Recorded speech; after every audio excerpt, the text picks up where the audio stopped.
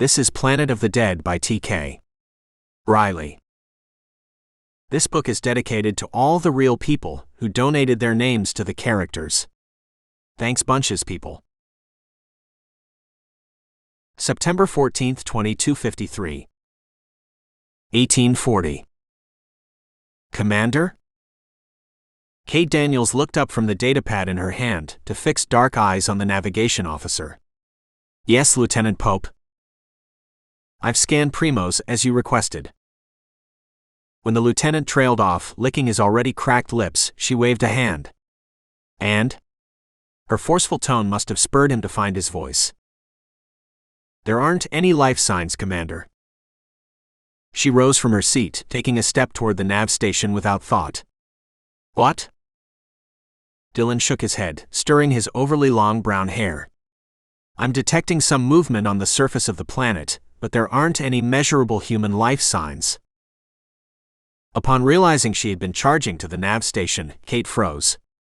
She struggled to maintain a calm exterior. According to Genetech's representative, there should be more than 200 workers and their families down there. Yes, ma'am.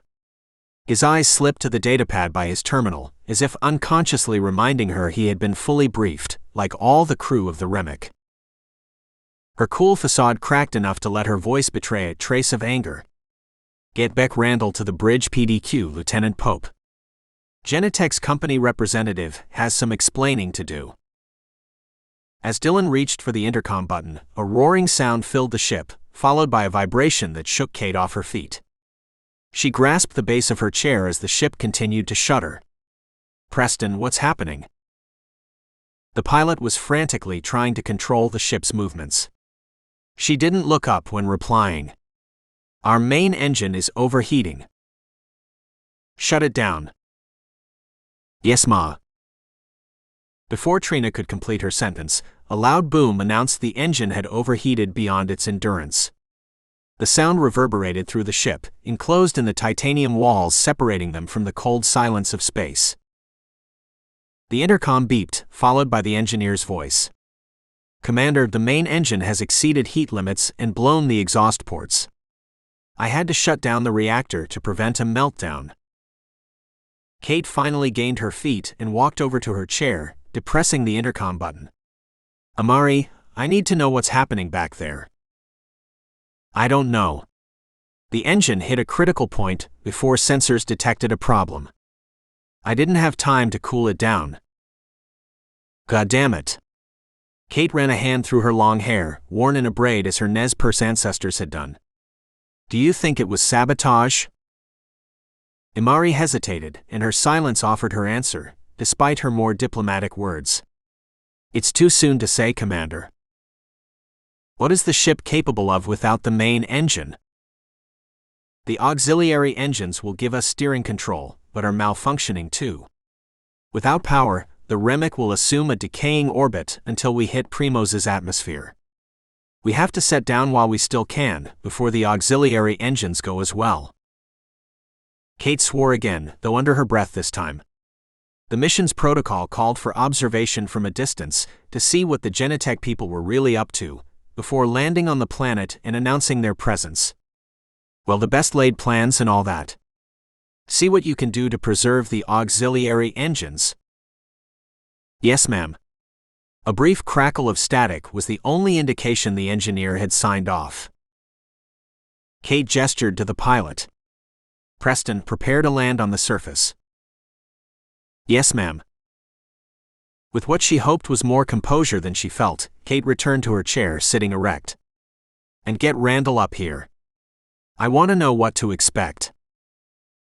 They were on the dark side of the planet, so the screen offered nothing but an endless vista of space, broken only by one side of a darkened planet, with two shadowy rings and no moons. Unconsciously, Kate clenched her hands around the arms of her chair, betraying anxiety at their landing. She had expected to find things not as Genetech presented them on Primos, but her gut told her the situation was even worse than she had anticipated. Something didn't add up, and the only man with the answer was Beck Randall.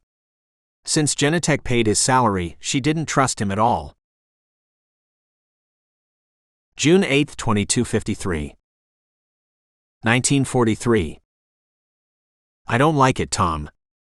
Kate shook her fist for emphasis. I never would have guessed.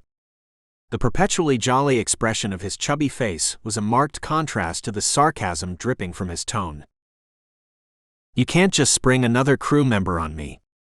I'm the commander, and it's within my authority to choose who serves with me. Calm down, Kate.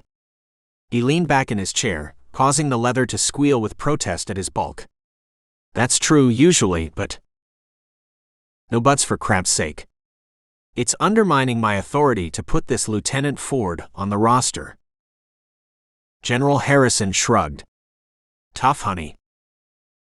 She ignored the sexist endearment, knowing Harrison was a man 3 centuries out of time and firmly entrenched that way. What right does the Homeland Affairs Agency have to put him on an ECA mission? They have no authority over Earth colonization. Harrison shrugged again.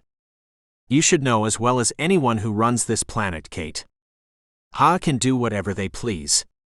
It doesn't matter if they have no jurisdiction at ECA. All that matters is they own the people and the places who can get them whatever they want. She acknowledged the truth of his words with a terse nod. So what is Ford's purpose on my mission? That I don't know. He's not under your authority, but neither are you under his. Harrison grimaced. I was told to think of him as a hitchhiker. He has confidential matters to handle on Primos, and you're the one stuck giving him a ride. She let her shoulders sag, knowing she could complain until her face turned blue, but nothing would change. Harrison had no power to remove Ford. Should he risk it, he might be branded a traitor and shipped off to serve a stint at the Homeland Affairs Agency Re-Education Center in nearby Guantanamo Bay.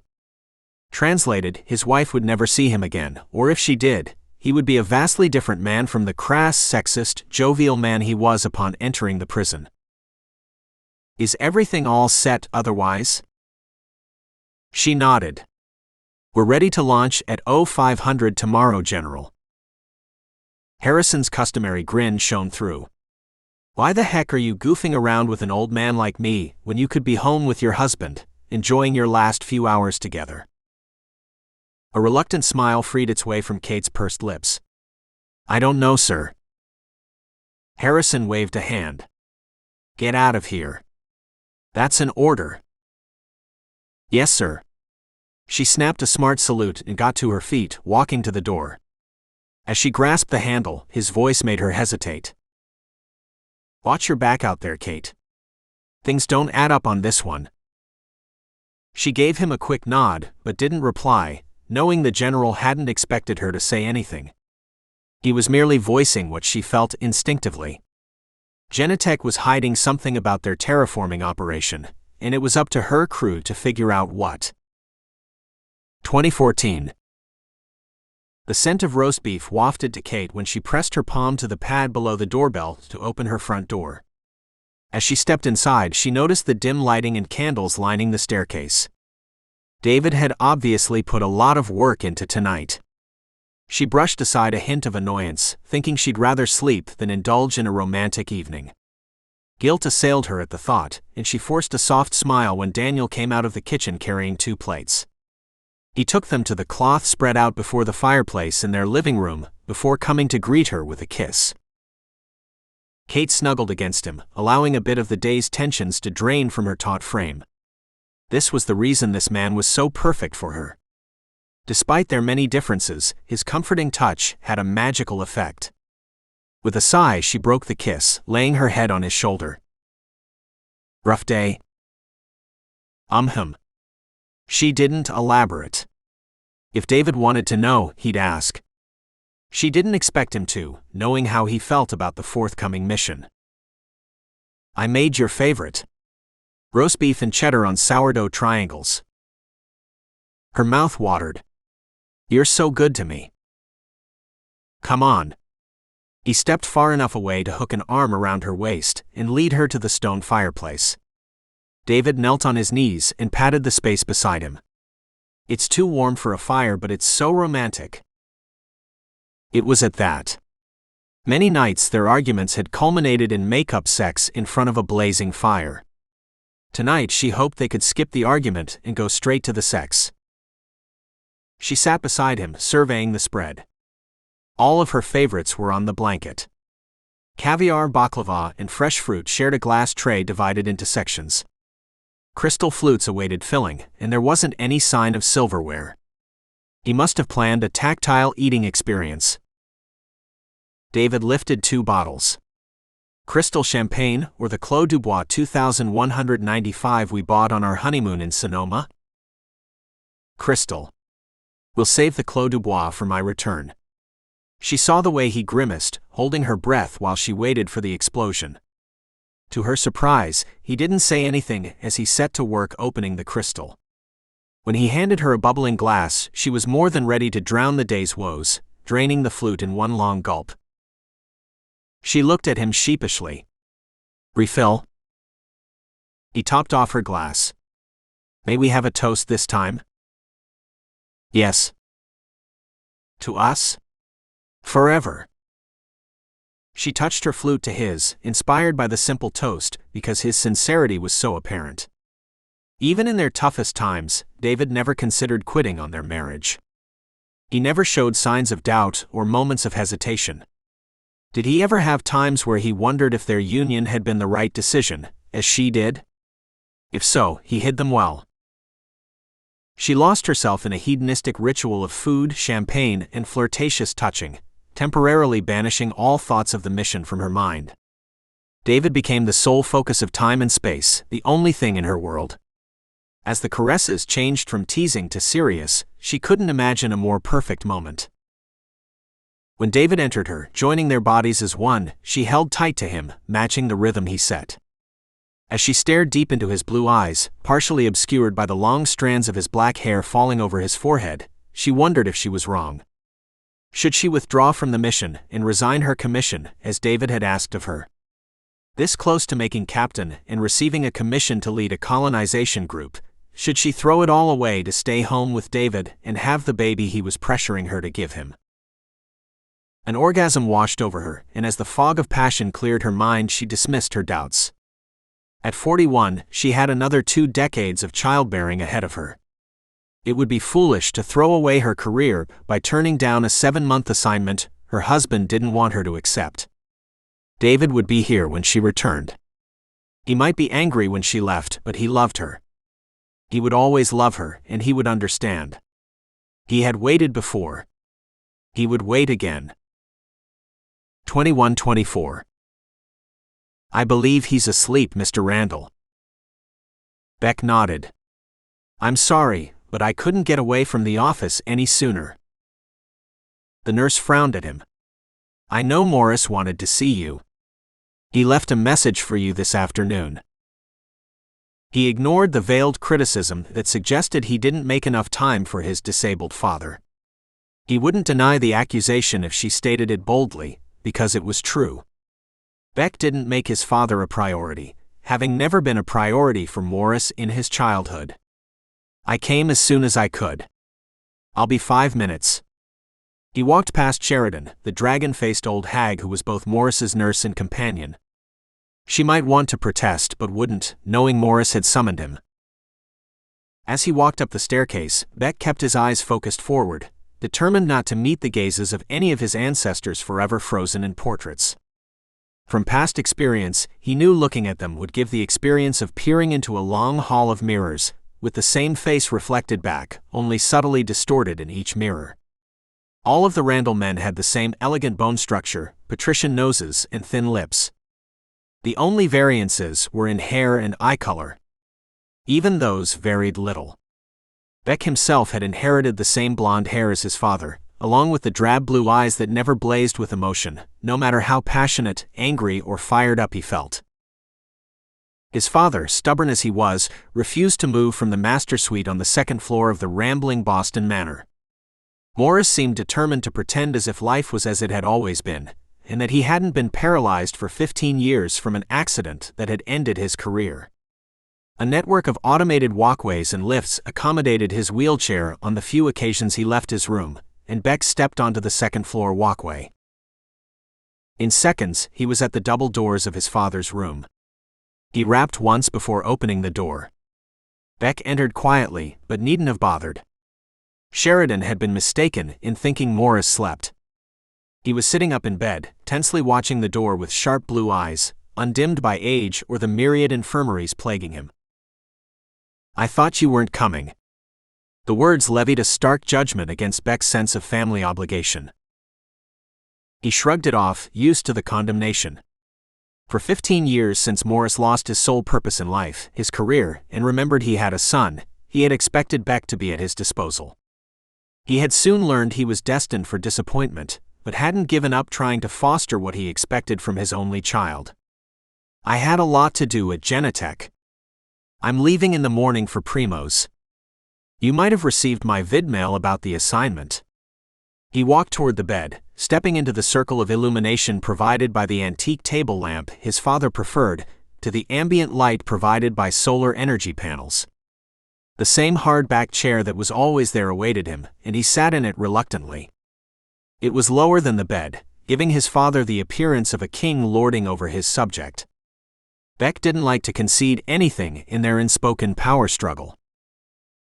"Why do you think I wanted to see you?" As he spoke, Morris's haughty expression crumbled, showing barely contained fear behind the facade. "You can't go, boy." Beck started at the use of boy, as much as the command not to go. "Excuse me?" "Don't go to that planet." "I have to. I'm the company liaison to the ECA crew, investigating our operation. The CEO of Genentech assigned me personally. You remember Jerry Hawthorne, don't you?" Beck frowned at the way his father's hands trembled. "He said you were once involved with the TF project on Primos. Resign if you have to, but don't go." Morris's face was pallid, and the shakes had spread from his hands to his entire body. "Listen to me, Beck. Don't go." With a sigh of irritation, Beck smoothed his slacks. "I don't have time for this. I still have paperwork to review before I leave in the morning." He stood up, coming to the bed with the intent of leaning down to kiss his father on the cheek. He paused when Morris's hand fastened around his wrist with surprising strength. "I didn't think you'd listen to me without proof. Get that box off my writing table and read through it." He could feel the minutes flying past. His plans for a relaxing evening at home with his fiancée were fading away. Beck went to the writing table to pick up the plastic box holding an assortment of files. Teresa always encouraged him to spend more time with his father, so he hoped she would understand why he was going to be delayed. He took the box back to the bed, sat in the chair, and looked at his father. "What am I looking for?" "Read it." Morris reached into the box with an age-spotted hand, lifting out the top folder. When he opened it, several photos spilled out. "Read it all, and then tell me you still want to go." As he stared at the pictures confused, Beck began to read. And read. By the time he had digested the last scrap of information more than an hour later, his hands were trembling almost as badly as his father's had been. What was he going to do? July 1st, 2253. 2:40. "They're coming aboard, Mookie. What are we going to do?" Amari shifted her gaze between her parents, their fear contributing to her own. "Mommy?" Mommy didn't even look down at her, which was unusual. Amari was used to receiving her mother's undivided attention when requested. Annoyed, she tugged on the hem of her mother's shirt. "Mommy?" Her mother scooped her up, though her attention still remained on her husband. "Mookie. What about the baby?" Imari snuggled into her mother's shoulder, still afraid, but comforted by her touch. "What about me, Daddy?" she asked with a small giggle. Daddy usually smiled when she laughed, but his face remained solemn. "We'll put her in the storage cache, under the engine room, Irina." Imari listened as they spoke, soothed by their voices even though the tones weren't calming. "No. If the pirates key do something to us, she could be there for days before anyone finds her." Daddy nodded. "I know, hun, but she'll be safer there than she will be around those men." She's 4 years old, half Asian, and definitely a commodity to people like that. When Mommy began to sob, Imari lifted her head to touch her cheek. Don't cry, Mommy. It will be okay. Somewhere the sun is shining, and I love you. That's what her mother always said when she was sad, but it didn't seem to make Mommy feel better. Daddy and Mommy started rushing through the ship. Imari clung to her mother as they moved. What's wrong, Mommy? I love you, baby, was all Mommy said. Imari laid her head against her mother's shoulder again, letting the jostling of her mother's quick pace rock her into a light doze. When she awoke, they were in a space she didn't recognize. Where are we, Daddy? He cradled the back of her head with his hand, but didn't answer the question. Imari, we need you to be brave, okay? She nodded, her stomach tightening in a way it usually did only when she was about to throw up. With wide eyes, she watched Daddy slide a piece of equipment across the floor and lift a small panel in the floor. I think there's enough space for her to squeeze in. Daddy knelt to look into the space revealed by the lifted panel. Hand her to me, Irina. Imari yelped when her mother hugged her so tightly that she couldn't breathe. Mommy, that hurts. I'm sorry, baby, whispered Mommy against her hair, and Imari sensed she was apologizing for more than the tight hug, though she didn't understand anything beyond that. It's okay. She hugged her mother. I love you, Mommy. Love you too, baby. Tears streamed down her mother's face when she handed Imari to her father. To her surprise, Daddy was also crying. She had never seen tears on his cheeks, and she touched one with her small index finger. Why are you and Mommy sad, Daddy? I love you, Imari. I love you too, Daddy. She hugged him, and he squeezed her tightly, holding her against him for a long second. He only let go when a loud bang reverberated through the ship. I'm scared. I know. Me too, said Daddy. I need you to be quiet now, Imari. Not a peep, okay? She nodded, but couldn't help whimpering and clinging to him when she realized Daddy was trying to put her into the small, dark space beneath the panel. No, please. I'm sorry. Whatever I did, I'm sorry. God, Imari, said Daddy, his voice thick with emotion. He coughed and sounded more like himself when he spoke again. You aren't being punished. There are bad people trying to get onto the ship, and we need you to stay here until it is safe. Reluctantly, Imari stood in the space, taking the blanket and pillow Daddy handed to her. She dropped them onto the floor to take the flashlight Mommy knelt down to give her. A click of the button illuminated the dark shadows of the cache. Don't turn it on yet, Imari. Wait until we've closed the door. You don't want to waste the energy. She nodded to show she'd heard Daddy and shut off the flashlight. That will last you a couple of days, baby, said Mommy. Daddy leaned in to put a box in the corner. There are water pouches and ration bars in there, Imari. She grimaced. I hate those things. He ignored her interruption. You have 2 weeks' worth. Imari didn't really understand the passing of time yet, but she nodded to show she was listening. You'll be back soon, won't you? Daddy smiled, but he seemed sad. We'll be back to you as soon as we can, Imari. Mommy started sobbing, and Imari reached for her mother as Daddy closed the panel. She had no choice but to sit down so the panel could close. With a click, the panel closed, enshrouding her in darkness. Recently, Imari had given up her nightlight, but the total absence of light was terrifying, and she started to cry. Mommy, I want out.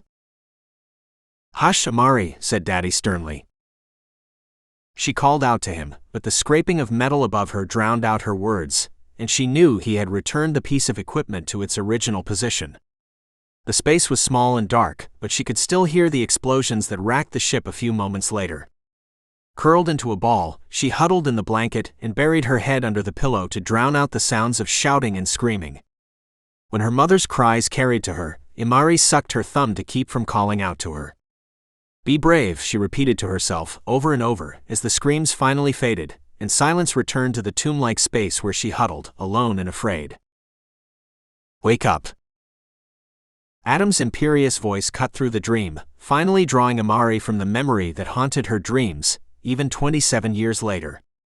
"What?" she asked, slightly disoriented as she often was upon waking from a nightmare of the past. "You were thrashing and moaning. Again." She sat up in time to see his expression change from annoyance to one of utter blankness. "Sorry," she said tersely, feeling anything but. She was raw, exposed, and in need of comfort, not his display of irritation. What was she doing sleeping with this man?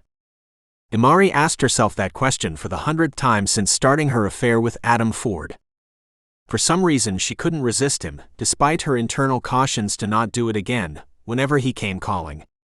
He was mysterious and secretive, which should have been a turn-off, but only enhanced the attraction. It was the bad boy syndrome, she told herself, while knowing the real reason. He had mastered the villain persona well enough, but that wasn't what drew her to him. Ford was a warm body, someone with whom to share the loneliness of space, even for just a little while. Any man would do when she was on a mission. This one just happened to be available this time. He didn't meet her eyes as he got out of bed and padded across the room. His gaze remained focused on the lone window in her quarters, his irises as dark as the expanse of space he studied. She sighed, biting back the urge to instigate conversation. She knew he preferred not to talk or cuddle after sex. In fact, now that they were awake, Adam would dress and slip back to his quarters in another 90 seconds. She could set her watch by it. He didn't engage in idle chatter, and he refused to talk about anything personal, especially his family life. She didn't even know if there was a Mrs. Lieutenant Ford waiting for him back on Earth. As uncomfortable as the lack of knowledge made her, she continued to sleep with him. Long missions were part of her career, but she hated the solitude of space, the feeling that no one else was in the void with her. At the same time, space was where she best remembered her parents and felt closest to them.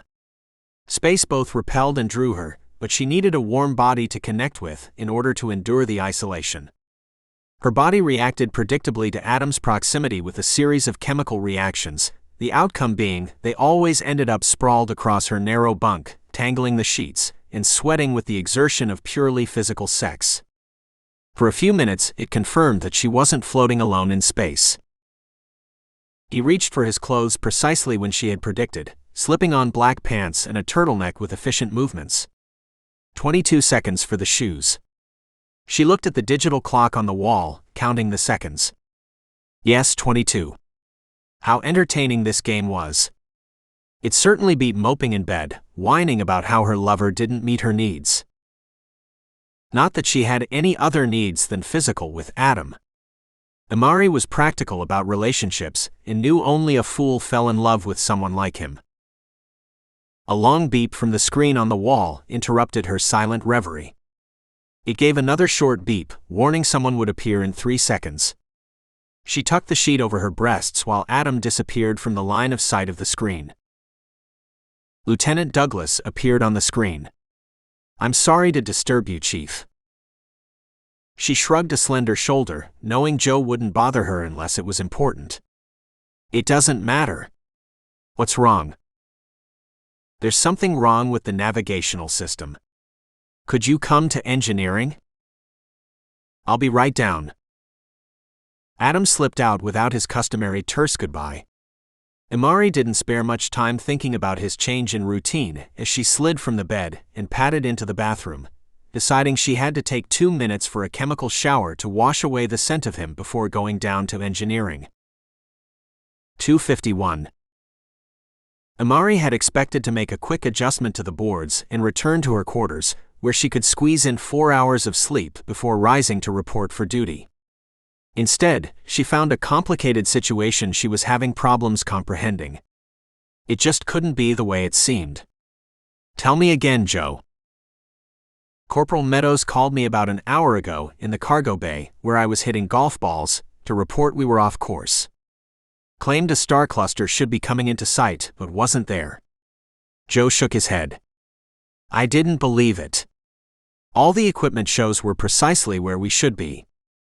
I thought I'd pacify him by running a diagnostic, but the main computer locked me out. I came in to do it manually, and that's when I found this. Her gaze hadn't wavered from the small disk attached to the board with 3 slim wires, so she had no need to question to what this referred. I'd better call Commander Daniels. Yes, Chief. Amari moved to the nearest screen and dialed in the code to connect her to the commander's quarters. A series of beeps alerted Kate to her presence, and the commander appeared on her vid screen, looking as though she was just about to go on duty. Did the commander sleep with her hair in that immaculate braid, and wear her uniform to bed? Yes, Amari? Commander, can you come to engineering? Daniels arched a dark brow but didn't waste time asking questions right then. Of course. Amari shut down her link and returned to the board Joe had removed from the computer console. She leaned closer to examine the component piggybacking on the board's circuitry, shaking her head without realizing it. The conclusion was inescapable, and it fell to her to tell the commander. Kate arrived quickly, tall and composed as always. She stopped beside Amari, spared a brief nod to Joe as he took another step back, and looked down at the board. What's the problem? Amari took a pair of needle-nose pliers from the toolbox on the console and used the tip to point to the small device. This. Kate leaned closer, her brow furrowed. What is it? If I'm correct, it's a microcomputer used to transmit coordinates to the navigational system, while simultaneously overriding commands the navigation's officer inputs. A short gasp escaped the commander. Who would do this? Someone who wanted to control our course without us being aware of it. If it hadn't been for Ian Meadows' alertness, who knows how long we would have continued on the wrong course. It could have been months when we were due to reach Primos and didn't, before we realized. Commander Daniels was quiet for a long moment. What is our new destination? I don't know, but we're heading almost the direct opposite of Primos' coordinates. How far off course are we? Amari shrugged. That I don't know. I won't until I recalibrate the navigational boards and get a true reading of our exact coordinates. At a guess, I'd say we're at least 2 weeks out in the wrong direction. Kate cursed. Who did this? I don't know. Who has access to the navigational console? Lieutenant Douglas and I are the only ones rated for maintenance of the boards. Conceivably, Preston and Carlin, although the pilots wouldn't have much of a reason to access the hardware. Same with the navigation officers. Meadows and Pope would have a better idea of how the system worked than the pilots, but wouldn't need to adjust it. She shook her head. No one but Lieutenant Douglas and I would have any legitimate reason to access the nav boards. Computer, identify all parties who have accessed the navigational console during the past month, Kate said. A crisp and personal male voice said, Lieutenant Carey Stevens, June 7, 2253, for routine diagnostics, unrecognized, June 19, 2253 for unknown purposes, Lieutenant Joseph Douglas, July 1, 2253 for routine diagnostics, Chief Engineer Amari Bashio, July 1, 2253 for maintenance. Amari traded a look with Joe as the commander's teeth gnashed with a grinding sound before she spoke again. Be more specific about the unrecognized person. Request denied. Authorization Daniels 221. Request denied, the voice said again, unemotional, as it was designed to be. It was clear Kate's patience was fading. Why is my request denied? You do not have access to that data. Who does? Request denied. Junky piece of scrap metal. Kate stabbed a finger in the direction of the panel. Fix that sucker and get me concrete data by 0400. Yes, ma'am. She watched the commander stride away, hoping she and Joe could meet the imposed deadline. Kate Daniels wasn't a woman who accepted excuses, and disappointing her was up there on the top of Amari's list of things she didn't want to do. 4 o'clock. Amari arrived on the bridge at the appointed meeting time. She stood off to the side, holding a datapad, and waited until Commander Daniels acknowledged her. When she rose from her chair to walk toward the commander's alcove adjacent to the bridge, Imari followed, hoping she was reading her leader's subtle gesture correctly. Kate stepped in first, but waited until Imari entered before closing the door. The small space seemed cramped, with the commander overwhelming the area with her presence. "What do you have for me, Imari?" Imari handed her the datapad. "I've corrected our coordinates and regained control of the navigation systems. Lieutenant Douglas wrote a program that should make it practically impossible for unauthorized personnel to access the boards." With a cursory glance at the pad, Kate said, "How much time did we lose?" "Almost 2 weeks, as I suspected." She tossed the datapad onto the desk as she began pacing. "Tell me you know who did this." Swallowing her trepidation, Imari shook her head. "No, ma'am. We were unable to access that data. The saboteur covered their tracks efficiently. It would take weeks of searching before we could find the command used to isolate the information. I don't think anyone on board is qualified. Only someone in programming intelligence could unravel that coding, and we're weeks out from the nearest base with that capability." Kate waved her hand. "We're already off course. I won't add even more time to this mission." She turned to Imari, her lips pursed tightly. "Besides, when the rat realizes it didn't work, he'll strike again." Her dark eyes narrowed. "This time, we'll be ready for him.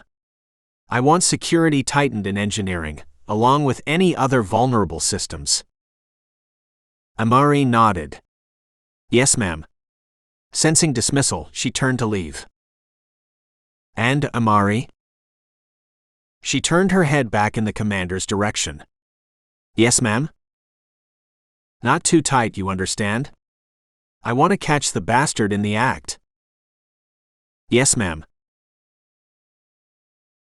July 28, 2253. 11:18. Sergeant Faber Strong looked up from his book of poetry at the sounds of yelling from across the room. With a grimace of annoyance, he marked the page with the hair ribbon his daughter had given him for the purpose, laid the book aside, and got off his bunk. When he neared the table, Faber's hand fell to his hip, reflexively feeling for his sidearm, before remembering the holster was draped over his bunk, complete with weapon. Corporal Stephen Shads was shaking with rage, and the veins bulged in his forehead. Normally an average-sized man, he seemed to be a behemoth as he stared down Private Heather Hicks. She was doing her best to hide her fear, but wasn't succeeding. "What's going on here?" Faber issued the question in a firm, level voice. "The bitch cheated, Sarge." Faber looked at the mess of cards and chips scattered around the table and floor. "Poker, Shads." "Yes, sir," said Heather. "I didn't cheat, Sarge." Stephen propelled himself forward, with only Faber's hand on his arm keeping him in from reaching the private. "Lying cunt. How else do you explain getting a flush when I had a high card?" "Luck." Her strident tone grated on Faber's nerves, and he gritted his teeth. "Enough. You know the regulations about wagering. The ECA frowns on it, to say the least." He glared down Stephen, who seemed compelled to argue. "I don't care what happened. Clean up this mess, shake it off, and get to bed." Once he was certain Stephen was going to listen, Faber released his shoulder and turned back to his bunk. He had barely gone 3 steps when Heather appeared at his side. Without looking at her, he said, "That means you too. Clean it up." "Sarge, please listen." Biting back a sigh, Faber turned to her. "What?" "He's juiced. It's rapid. I know it." Faber frowned. "That's a serious accusation, Hicks. Where is your proof?" She squirmed, not making eye contact.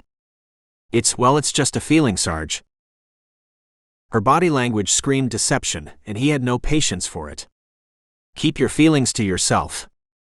You're a soldier, Hicks. There's no place for womanly intuition in the military," he added mockingly. With anger burning in her eyes, she nodded abruptly and turned back to assist Stephen with cleaning up the mess. Faber returned to his bunk, opened the book from his daughter, and stared at her picture tucked into the front cover. The book was old, almost priceless since it was printed on paper. It showed wear from generations of reading, and he could have earned enough to retire if he sold it. It wasn't worth a penny, compared to the image of his daughter from her graduation day. The white robe the Columbia graduates wore accentuated Peyton's dark skin and hair, giving her the appearance of a Nubian princess. He touched the corner of the picture, wishing he could call her up and talk to her. But long-range communications were reserved for official business, so it would be several months before he heard Peyton's voice again. By then, he would have a new grandson or granddaughter. Bickering interrupted his reverie, and he looked up briefly to ensure Heather and Stephen weren't going for round 2. Assured they were confining the argument to verbal, he lay back on his bunk, cradling the book on his chest. Heather's allegation preyed on his mind, and it made more sense than he wanted it to. Stephen was mercurial, often responding with intense anger to the slightest provocation. He could stay awake 3 days straight and still be sharp, but he always seemed faintly on edge. Never had he been anything but an exemplary soldier, which made it difficult for Faber to even think about investigating him for drug use. Especially on the word of the woman he had slept with for a short time and dumped brutally at the beginning of their mission. Determined to keep an eye on the corporal, but not yet ready to risk Stephen's military career, Faber placed the book carefully in the footlocker beside him before rolling over to block out the light and noise from his bunkmates. Internally, he marked another day off the calendar in his mind. Just a few months left and he would be back on Earth. This time, he really was going to retire. Peyton would be so surprised when she found out he was finally agreeing with her that it was time to leave the ECA, settle down somewhere, and play grandpapa. August 14, 2253. 6:07. Alarms blaring broke Amari's concentration, forcing her to look up from the novel she was reading on a datapad. Her gaze fixed on the monitor, and she gasped when she saw the bars spiking to indicate radiation leakage in the engine room. In seconds, she was out of her chair, dropping the datapad without care, and rushing to the bank of computers. As she called up a diagnostic, Joe appeared at her side, his complexion chalk white. Amari's eyes widened when she saw the level of radiation leaking into the engine room. Diagnostics showed a blocked vent, forcing the isotopes from the engine to circulate back into the room instead of through the filtering system before being safely released into space as a harmless vapor. The door. Joe stabbed the schematics of the engine room, pointing to the barrier that should have descended. It hasn't come down. Cursing, Amari called up the system controls, trying to get the door to shut. It should have closed immediately upon radiation reaching its sensors, sealing the chamber. If the engine room wasn't sealed off, the radiation would quickly leak through the ship. At the current levels, they would all be glowing green within 10 minutes. Her stomach churned, but Amari forced down the nausea. I can't get the controls to respond. The door has to be shut manually. Joe turned an even paler shade of white. That's suicide for whoever goes in there. Amari allowed a nod to be her acknowledgement as she moved purposefully to the radiation suits stored in the next room. The lieutenant followed behind, apparently wanting to argue with her, but not sure how to begin. She was grateful he couldn't seem to verbalize his objections, because she feared it wouldn't take much to talk her out of going into the engine room to seal the chamber manually. We should talk to the commander. Commander Daniels will know what to do. A thin edge of panic laced his words. His movements were jerky when he tried to stop her from opening the case to retrieve a suit. Impatient with the time wasting, Amari forced herself to sound calm as she pushed away Joe's hand. You know the protocol, Lieutenant Douglas. The procedures are set in place for a reason. If I don't go in there, everyone will die. But you will if you do. Without replying, Amari stepped into the rigid suit, pulling it up as far as she could without assistance. After slipping her arms into the sleeves, she turned her back to Joe. Close me up. His fingers were clumsy with the closure, but he managed to seal her in after a long moment. With obvious reluctance, Joe removed the helmet and started to place it on her head. Imari held up a hand. "You'll have to notify Commander Daniels about the situation. I have a radio in the suit, but the radiation might cause interference." "Yes, ma'am." The helmet came down, and Imari took a deep breath to ward off the claustrophobic feeling wearing the suit inspired. She had worn them in simulations, but this was her first live run in a radiation suit. It was an experience she could have happily skipped for the rest of her life, all 5 minutes left of it. Forcing resoluteness she didn't feel, Imari took the toolkit Joe handed her and walked out of the room, finding the rigid material of the suit molded to her body with each step until it felt like a second skin. If not for the moisture of her own sweat making the clothes under the suit stick to her skin, she might have been able to pretend the suit was comfortable. All too soon, the hallway led her to the engine compartment. Imari tried not to think about the radiation particles flooding her as she set the toolkit on the floor and opened the control panel to manually lower the door. She frowned. There was no indication of malfunction. The circuits were wired properly. Retrieving a reader from the toolkit, she performed a diagnostic. The display read nominal. Repeating the diagnostic twice more gave the same results. There was nothing wrong with the door. The sensors weren't malfunctioning, and the wiring hadn't prevented it from closing. The door hadn't closed because it hadn't detected radiation. The malfunction must lie within the main computer. Pushing back the sharp wave of fear that pierced her gullet, Imari grasped the toolkit and walked into the engine room. Her gaze dropped to the radiation badge on the suit, expecting it to have moved from yellow straight to black, indicating a fatal dose of radiation had penetrated the suit. The bar hadn't changed color. Imari retrieved the Geiger counter from the toolkit, finding the room was clean. Lightheaded with relief, she had to breathe deeply for a long moment before summoning the ability to turn on the radio. "Joe." "Yes, Chief?" "There's no leak. Cancel the alarm. I'm going to do a diagnostic on the main computer. It must have malfunctioned." Relief made his voice sound thick. "I'll inform the commander." With awkward movements, Imari managed to release the seal on the helmet and pull it off. Curses flew from her mouth as she contorted her body into an unfamiliar position to release the lock on the back of the suit so she could remove it. Once free of it, Imari let it stay in a bundle on the floor, the helmet tossed aside haphazardly. Keeping a sharp eye on the Geiger counter, Imari moved to the main computer, opening the panel. The first thing she did was request a system diagnostic. Within 2 minutes, the computer's voice delivered a dry accounting of all functions. All were in nominal range. In case the computer system itself was corrupted, Imari used the handheld reader to run a manual diagnostic of all system components. Her frustration increased as each reading came back normal. Next, she walked over to visually inspect the engine ports. A diagnostic of each vent yielded a nominal return, increasing her confusion. She physically checked each vent, ensuring it was at maximum exhaust, again finding nothing out of the ordinary. As each test revealed a fully functioning engine, venting system, and optimal computer controls, her suspicions grew.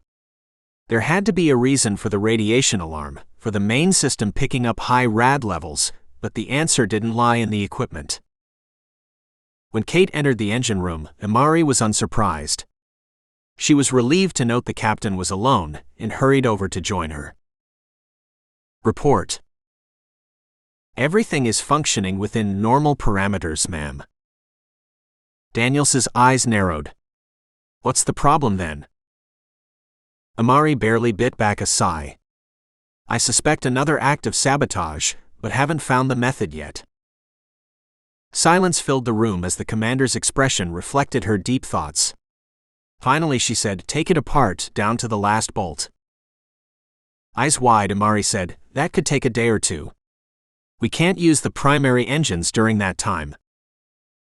"I know. We'll switch to auxiliary power for the time being." Kate shrugged. "At most, we'll lose a day or two." No one on Primos knows we're coming, so it doesn't matter if we get there a little later. Her mouth tightened. What matters is who did this. I want to know who is junky with my ship, and how they're doing it. Yes, ma'am. Take as long as you need, but move as fast as you can. For the time being, I want you and Lieutenant Douglas to eat, sleep, and breathe dismantling the engine room until you find out how this happened.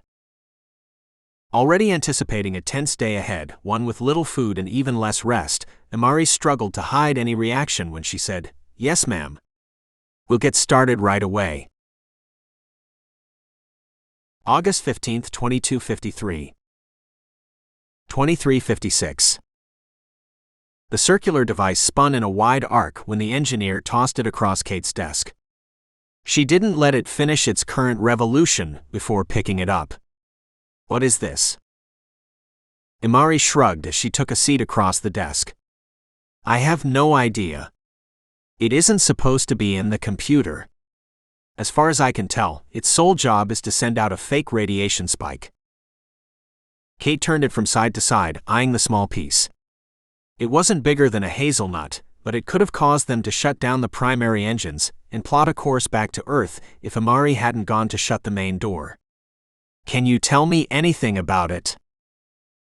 It has a receiver, so whoever planted it could activate it at their leisure, via remote. Imari sat forward slowly, a hint of anticipation in her eyes. According to the schematics I pulled from the device using a reader, this little piece is manufactured by Advantech. Kate gasped, and the device seemed to burn her hand when she clenched her fist around it. A subsidiary of Genetech. Imari nodded. With a deep breath, Kate harnessed her anger. Is the engine functional again? Yes, ma'am. Please let Preston know she can begin using the primary engines once more. As the engineer rose, she added, and have Meadows check our navigational system, just to make certain we're still on course. Yes, ma'am. Once Imari had gone, Kate spun her chair around to face the bank of computers behind her. Computer, identify all parties who have accessed the main computer in the engine room in the past 2 months. Authorization Daniels 221. The impersonal male voice said, Lieutenant Joseph Douglas, Chief Engineer Imari Bashio, and Commander Kate Daniels. Pressure squeezed her chest like a vice. Specify when Commander Daniels accessed the computer and her purpose. July 29, 2253. The commander installed a new component to track radiation levels. Literally seeing red in her rage, Kate somehow kept her voice almost pleasant. That information is false. The commander did not access the computer in the engine room. Run a self-diagnostic. Seconds later, the computer said, all systems nominal. Who has accessed the main computer in the engine room in the past 2 months? Lieutenant Joseph Douglas, Chief Engineer Imari Bashio, and Commander Kate Daniels. Through gritted teeth, she said, call up video footage of the time when the commander accessed the computer. The screen flickered before bringing up an image of the engine room. Kate leaned forward, waiting to pounce on the person who had used her authorization code to sabotage the ship. The image remained unwavering for several seconds, and then the screen went black. After a pause, the screens once again showed the engine room. What happened, computer? That section of video has been deleted. Restore it. Negative. Taking a deep breath, Kate said, access your backup drive. You must have a copy there. Unable to comply. Why not? You are not authorized to access that data. With a sharp curse, Kate reeled away from the screens to avoid the temptation of smashing her fist through one. A headache was forming behind her eyes, and she stabbed blindly at the console. When the eager young face of the communications officer appeared on her screen, she said, send Beck Randall to see me. Yes, ma'am, said Alex Parks, and the screen went dark. Kate leaned back in the chair to massage her temples. Her mind whirled with confusion, but one thing was crystal clear. Genetech was hiding something. Just how avidly were they protecting their secret? Were they desperate enough to sabotage the ship? Surely, they would realize even if the Remick was damaged and forced to abort the mission to Primos, it wouldn't save them. Another ship would be sent in the Remick's stead. Or was she on the wrong track? Her hackles had raised the one and only time she'd met Lieutenant Ford. The man was off, though she didn't have a shred of proof to back that up. She followed her gut, and it told her not to trust the man an inch. Anyone clever enough to work the devices so far found on the ship to sabotage it would probably have little trouble framing Genetech or its representatives. A soul beep announced Beck Randall before he entered. Kate bit back a grimace. The smooth, suave manner in which Randall conducted himself was enough to turn her stomach. His pretty boy looks, all pale skin that was somehow sexy instead of sickly, and California sunshine blonde hair rubbed her the wrong way. His hands were unmarred from hard work, and the nails had been perfectly manicured. He looked like what he was, a useless bureaucrat. Randall nodded respectfully, not taking the chair automatically. "You sent for me, Commander?" She hesitated to offer him a seat, torn between wanting him to know he was unwelcome and not wanting to have him standing over her in a pseudo-position of power. "Sit." She waited until he dropped into the chair with boneless grace before pouncing. In the blink of an eye, she tossed the device at him. To her disgust, he didn't flinch as he reached out a hand to catch it. With a bland expression, Randall examined the object. "What is this?" "I was hoping you could tell me. Your company manufactures it." Randall looked up, his forehead furrowing. "That's impossible, ma'am. Genetech produces biological and chemical agents for terraforming. We don't do electronic manufacturing." She leaned back slightly, trying to release the tension from her shoulders. "I should have said Advantech made the device." With a nod, he set it on her desk. "If you don't know what it is, why do you have it?" "The engineer found it in the engine's main computer. It shouldn't have been there." His eyes widened at her cold tone. "What are you saying? Sabotage?" She didn't reply, allowing the silence to lengthen. After a moment, Randall cleared his throat. "Why are you telling me this?" Again, she didn't speak. Instead, Kate skewered him with dark eyes that didn't miss a single flaw. Yes, he was handsome and intelligent, but his chin was weak. The tailored shirt almost disguised the beginnings of his paunch, but not quite to her discerning eye. He was a man who reeked of weakness, and her eyes reflected her disgust. "You think I had something to do with this?" Randall shook his head. "Why?" "It makes sense.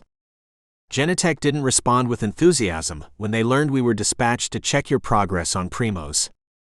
Everyone knows they're hiding something. That gives you good incentive to disable the ship, send us back to Earth." He laughed, and it was a cultured, polite sound that held a world of mockery. "Everyone knows." "Indeed. There will always be rumors, and everyone always knows everything, Commander. I'm surprised an intelligent woman like you would listen to everyone." His derision bit into her, but she forced herself to project an unruffled facade. "So you're telling me we'll find everything hunky-dory on Primos?" Randall shrugged, infuriatingly retaining his cool. "Maybe. As far as I know, yes, but they might not be where they claim. Government contractors sometimes fudge the numbers just like any other business." He shook his head. "Is that worth disabling a multi-billion-dollar ship and endangering lives?" "Of course not." Try as she might, Kate couldn't get a sense of truth or deception from Randall. Her ability to read people was one of her greatest strengths, so his mystique infuriated her. It took every ounce of self-control to dismiss him. He ambled out, acting as though he hadn't a care in the world. Seconds after he was gone, Kate slammed her fist onto the desk. The sound alleviated some of her anger, but the subsequent throbbing did nothing to soothe her. She remained in the chair, glaring at the door, and seething over the encounter with Randall. Futile. That's what it had been. She hadn't learned a thing, except he was the smug prick she had pegged him to be. September 8, 22:53. 10:45. Imari resisted the urge to fidget as Dr. Alvarez came back into the exam area, a frown marring her olive face. "Delta, you look like I'm dying."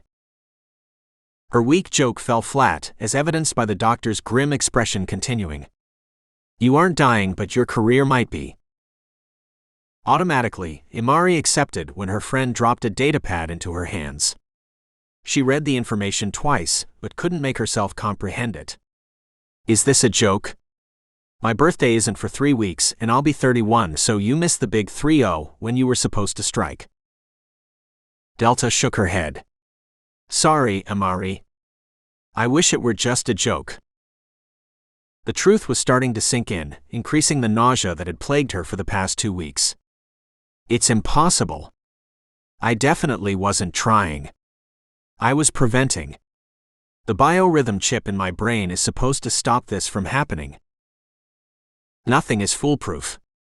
Her mouth crinkled at the edge, pushing up generous lips. "Abstinence, I guess, but you clearly weren't practicing that." Without warning, Imari leaned forward, vomiting all over the floor.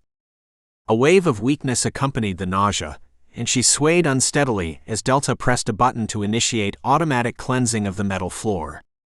"This can't be happening." "It is." Although she sounded unsympathetic, Delta patted her arm. "You have to deal with it, so the sooner you face it, the better." "Deal with it?"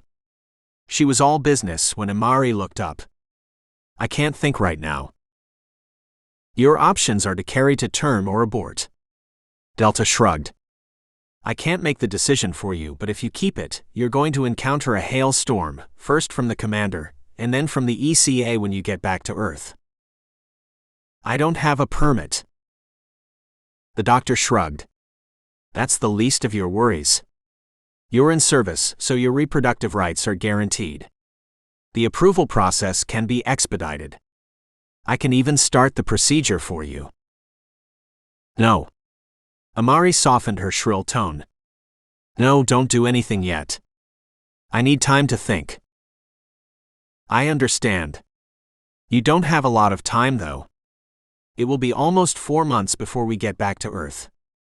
You won't be able to conceal your pregnancy that long." Imari managed to nod. "What if I keep it? What happens?" "You know as well as I do. You're out of the ECA. Unauthorized reproduction, especially with a fellow soldier, is an automatic court-martial for both of you. No benefits, no pension, and probably no future jobs in any industry connected with the military." The nausea was surging again, forcing Imari to take small, deep breaths. "He isn't a fellow soldier. I mean, I guess he is. I don't know what he is." "Ford?" Delta asked, her tone soft again. She was clearly asking as a friend, not Imari's doctor. "Yeah. Stupid me. I don't know anything about him." "You know he's fertile." She put an arm around Imari's shoulders. "Are you going to tell him?" Horrified at the thought, Imari shook her head. "Oh no. It's not that kind of relationship." A harsh laugh escaped her. "It isn't a relationship. It's sex. Not even that good." As Delta patted her arm, she made herself ask, "If I don't keep it, how soon?" "The procedure takes about 20 minutes. You would need a day off from duties to recover, but I wouldn't have to tell the commander what's wrong with you. I'll make up something." Her brown eyes shone with sincerity.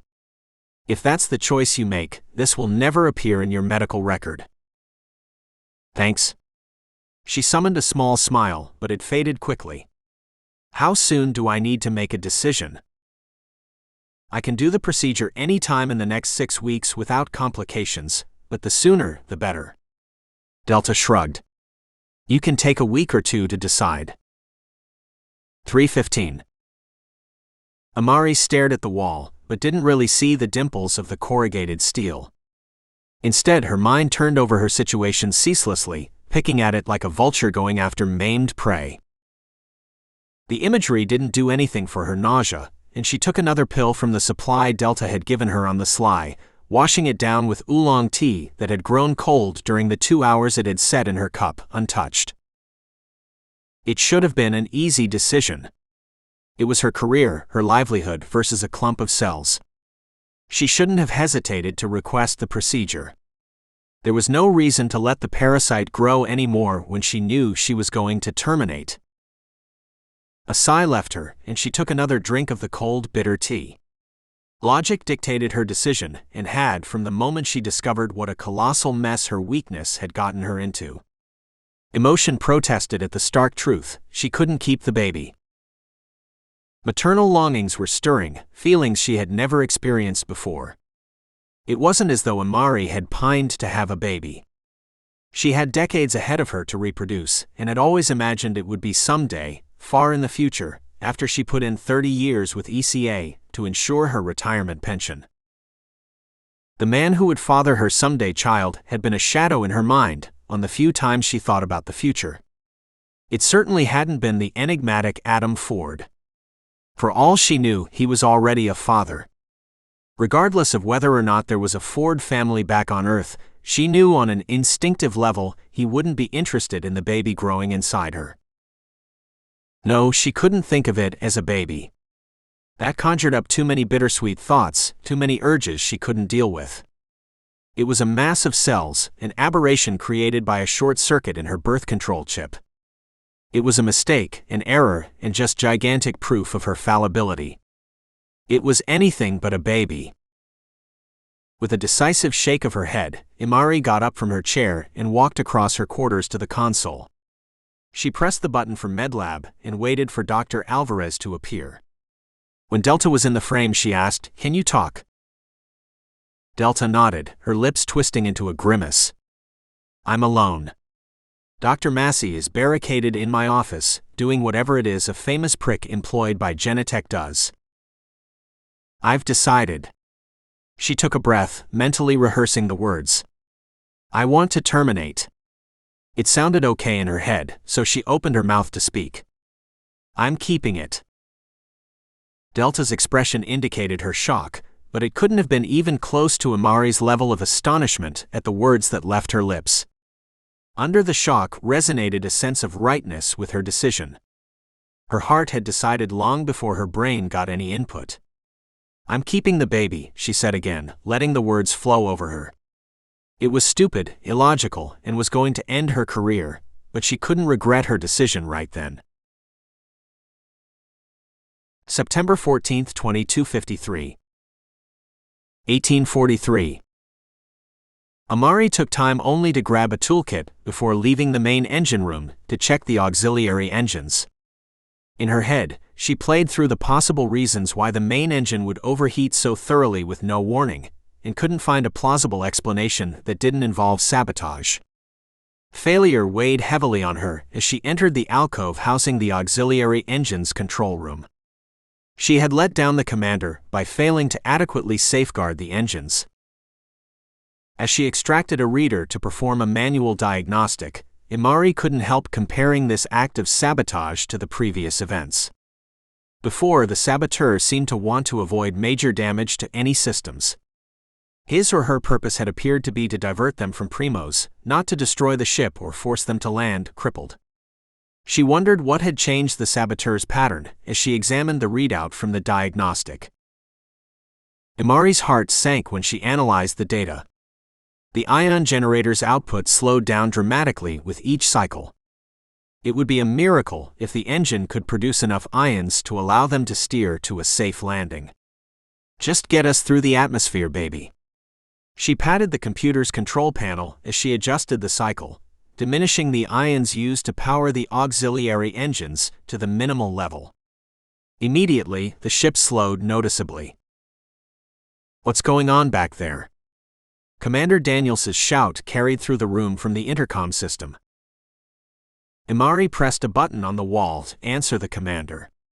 "The ion generator is impaired. If we don't conserve the energy output, we won't be able to steer through the atmosphere." With a worried look at the instruments to gauge the energy left in the auxiliary engine, she added, I recommend we get down ASAP. Don't try for finesse. Understood. Do what you can to nurse the engine's output to get us through the atmosphere. Yes, ma'am. After the commander had cut off communications, Imari programmed the sensors to alert her when the engines reached the last of their reserves. It would serve no purpose to hover over the ion generator, because she had done all she could. Her time would be better spent trying to figure out what had happened to the main engines. If she could discover the source of sabotage, if any, maybe she could restore some function. They might not get full power, but if they could limp along to a repair station without getting a lethal dose of radiation, it would save them having to wait months for a rescue ship from ECA. Occupied with thoughts of the main engine's malfunction, Imari wasn't paying attention to the path in front of her. It was reasonable to expect to be alone in the engine compartment, since Joe was back in engineering scanning the rest of the ship for any other signs of sabotage. Bumping into a solid male form shocked her into looking up. Mouth wide, she could only gape at Adam, not missing the reader in his hand. It wasn't a standard-issue ECA electronics monitor. The sleek black machine looked sinister, and his white-knuckled grip betrayed tension. Imari licked her dry lips. "What are you doing here?" He didn't answer, just staring at her with those enigmatic dark eyes that swirled with secrets. "What is that?" "You weren't supposed to be here." The soft words held a chill of menace that raised hairs on the back of her neck. Imari backed up a step, gripping the toolkit in her hand. Her stomach churned with nausea, but this time it came from nervousness, not the baby. "I'm the engineer. You're the one with no business in the engine room." "You're a nice woman, Imari." His expression didn't change. "I've enjoyed our time together. It's been like having my own private geisha." Ignorance obviously wasn't going to work with him, so Imari decided to bluff her way through. "You're the one who's been tampering with the ship." Confusion flitted across his face but disappeared quickly. "I have my orders." "Which are?" "Classified." A cold, bottomless void lay in the single word, and Adam revealed more of himself than he probably intended to. With a sharp thrust of insight, she knew he was a soldier first and a human being second. There was no better conditioning than that given to the Black Ops agents, who operated outside of the bounds restricting everyone else. Their impunity to laws gave them a haughty arrogance, but their loyalty to the Ha was unwavering. Whatever his orders were, he would follow them to the letter. With a grunt, Imari swung the toolkit toward his head. Even as the arc finished, she knew she hadn't hit her target. His reflexes were too sharp, and he had darted out of the way, the case glancing harmlessly off his shoulder. Her momentum was off from the swing, and she tottered forward. In a desperate attempt to restore her balance, she tossed aside the case and threw herself toward Adam. He was prepared for her hands trying to gouge his face, grabbing her wrists in a seemingly effortless manner and spinning her around. Imari struggled against him, but couldn't move. Their position eerily mimicked the last time they had made love, but this time her grunts were of pain rather than pleasure. As he shoved her forward, Imari kicked backward with her leg, bending her knee at an awkward angle in an attempt to land her foot against his knee. He blocked the move by shoving her forward forcefully, releasing her hands to grasp her leg. She screamed when he twisted it at an unnatural angle, and the sound of the bones snapping reverberated through her body a microsecond before her head connected with the metal floor. Stars danced behind her eyes, and Imari's body refused to respond when she tried to move. With her head tilted at an uncomfortable slant, she saw Adam's boot racing toward her head. Just before it connected, the alarm for the ion generator sounded, and the blaring scream mingled with the icy whispers that exploded in her mind when his foot landed against her temple. The cacophony accompanied Imari into unconsciousness. 1851. Kate braced herself in her chair as Trina did her best to navigate through the atmosphere. Heat sensors blared from throughout the ship, telling them their angle of approach was bad. In a fit of annoyance, she said, "Shut off those alarms, Preston." They weren't telling her anything she didn't already know, and since Trina couldn't correct the angle without engines, they served no purpose. Hold it steady. Trina seemed to be talking to herself as she gripped the controls, battling to keep the ship from locking up. Without engine thrust, all she could do was try to keep them on the course they had been on when the auxiliary engines failed. Her nails dug into her palms as Kate watched their descent through the view screen. The outer hull glowed red, but seemed to be holding up under the heat. They weren't at the optimal angle, but it could have been a lot worse. She clung to hope as they fell from the sky, propelled only by forward momentum. The ground was rushing toward them at an alarming rate. Kate was about to call for the emergency flaps when Trina engaged them herself. The ship slowed slightly, just enough for her to hope they might not all die at the impact. With gritted teeth clinging to the arms of her chair, Kate prepared herself for the crash. The ship skidded into the topsoil, skinning layers of it away under the onslaught of metal against ground. Vibrations shook the ship after the initial bone-jarring impact as they slid forward several hundred feet. All the while Trina wrestled with the controls, doing her best to turn them at an angle to slow their speed. Finally, their momentum ran out, and the ship shuddered to a halt. The view screen showed a mound of dirt packed against the hull. Everyone on the bridge seemed to exhale simultaneously with Kate. Somehow she pried her fingers loose from the armrests and rose on shaky legs. Summoning strength from stubbornness, she straightened her spine and forced her legs to still. "Is anyone hurt?" Her voice emerged cool and level, a credit to her. "We're fine, ma'am." "Good, Pope. Run a diagnostic of the ship and raise the engineer. I want a progress report." Kate paced slowly around the bridge, forcing herself to project calm strength for the junior officers. She nodded as Dylan read off a list of damage, finding most of it was minor compared to their mysterious engine damage. However, she froze in mid-step when he spoke again. "I can't raise Chief Bashio, ma'am." Amari might be busy trying to piece together what had happened to the engines, but she wouldn't have ignored the intercom. Kate's gut churned, and she followed her instincts. "Send security to engineering right away." 1854. Beck slipped into the engine compartment with stealth, conscious of needing to avoid detection. His heart thumped erratically in his chest as he made his way through the corridor, heading for the main engines. A relentless tattoo of guilt hammered at his brain, and though he tried to tell himself the device he had left in the main engine couldn't possibly have forced it to overheat by blowing the exhaust ports, he couldn't make himself believe it. First, he had to remove the device and verify the damage was natural, rather than from his interference. Sweat poured down his face, and he swiped at his forehead with the sleeve of his expensive linen shirt. His bowels quavered, threatening to loose themselves in a show of terror whenever he imagined the ship setting down on the planet without any engines. The last thing he had wanted was to strand them on Primos.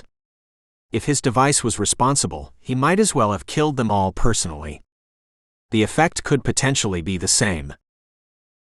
In the main engine room, Beck ignored the sign warning of the imminent reactor overload, knowing Chief Bashio had shut down the system. He went straight to the exhaust ports, searching for the device he had hidden there 2 days before. It was supposed to mimic another radiation leak, and this time he had rigged the main barrier door to respond like it was supposed to, sealing off the engine room from the rest of the ship. As long as the door's sensors detected any radiation, it wouldn't have allowed access to any crew member. Commander Daniels would have had little choice but to turn away from their destination and head for the nearest space station, equipped to deal with engine repairs. Relief rushed through him when he found the device inactive, just as he had left it.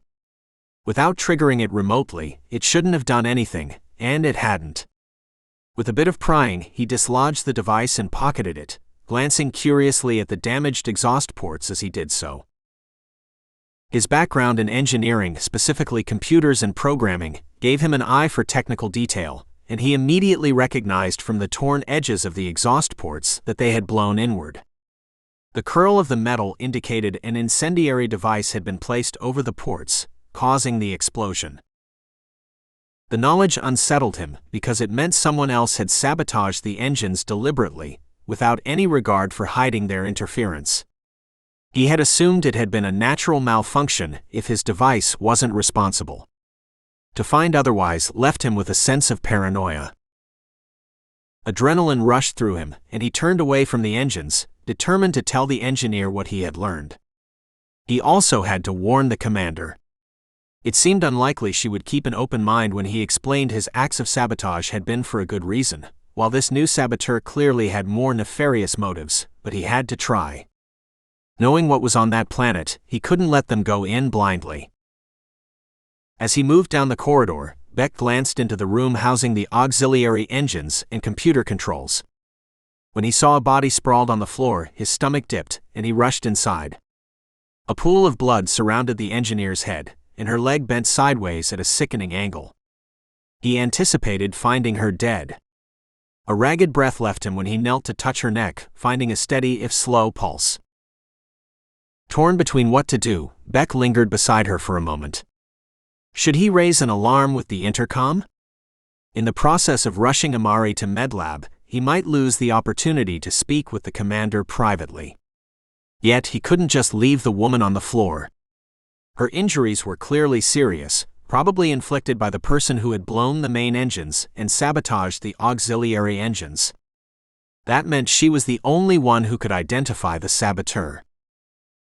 That cinched it, and Beck started to stand up, intent on heading for the intercom, when the sound of footsteps rushing in the hallway had him freezing. He half thought the saboteur was coming back to finish the job, and didn't know whether to be worried or relieved when SGT. Strong and Corp. Shads came into sight. When Faber focused a laser pistol on him, Beck raised his hands. This isn't what it looks like. Save it for the commander. Speaking into a radio on his shoulder, Faber said, "Get the doctor to engineering right away and tell Commander Daniels I'm bringing Mr. Randall to see her. He's a person of interest." Beck resisted the urge to plead with the sergeant when the other man gestured him up with the pistol. Swallowing back his fear, clinging to the belief he could make Commander Daniels believe the truth, he rose to his full height and walked slowly toward the big black man watching him with narrowed eyes. "Shads, stay with the chief until Dr. Alvarez gets here." "Yes, sir." Faber gestured once more with the pistol, indicating Beck should go ahead. His steps laden with reluctance, Beck set a course for the commander, dreading the confrontation. Somehow he had to make her believe him, and not just about the sabotage. In comparison to the rest of his story, that would probably be the easiest part of which to convince her. 1902. As soon as Delta had Amari transferred from the stretcher to the exam table, she dismissed Corp. Shads. With a nod, he left her, and she focused her attention immediately on her patient. With a medical reader, Delta obtained Amari's vital signs, finding most were acceptable. Her pulse was weak, but that was to be expected from the injuries and the blood loss. More pressing was the broken leg and concussion. What's all the commotion? With a barely suppressed growl of impatience, she looked up from the reader.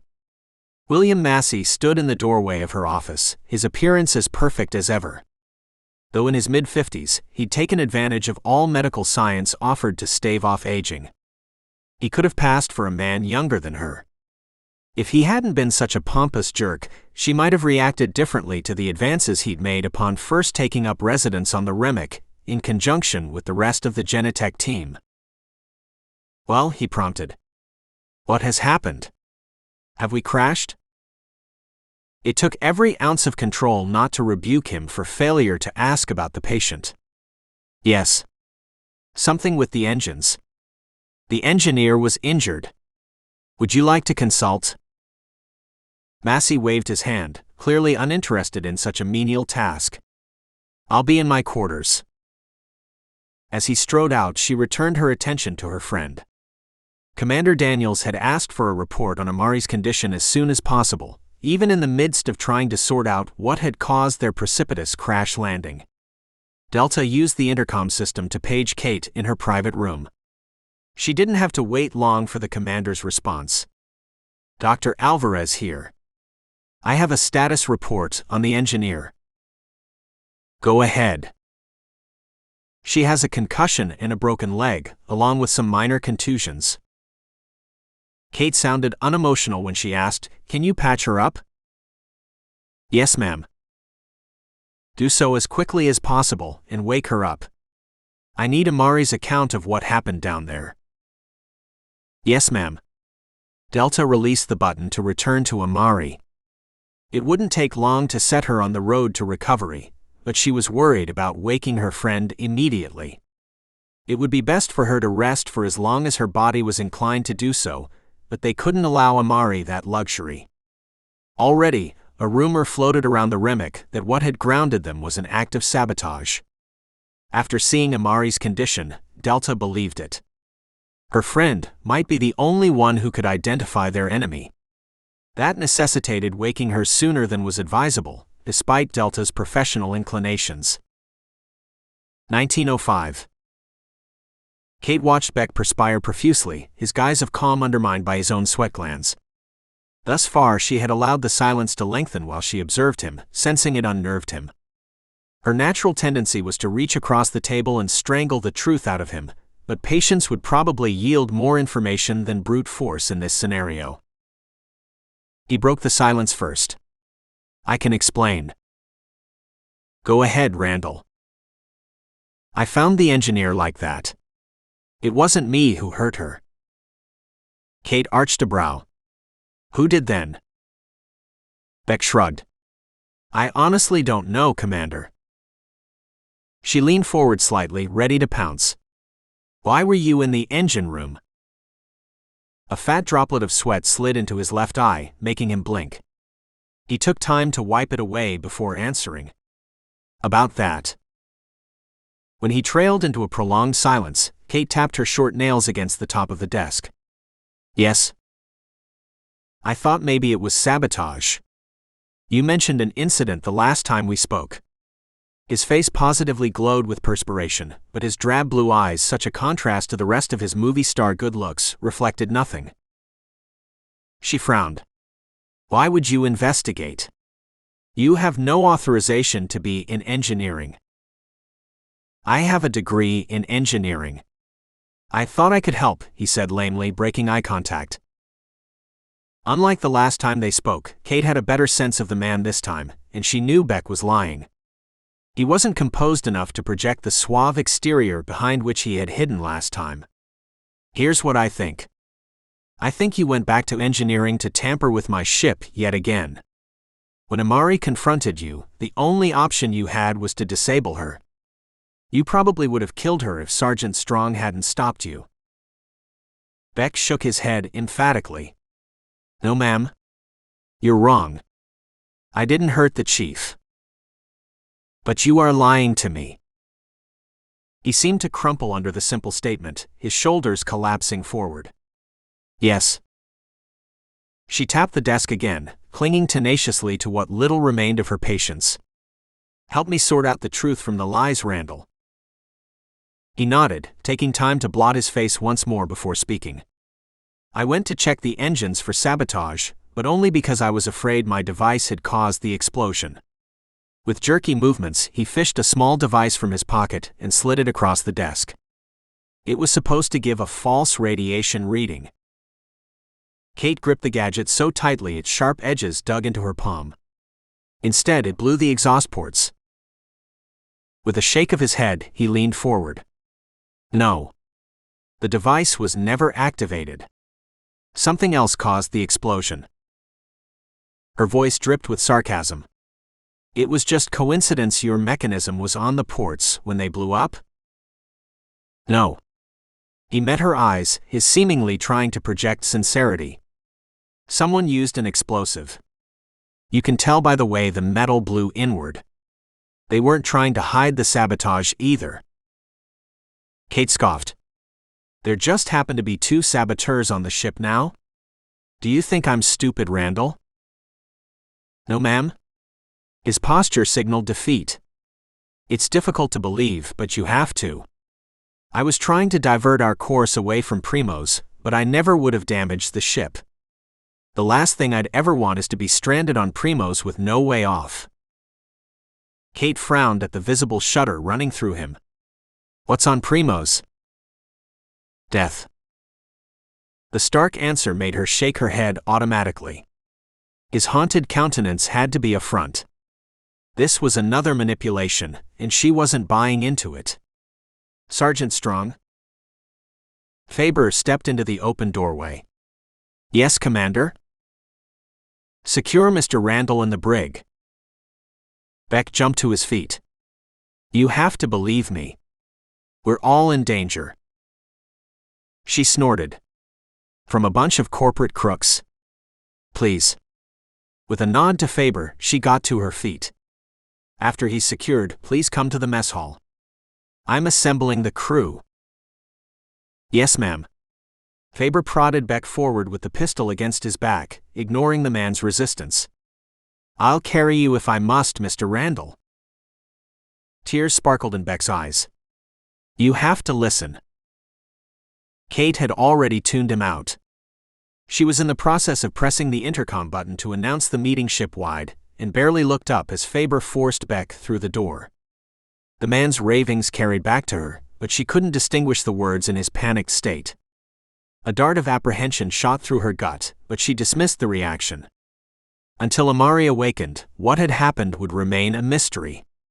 She couldn't trust Beck Randall to tell her the truth about anything. 1917. Kate mentally counted the people assembled in the mess hall, again coming up with 14. They carried a crew of 19, counting herself, the Genetech employees, and Ford. Dr. Alvarez was still in medlab with Amari, Dr. Massey had refused to leave his quarters, and Beck was confined to the brig, but there should have been one more. It took her seconds to realize Lieutenant Ford was the missing participant. The announcement had been shipwide, so he must have heard. Apparently, he had decided to ignore her command. Mouth tight, she began speaking. Here's the situation for those of you who don't yet know. Our main and auxiliary engines are down. We've managed to set down on Primos, but we're stranded here for now. Walter Todds, the cook, asked, how could both engines go out simultaneously?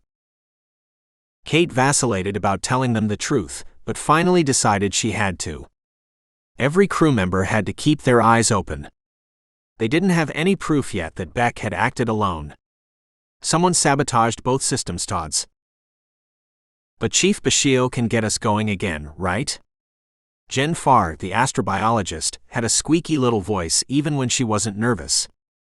In her current state, Kate found it almost impossible to decipher her words. She has to, right? Amari is in medlab. She had a run-in with our saboteur. Furious whispers raced through the room at Kate's announcement, and she had to raise her voice to be heard. Dr. Alvarez assures me she'll be fine. Once she's up and around, she'll immediately turn her attention to the engines. In the meantime, Lieutenant Douglas will do all he can. The young man visibly blanched when every eye settled on him. Kate could see the weight of their hope pressing down on his thin shoulders. He managed a single nod. Who did this? Todds asked. Kate traded a glance with Faber before saying, we have a suspect in the brig. Who? Todds pressed. Look around. Who isn't here? Ian Meadows asked. His gaze settled on Jasmine Foster and Aaron Dormeyer, the rest of the Genetech team. Beck Randall is missing, isn't he? It's obvious who's to blame. Jasmine and Aaron shifted noticeably, their tension transmitting to every person in the room. Kate spared no sympathy for them. Randall is the person we're holding, but nothing can be confirmed until Amari awakens. She touched each person with her gaze. In the interim, I want everyone to keep a sharp eye open for anything out of the ordinary. You mean you want them to watch our every move, to make sure we don't finish what Beck started? Jasmine's eyes glittered with anger, and she surged to her feet. We're automatically guilty, aren't we? Kate shrugged. I suspect you're involved. I don't trust you or your company, but I'm not singling you out for persecution. I want everyone to keep a cool head until we know more. Will you be reassured if we stay in our quarters, maybe with a guard? Aaron asked with a heavy dose of sarcasm. No. Kate turned away from them. When I know more, I'll call another meeting. For now, do your duties as requested. When they stood and saluted her, with the exception of the Genetech company reps, Kate dismissed them. As they filed out, she gestured Faber aside. He came over to her, and she kept her voice low even after the room emptied out. I want you to send out Shads and Hicks for recon. Tell them not to announce their presence to the Genetech workers if they can help it. I want some idea what we're facing before we radio them for assistance. Faber nodded. I'll send them right now, ma'am. Kate held up a hand to stop him as he turned away. First, let Lieutenant Pope run a scan of the outside. The atmosphere shouldn't require supplemental oxygen if Genetech is where they say. She snorted. You'll understand why I want to verify that, along with getting a temperature reading. We landed on the dark side of the planet. Yes, ma'am. I'll go tell them to prepare. 1928. We don't have a choice. Jasmine stared at Aaron uncertainly. I don't know. He shook his head, clearly annoyed. His blue eyes darted ceaselessly around the room, as if searching for hidden surveillance. We have to get off this ship and make contact with the company people. I don't understand why we have to leave. Because Beck is in trouble. For all I know, he is the saboteur. The ECA crew already considers us guilty too. He stopped in front of Jasmine, taking her hand. Who knows what they'll do to Beck, to us? Sabotage can be punished with death. No trial, no representation, just execution. Do you want that? Jasmine shook her head, shoving back blonde curls that flipped onto her forehead. Of course not, but I don't think. No one ever thinks stuff like this will happen to them until it does. Erin dropped her hand and turned toward the door. Our people can protect us. I'm going. If you're smart, you'll come with me. Jasmine uttered a long sigh as Aaron hovered near the door, his hand on the panel. In seconds, he would open it and leave, with or without her. Perhaps he was overreacting, but what if he weren't? She shivered, remembering the depths of distrust in every crew member's expression during the meeting. Knowing it had been directed at she and Aaron hastened her decision. Do I have time to pack? Aaron rolled his eyes. No. The people stationed here will have everything we need. After Commander Daniels realizes we had nothing to do with damaging the ship, you can get your things. Fine. She walked over to join him, watching as raised the door and stuck his head out to look up and down the corridor. What now? We need to get to the cargo hold. That's where they keep the environmental suits. Jasmine frowned. We shouldn't need those. The oxygen level is projected to be around 9% now. That's a little less than half of Earth. Not ideal, but certainly breathable. Aaron shrugged. But we landed on the shadowed side.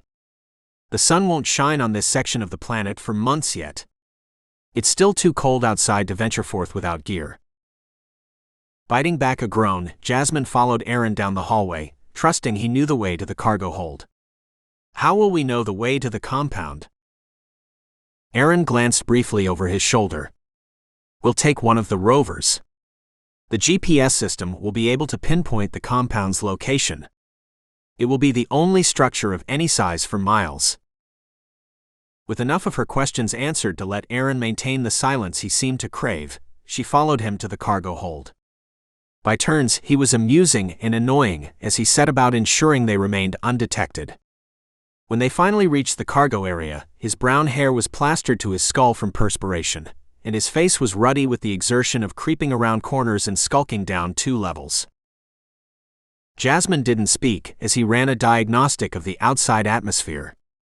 He turned to her with a frown, speaking before she could formulate a question. The oxygen is at 2%. Aaron's brow furrowed. I don't understand.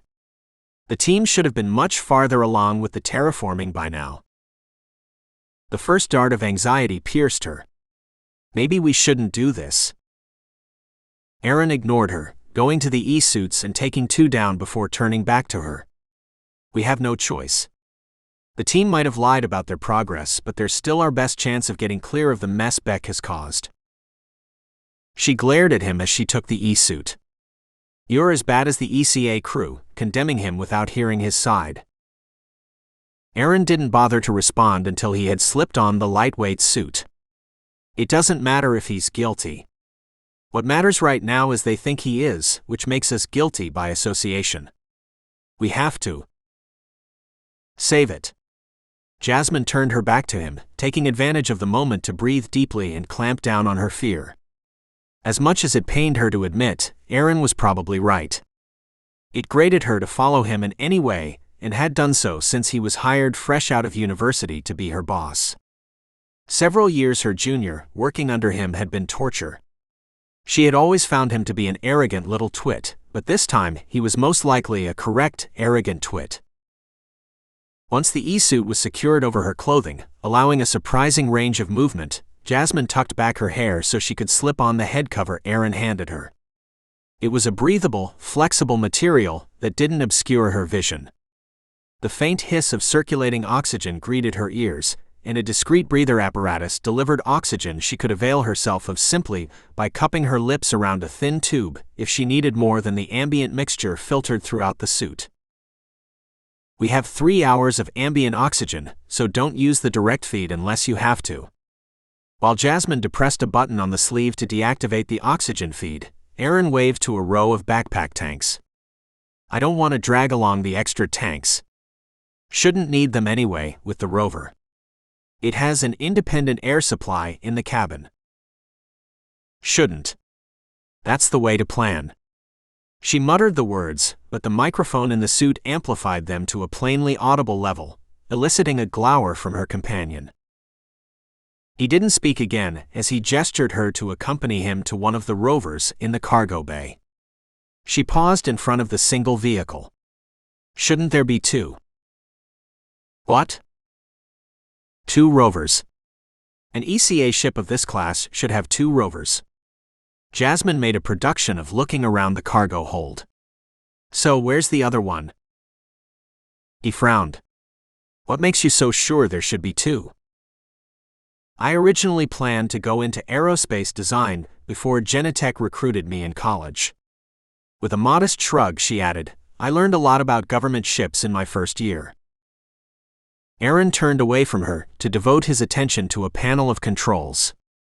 "Maybe it's broken. Maybe the ECA didn't include a second rover on this mission. Or maybe you're just plain wrong," he said softly. Letting the subject drop, Jasmine waited to see if the security system would prevent his grand plan of hijacking one to make their escape. To her disgust, he bypassed the code easily and soon had the hatch opened. Careful to hide her malicious thoughts by keeping her expression bland, she slipped into the rover, taking the passenger seat. Having worked with Aaron for 5 years, she knew he was the kind of man who would insist on driving. Since she didn't have the faintest idea how to operate a rover, his chauvinism suited her. He settled behind the controls and sealed the hatch. Jasmine was about to ask how he planned to get out of the cargo hold when he pressed a button on the panel.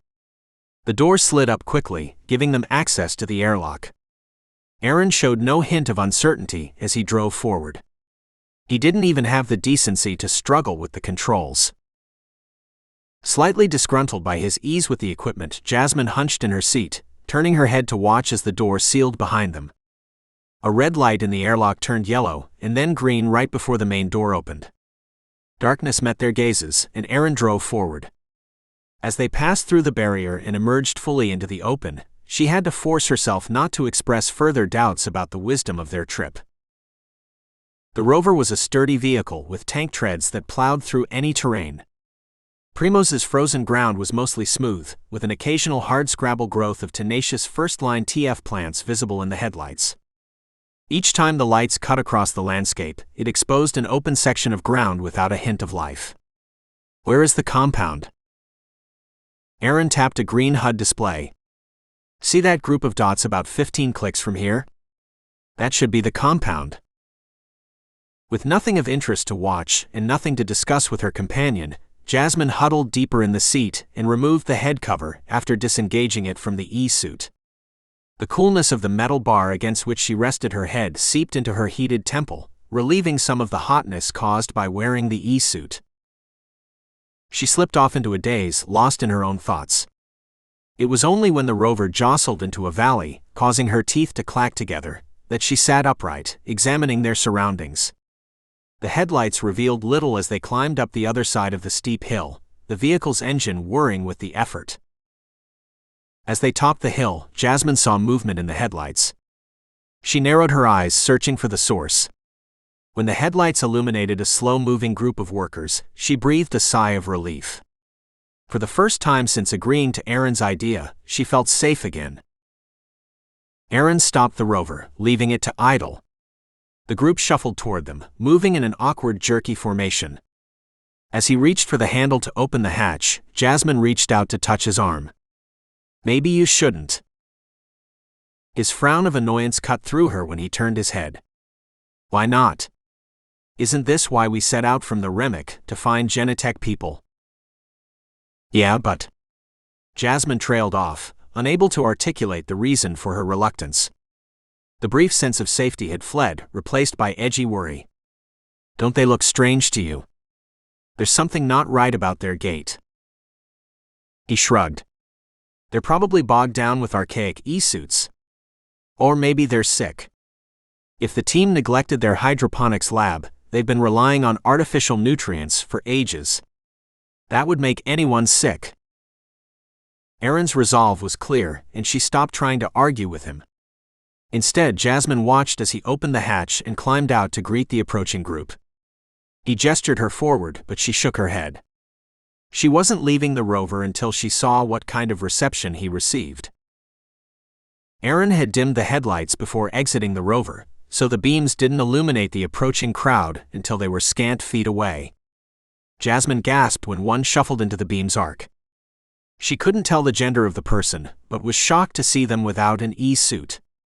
In fact, they wore very little, just tatters of clothing really.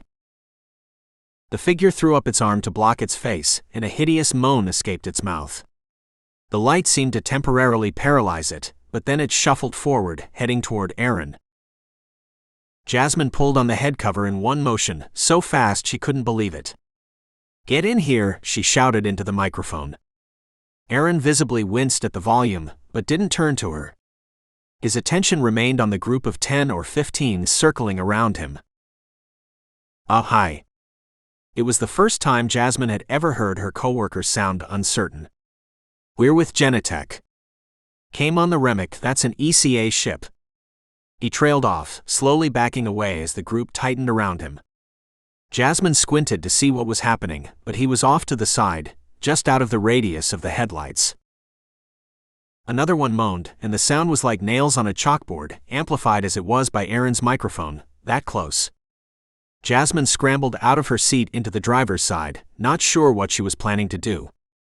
Instinct was urging her to get away right now, but she hesitated. She screamed when one of the things reached Aaron and pulled him forward. He fought, but couldn't maintain his balance as another one dragged him down. Frantically, Jasmine searched for the lighting control, casting the beam to high when she found the lever. For a second, the things surrounding him froze, allowing her enough time to see them properly. They were roughly human, had probably been human once. Now they retained only the shape of humanity. Their skin was gray and mottled, looking like a banana peel left too long exposed to air. Each figure seemed to be deformed, all with distinct mutations. One had a spine that curved, forcing it to walk nearly bent sideways at the waist.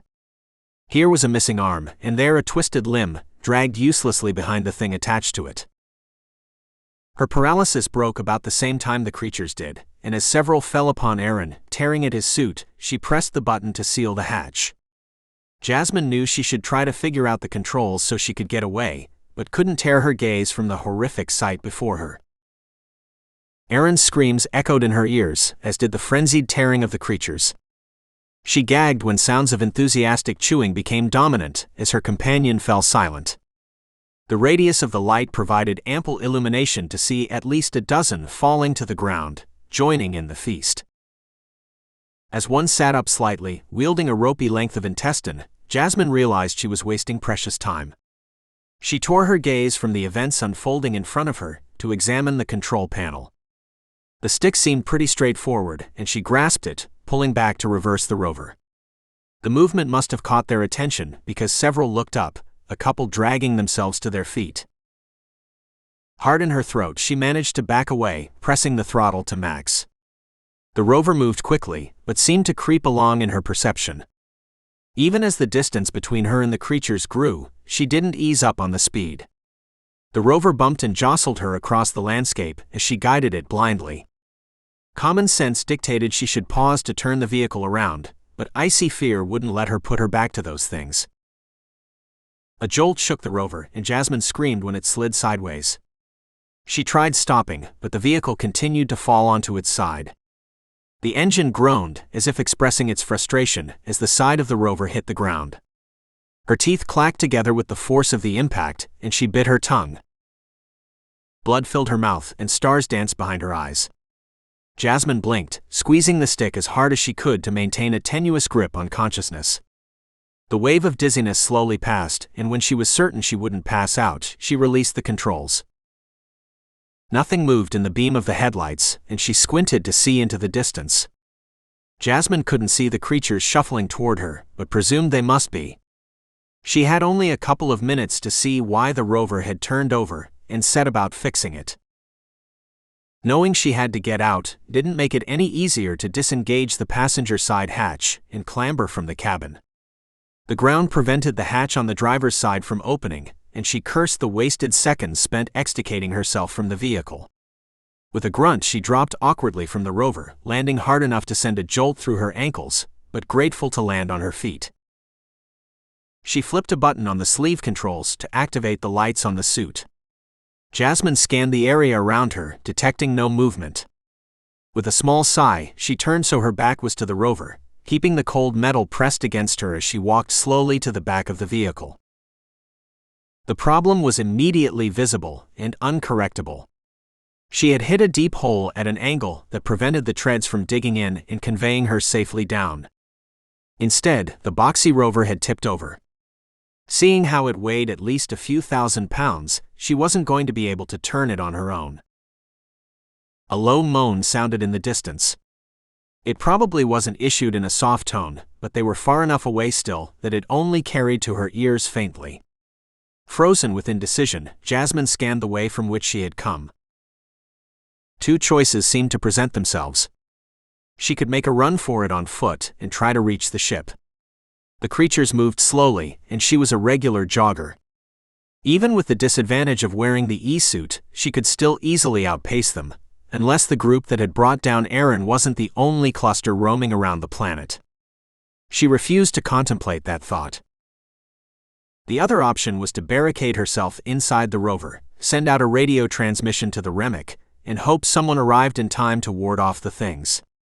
The rover was a sturdy shelter, but might it not eventually yield to forceful blows if the creatures pounded on it? But she was at least 4 clicks from the ship. The territory between here and there was a great unknown, and the lights on her E-suit only illuminated about 100 meters in front of her. Another moan sounded, this time closer, and Jasmine hurried to the rover. She didn't want to risk facing those things running blind. She couldn't even trust her sense of direction on this dismal planet, and there was no way to take the GPS unit from the rover with her. The safest course was to stay in the rover. It took some effort to leverage herself atop the turned-over vehicle and slide back into the cabin. A sense of relief accompanied closing the hatch. Jasmine fumbled for the radio. "Hello? Can anyone hear me?" Static responded, and she fiddled with the buttons. Another channel didn't get a reply from the Remick, and neither did the next. Only the soft hiss of static answered her frantic calls for help. Frustrated, she tossed aside the receiver. Nibbling on her lip, Jasmine reevaluated her decision to seek shelter in the rover. It would be fine as a temporary fortress, but if no one knew she was out here, how long would she be trapped? How long would the titanium and polycarbonate withstand the determined attacks of those creatures? Both strong materials, it seemed inconceivable the things could break through, but she was an engineer. Every design had a weakness. The issue of running blind still confronted her, but an epiphany eased the fear of getting lost. The rover's treads had surely scarred the permafrost. All she had to do was follow the tracks. Decision made, she tried to push aside her doubts as she scanned the area in front of her. Jasmine didn't know if she imagined a shadow of movement, or if there was actually something stirring beyond the headlight's radius. If they were closing in, she had to move, and quickly. Mentally preparing herself to sprint the minute her feet touched ground, she opened the hatch again. A deep breath did nothing for courage, but she lifted herself out, crouching momentarily on top of the vehicle to scan the area where she thought she had seen movement. Darkness greeted her eyes, and she twisted around to work her way off the vehicle. As her foot kicked in air looking for purchase, strong hands grasped Jasmine, dragging her to the ground. She screamed, knowing she had made the wrong decision. She should have stayed in the rover.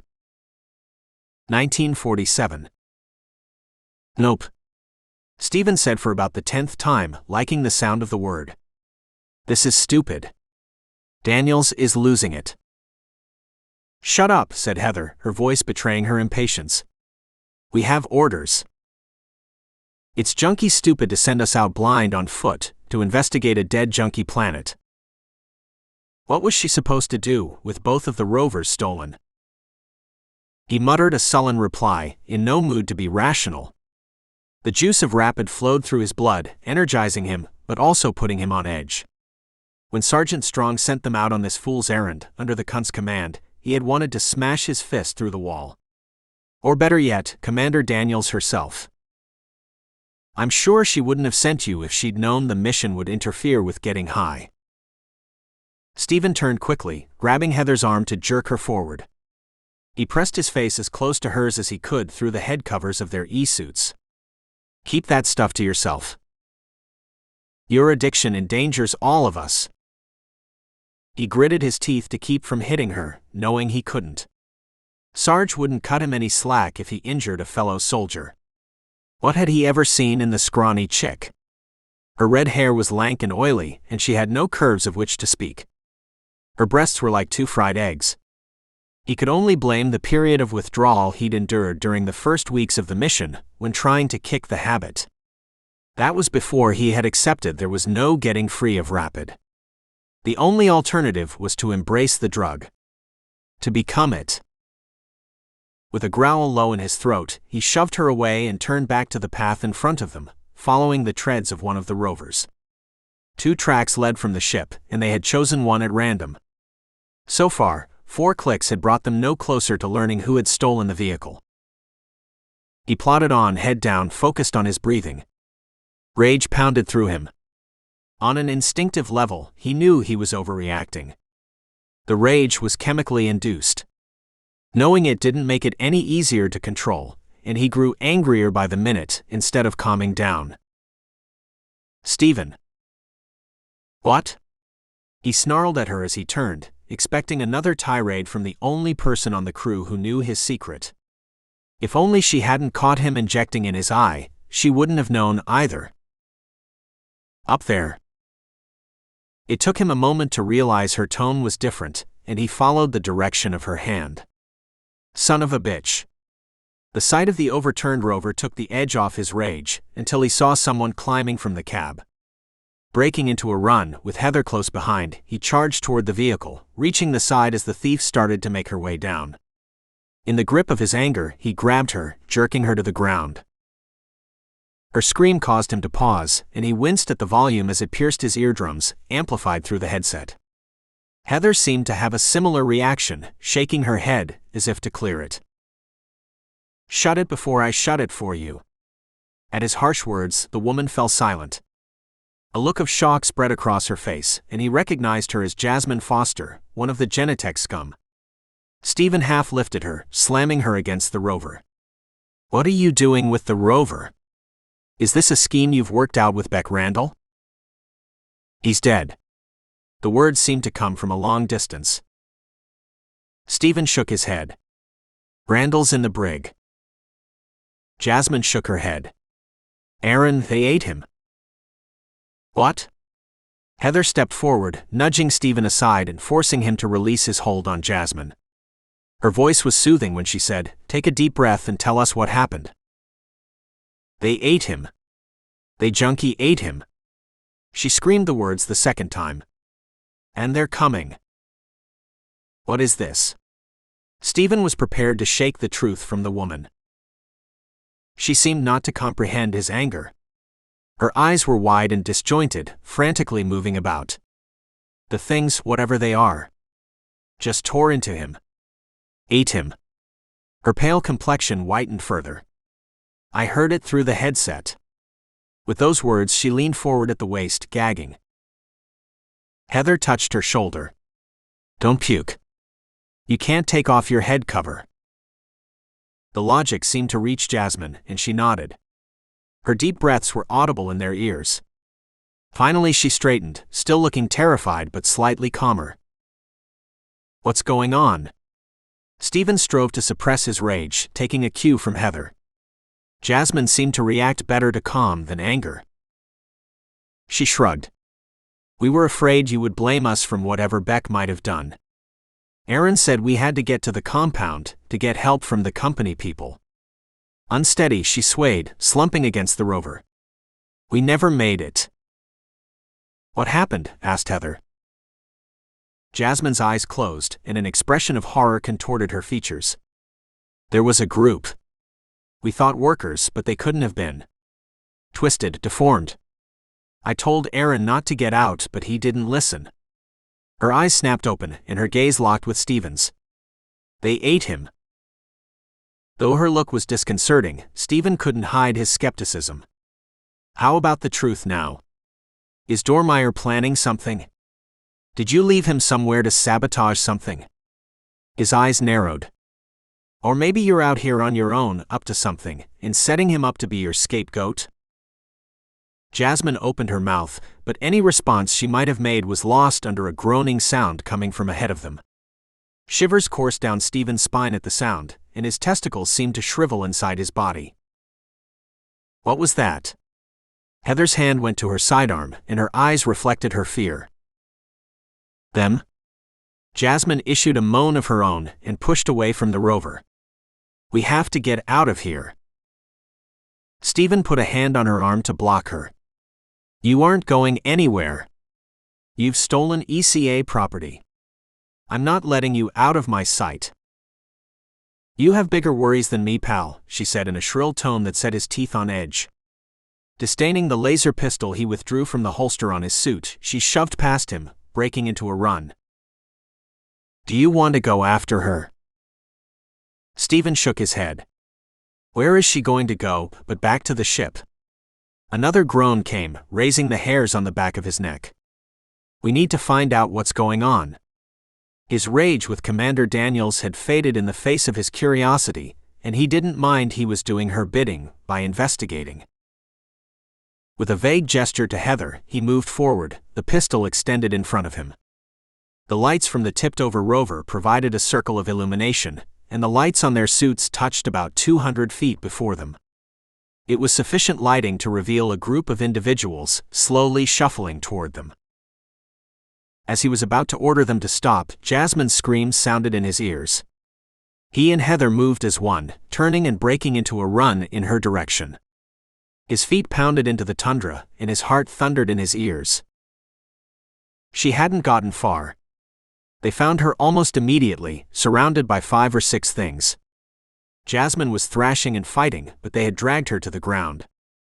Stephen barely bit down a surge of bile when he saw one of the things rip open her suit and plunge its hand into her stomach. Heather's gags blended with Jasmine's last feeble cry when the monster withdrew a bloody cache of treasure. The groans emanating from it sounded animalistic, but tainted with pleasure and something indefinable. It was enough to make his cock want to nestle inside his gut beside his shriveled balls. What the heck is happening? Heather's panicked question broke Stephen's paralysis, and he pointed the pistol at the nearest creature. Kill first, ask questions later. The laser sight painted a red dot on the thing's back, where its heart should be. He fired methodically, blasting a hole through the thing's gray skin. Heather whimpered, and he wanted to as well when the wound made no impact on the thing. It didn't even look up from its feast of Jasmine's leg. The smoldering hole in the creature's chest hadn't even been an inconvenience. Less in control, less sure of anything, Stephen switched the pistol to autofire and held down the trigger, moving randomly among the targets. He wasn't concerned about hitting Jasmine. She had fallen silent, and that was a blessing. No doubt she was dead by now. How could she survive being devoured? Heather had joined in the blasting, but when they paused, he was disheartened to see not one of the ghouls had fallen. Cursing, Stephen racked his brain for a solution. Maybe we could. Anxious groans from behind them silenced his loud musing. Stephen jerked around in time to see the crowd that had been behind them surging forward. His eyes couldn't count them all, but he knew they were surrounded and seriously outnumbered. The laser pistols were useless. The only thing to do was outrun them. They shuffled along, probably slowed by the massive mutations they had undergone. A quick inspection revealed they were still human in form, but everything else had changed. His mind couldn't provide an explanation, but it seemed obvious these things were the folks who had once been assigned to terraform Primos. We're going to have to run. Heather took a step back as one of the things came within touching distance.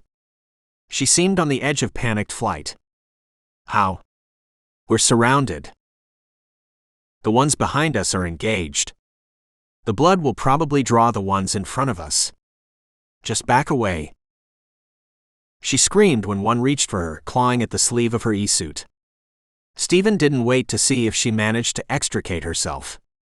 He darted to the side, taking advantage of a small opening to break through the monsters. With her screams ringing in his ears, he raced ahead, giving wide berth to the creatures on the ground. Not one looked up from their impromptu meal of Jasmine Foster when he pounded by. "You jerk," Heather shouted. "Wait for me." He ignored the request, but was aware of her running a few paces behind him. Turning his head, he saw the monsters struggling to catch up, but unable to keep pace.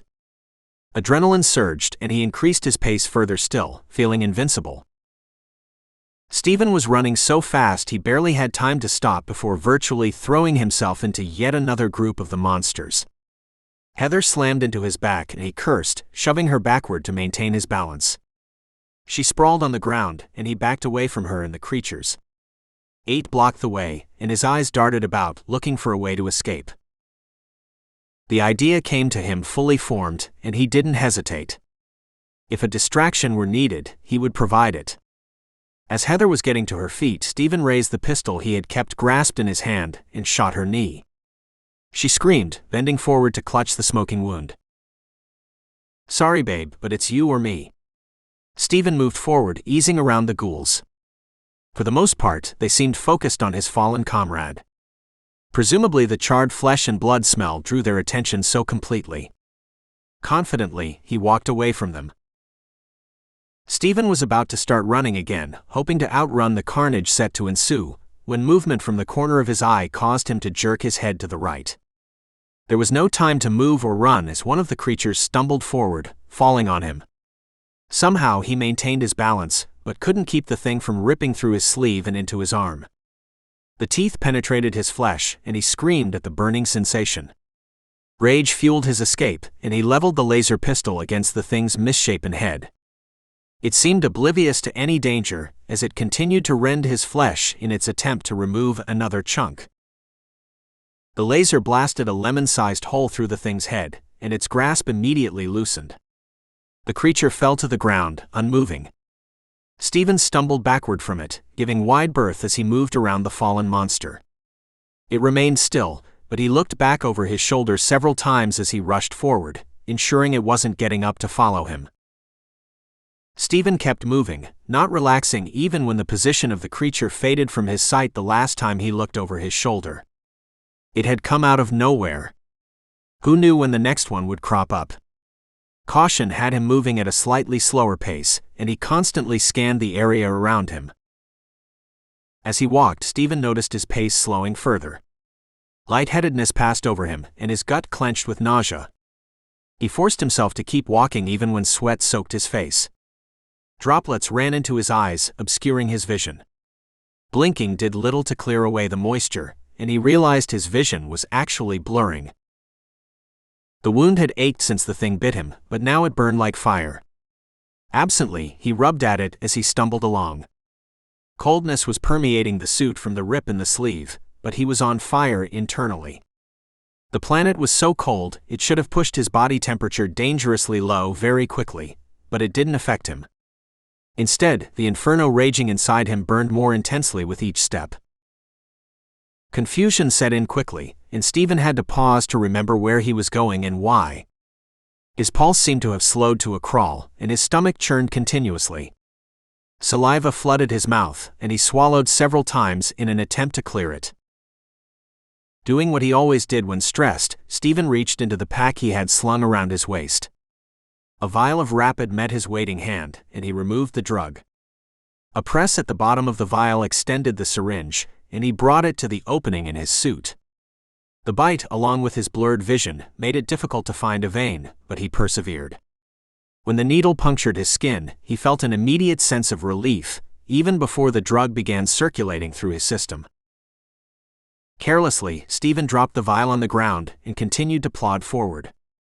The Rapid worked quickly, energizing him enough to allow his pace to quicken, though the fire burning through him increased in intensity.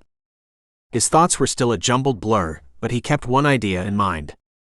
He had to reach the Remic. 2011.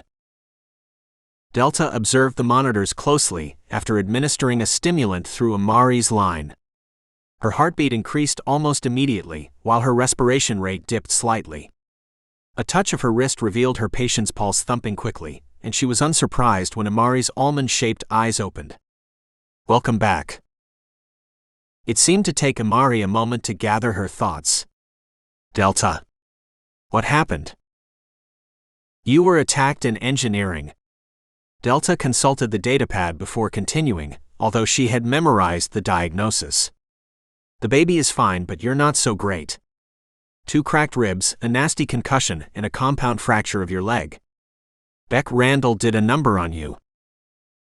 Her brow furrowed, and she shook her head.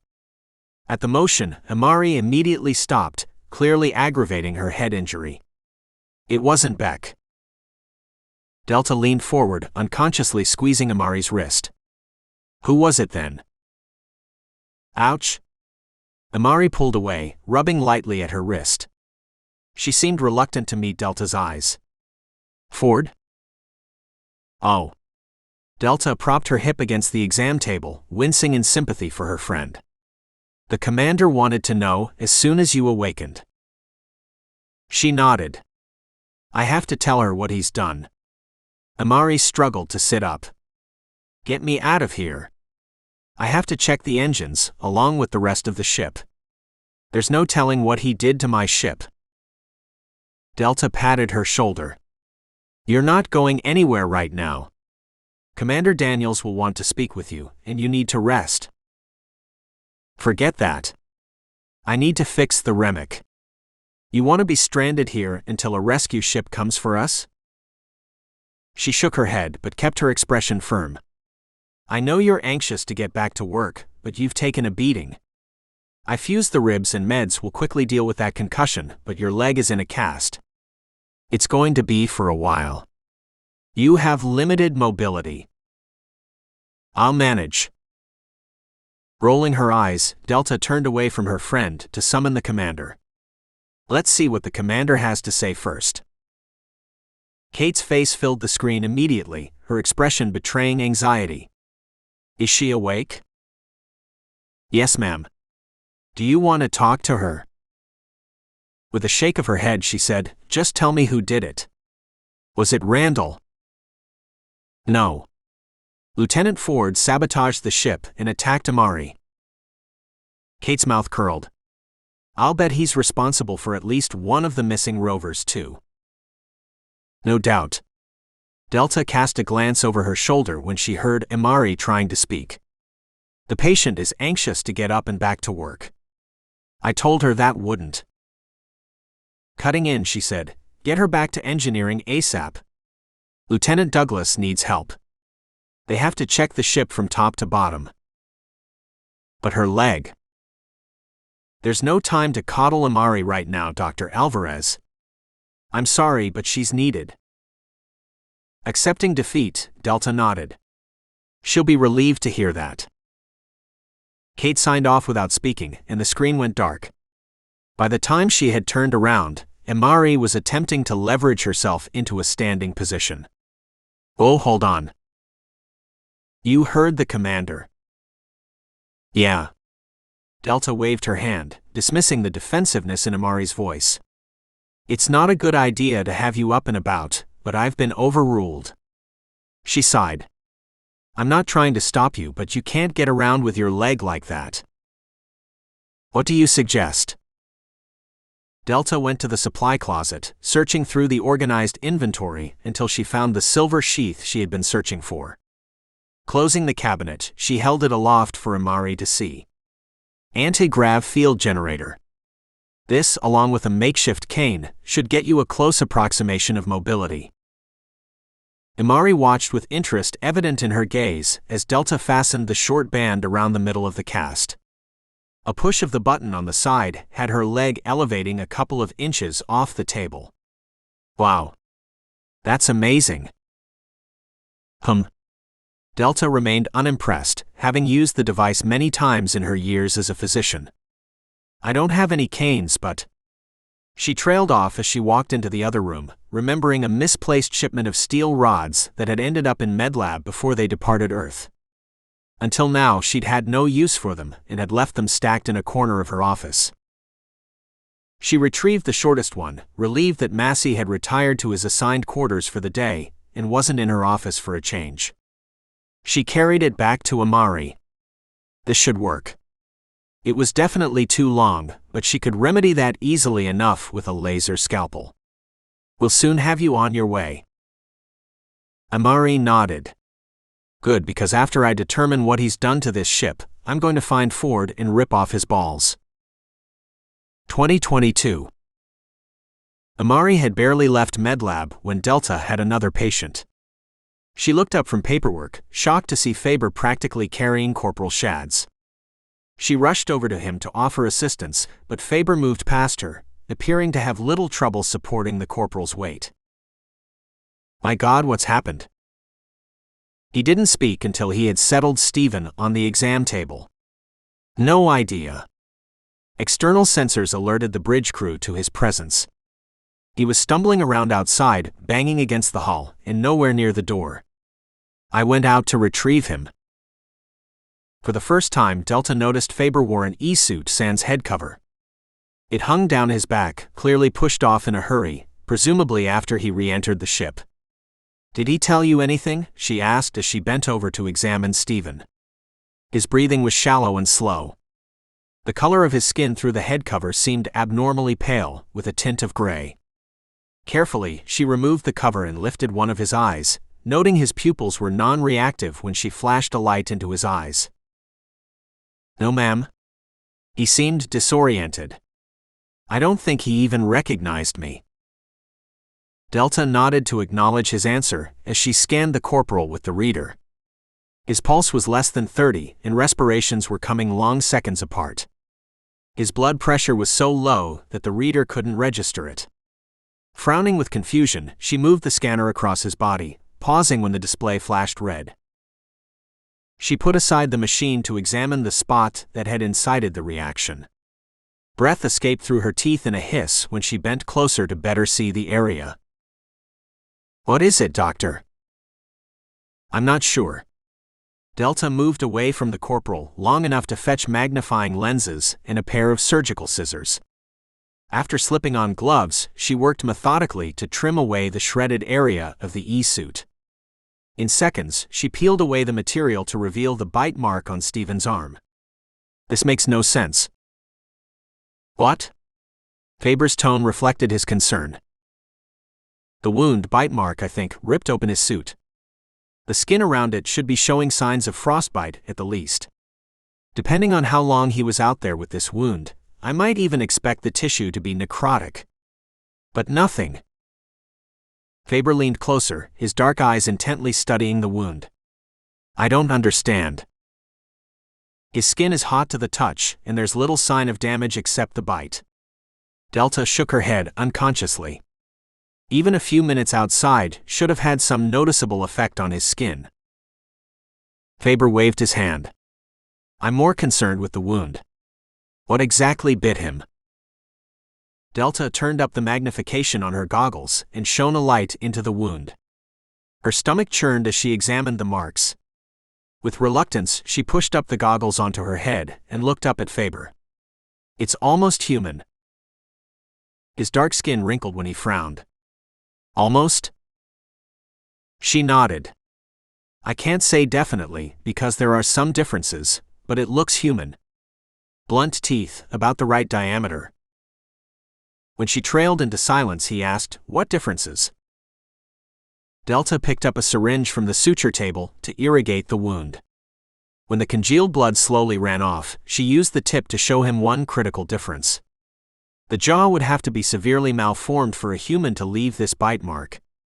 See how off-center the top bite is from the bottom. It would be impossible for a human to survive on solid food with this deformity.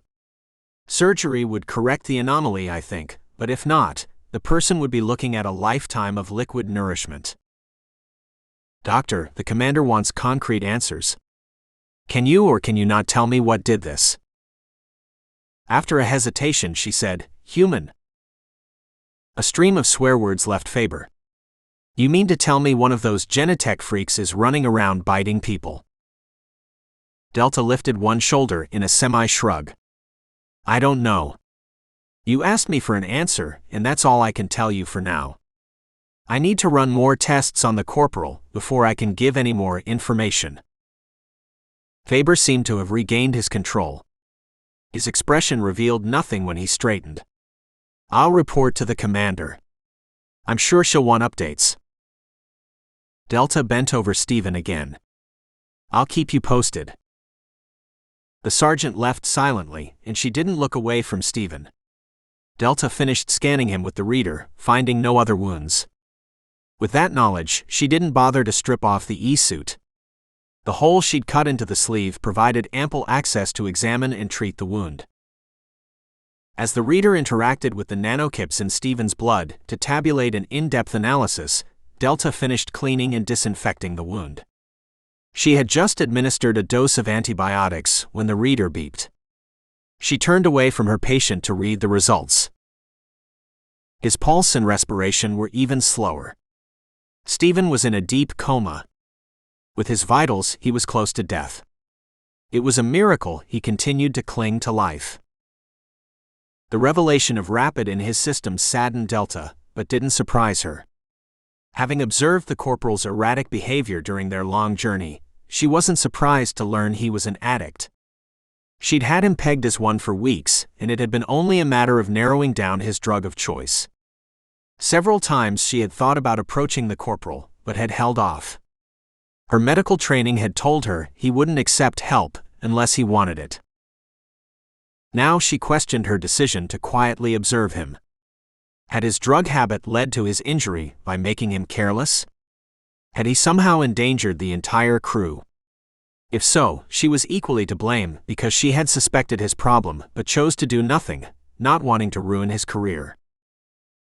A grim thought occurred to her, and Delta opened the corporal's mouth to measure his teeth.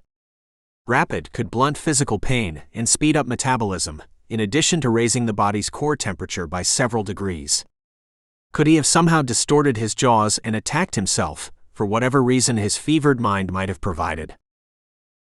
Relief surged through her a second later when she failed to match his teeth to the marks in his flesh. Stephen wasn't his own attacker.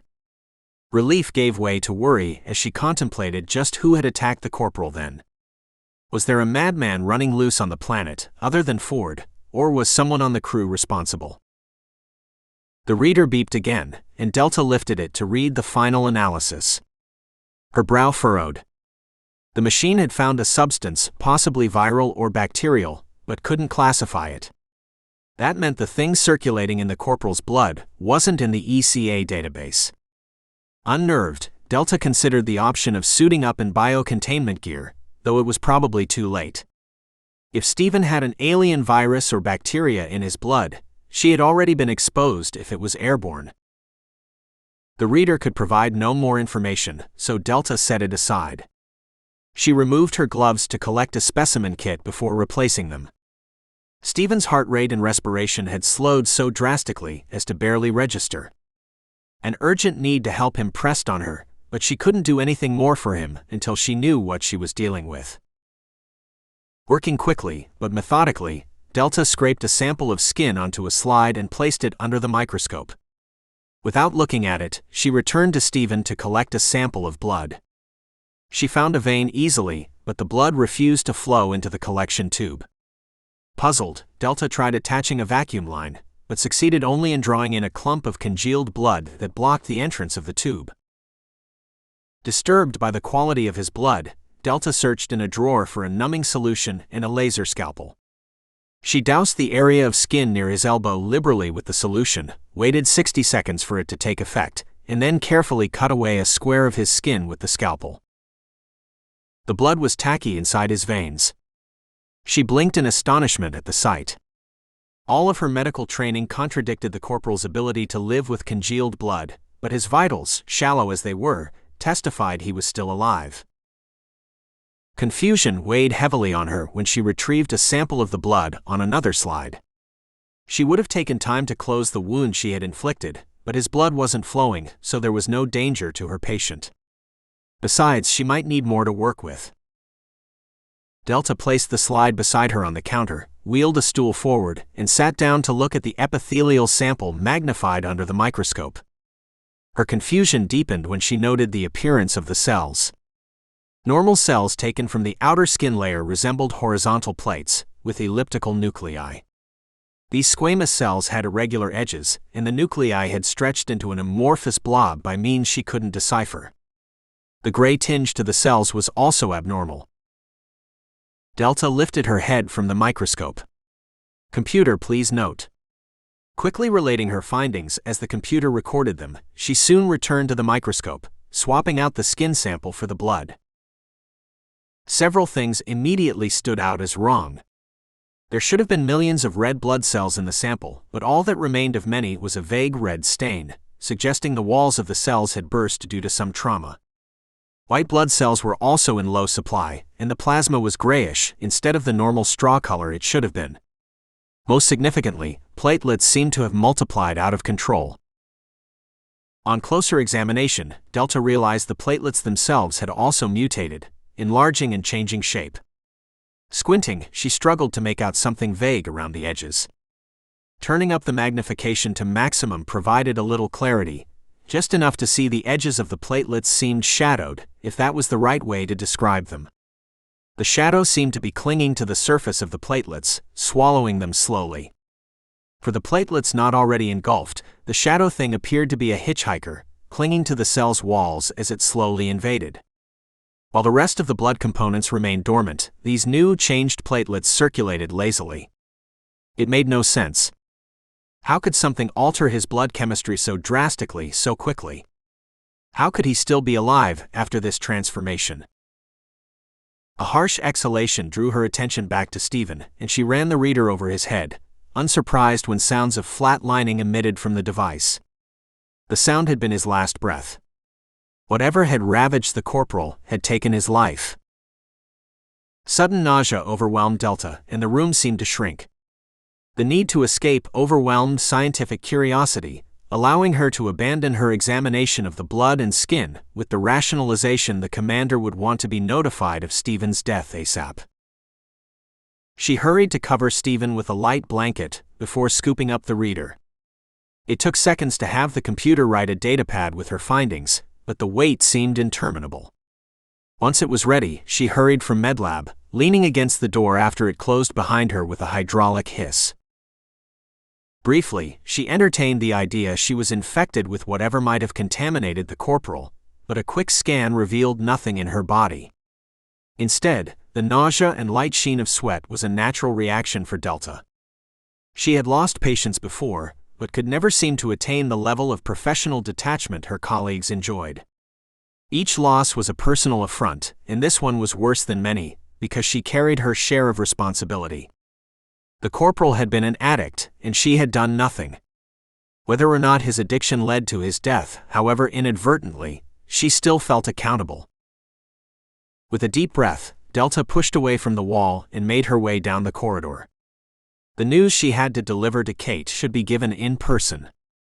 That, and she needed to get away from MedLab and the body of the corporal for a short while, until she processed her mixed emotions in order to once more do her job effectively. 2031. Kate was in her office, sipping coffee as black as night while reading through the preliminary damage reports Imari and Lieutenant Douglas had sent her, when a knock sounded. Enter. Reluctantly, she set aside the datapad and tried to push away her worries as her visitor entered. Upon seeing Delta, she intuited another set of problems was about to be presented to her. Commander. Delta gripped the objects in her hands with white knuckles. The corporal is dead. Kate blinked at the news, but refused to allow any other emotion to register on her face. I see. What happened? She beckoned Delta into the chair across from her, watching the other woman's jerky progress with a frown. In the years she had served with the doctor, she had never seen Dr. Alvarez less than cool and calm. The datapad and reader landed with a clatter on Kate's desk as the doctor collapsed into the chair. It makes no sense. Sergeant Strong mentioned he'd been bitten by a human? Delta nodded. The bite plate wasn't entirely human, but I don't know of anything else that could be comparable. But what killed the corporal? Surely not a bite wound? Leaning forward, Delta slid the datapad across to Kate. Something in the bite, ma'am. He was infected with something unknown. A frisson of fear worked its way up Kate's spine, and her mind insisted on supplying details of just how bad it would be to find themselves stranded on Primos, at the mercy of an unidentified infectious agent. I have no idea what it is. Delta scrolled through the datapad, upside down from her view, almost immediately finding what she was looking for. The bite itself was the first anomaly. That and the surrounding tissue. It was unaffected by the sub-zero temperatures, even though his E-suit was ripped open. Part of that could be attributed to the rapid in his system, since it raises body temperature, but it couldn't have countered the planet's temperature to the extent of almost completely protecting him. Kate listened, maintaining her silence as Delta related the tests she had run. Science hadn't been her major, but she retained enough from her university days to follow the doctor's explanation. When she lapsed into silence, Kate said, "So you're saying something mutated the corporal's skin and blood, virtually freezing it?" Sort of, Commander. It's more like a stasis state. I did an internship with a division of ECA, working on cryogenics before the agency abandoned the idea, and the results are startlingly similar. The difference is the cryo process killed the subject slowly, while this agent seems to have acted in a short time. Not more than an hour at most. She ran a hand through her dark waves, displacing them around her face. Of course, cryogenics didn't cause the subject's blood to clot. Had it, they would have died immediately, as Corporal Shads should have. Kate lifted the datapad to examine the close-ups of platelets Delta had captured with the camera feature of the microscope. The shadowy thing clinging to each cell, or engulfing it completely, was clearly visible but not identifiable. You have no idea what it is? Delta shook her head. No, ma'am. As I said, the agent isn't in the ECA database. She ran a hand through her dark curls, introducing frizziness into the thick mass. There's one more consideration too, Commander. I have no idea how the rapid in his system interacted with this thing. Did it accelerate the process, delay it, or make him react completely differently than it would someone not juicing? With a decisive nod, Kate said, I want you to return to MedLab and make this your sole priority, Delta. Much as I know you hate to, I want you to work with Dr. Massey on this. She paused to buzz Massey. He seemed disbelieving, protesting for more than a minute before the commander cut in. Just get to MedLab, Massey, and help Dr. Alvarez figure this out. She cut him off before he could retort. Tell me everything you can about it. I want to know if it's bacteria, virus, or what. Most importantly, I need to know how it spreads and if we're all in danger. There was a weary set to the doctor's shoulders when she stood up. I'll do my best, Commander. Hourly reports. Yes, ma'am. Delta hadn't yet departed when Kate summoned Faber. He arrived seconds after the door had closed behind the doctor. Positioning himself with his back to the side of the door, he stood at attention. "Yes, Commander?" Kate took a deep breath. "The corporal is dead, Sergeant." Faber took the news with barely a flicker of his eyelashes. "How, ma'am?" With a shrug, she said, "The doctor is working on finding the answer. For now, I think it's best if we keep this quiet until we have something concrete to tell the others." "Yes, ma'am." "Sergeant, would you bring Beck Randall back for another chat?" The ravings of what had seemed like a madman had taken on a new dimension, in light of the attack on the corporal by something human, or close to it. With a sharp nod, Faber left the office. Kate took advantage of the few moments of privacy to finish her cooling coffee and compose herself. The weight of command settled heavily on her right then. She didn't question her choices, but wished the mission had gone as smoothly as it should have. So far, nothing was on track. She looked up from the frozen image of the mutated squamous cells when her door opened a few moments later to admit Faber, nudging forward Beck Randall, whose hands were bound in front of him. The sergeant looked at her inquiringly, and she nodded her head toward the door. "Please wait outside, Sergeant." Beck didn't wait for an invitation to take the seat Delta had recently abandoned. Though he appeared calmer than at their last meeting, deep lines grooved each side of his mouth and his skin was pale. Obviously, he had not weathered his brief incarceration well at all. "Tell me what you know about this planet." Kate kept her tone firm but free of any emotion. "I tried." He uttered the words so quietly, she barely heard him. When he seemed unable to continue, his eyes glued to the table, his shoulders slumped, she barked, "I'm up here." Slowly, Beck lifted his head, his dull eyes finally reflecting emotion. "Fear. You'll never believe me anyway, Commander. My father tried to tell me." Kate frowned. "I'm ready to listen. Things have changed." With a shrug, she said, "I'm willing to keep an open mind." He appeared surprised. "What's changed?" "There's a crew member dead, and the circumstances are strange." If possible, his skin paled further, and he swayed in the chair. "I didn't want to believe it. I'd hoped it was all a lie, maybe something my father fabricated so I wouldn't go on this mission." He trailed off, clearly collecting himself. When he spoke again, he said, "The workers of Primos aren't human." Kate arched an eyebrow. "What?" "They were, in the beginning." Beck closed his eyes, seemingly concentrating. "I've read the file hundreds of times. I have it memorized, you know." Her patience had worn thin. "What file?" "I need answers, Randall, not ramblings." With a nod, he straightened in the chair, placing his cuffed hands on his lap. "Yes, ma'am." "How much do you know about terraforming?" The question caught her by surprise, but she recovered in a few seconds. "I know it's a process involving physical alteration of the landscape via biochemicals. Genetech has the patent and a 100-year contract with ECA to perform all terraforming operations. The process should have been perfect. Genetech had terraformed several planets in our solar system. Primos was the first planet slated for terraforming outside our system, but there was no reason to think things would be different." He paused in his explanation to wipe his hands down his sweaty face. "Something went wrong?" A harsh laugh escaped him, quickly cut off. "Yeah, you could say that. The first few months were spent setting up habitation for the terraformers and their families. It's a long-term project, multi-generational, so that has to be the first step." Kate nodded to encourage him to continue, finding it difficult to let Beck set the pace of his revelations. A ticking clock seemed to echo in the back of her mind, urging her to hurry, though she didn't know to what she was rushing. The workers didn't release the chemical compound until they were settled in.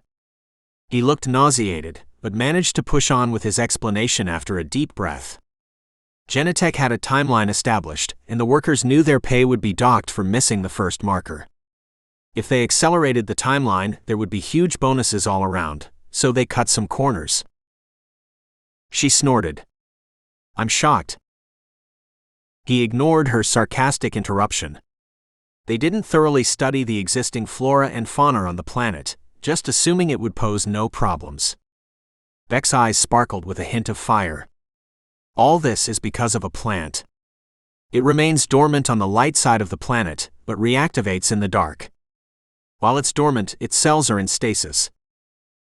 The details are sketchy, since no one was able to record the events, but the chemicals from the terraforming combined with something this plant emits and became something else.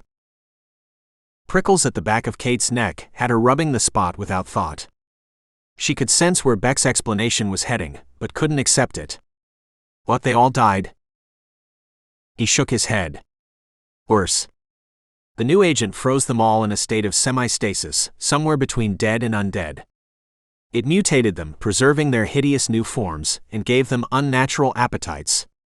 My father described them as zombies. An appropriate term. Automatically, Kate shook her head. That's nuts. They can't be zombies. Beck's eyes drilled into hers. They aren't, but they might as well be. The hundreds of people on this planet have been transformed into the walking dead, and they're hungry. The follow-up team Genentech sent here several years ago learned that the hard way. Her eyes narrowed. What team? When the terraformers failed to report in with their progress, Genentech sent out a team, including my father.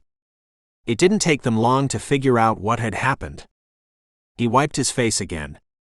Of the 14 people who came here, only my father and one other man escaped the planet after seeing their comrades eaten and transformed by those things.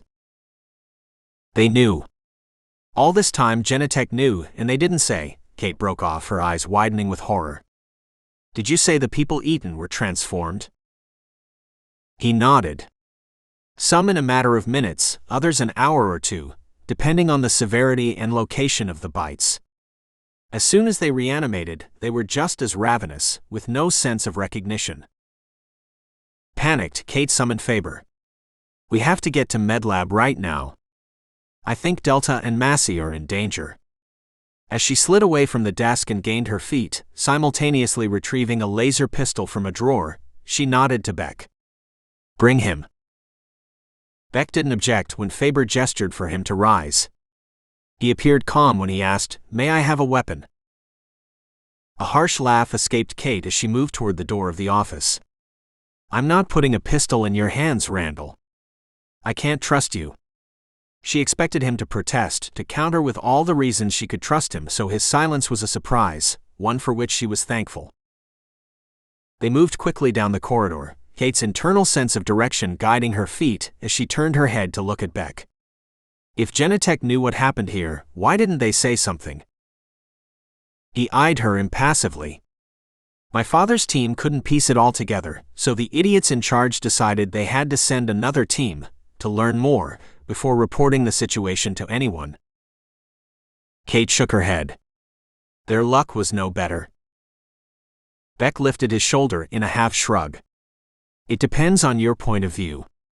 Genentech was pleased with the data they managed to transmit, but not pleased when they were killed. There wasn't any reason not to tell ECA at that point. She couldn't grasp the corporate irresponsibility that would lead to the kind of disaster that happened on Primos, followed by a 40-year cover-up. Wasn't there? He sounded enigmatic. They decided to send one more team, and you can guess the outcome. They all died? Yes. His face wrinkled for just a moment. After that, the fools in charge decided not to send any further missions for the time being. So why not tell the world? Why let us come on this mission, knowing what we would find? Beck looked at her with an expression akin to pity. Commander, what is the one thing a company like Genentech wants more than anything? With furrowed brow, she took a guess. Money. Close. Power. Money leads to power, of course, but there are other ways, like weapons. Kate's mouth dropped open, and she barely formulated a response as they approached MedLab. Genentech is planning to use these things as a weapon. He nodded. It's in the files, but nothing came of it. I think it was forgotten when a new generation took over. I'd like to think Genentech was so ashamed of their motives that they buried the evidence and planned to leave those zombies here to rot, but I'm not that optimistic. His posture changing to one of wariness as Faber stepped up to the door where Delta stood. He locked himself in, said the doctor by way of greeting. I tried overriding it, but Massey's security clearance supersedes mine. Her lips twisted. I buzzed him on the intercom, and he responded briefly. Told me he would take over from here, that the situation required the skills of a proven scientist. Idiot. Kate nodded, but didn't verbally agree with Delta's assessment. Her intuition screamed that there was danger behind the door to MedLab, and she couldn't help feeling grateful that Delta hadn't been allowed inside. It pained her, as a leader with responsibility for all the crew, to admit that she was apathetic about William Massey's fate. Faber entered his code, and the door slid open. As Delta and Beck fell back, she stepped in slightly behind Faber. MedLab appeared deserted but was a mess. The microscope had fallen to the floor, along with various specimens that had shattered and joined together to form a colorful mass of liquids spreading across the pristine tile. A low groan broke the silence, making Kate jerk. She turned in the direction of the sound, stepping toward Delta's office.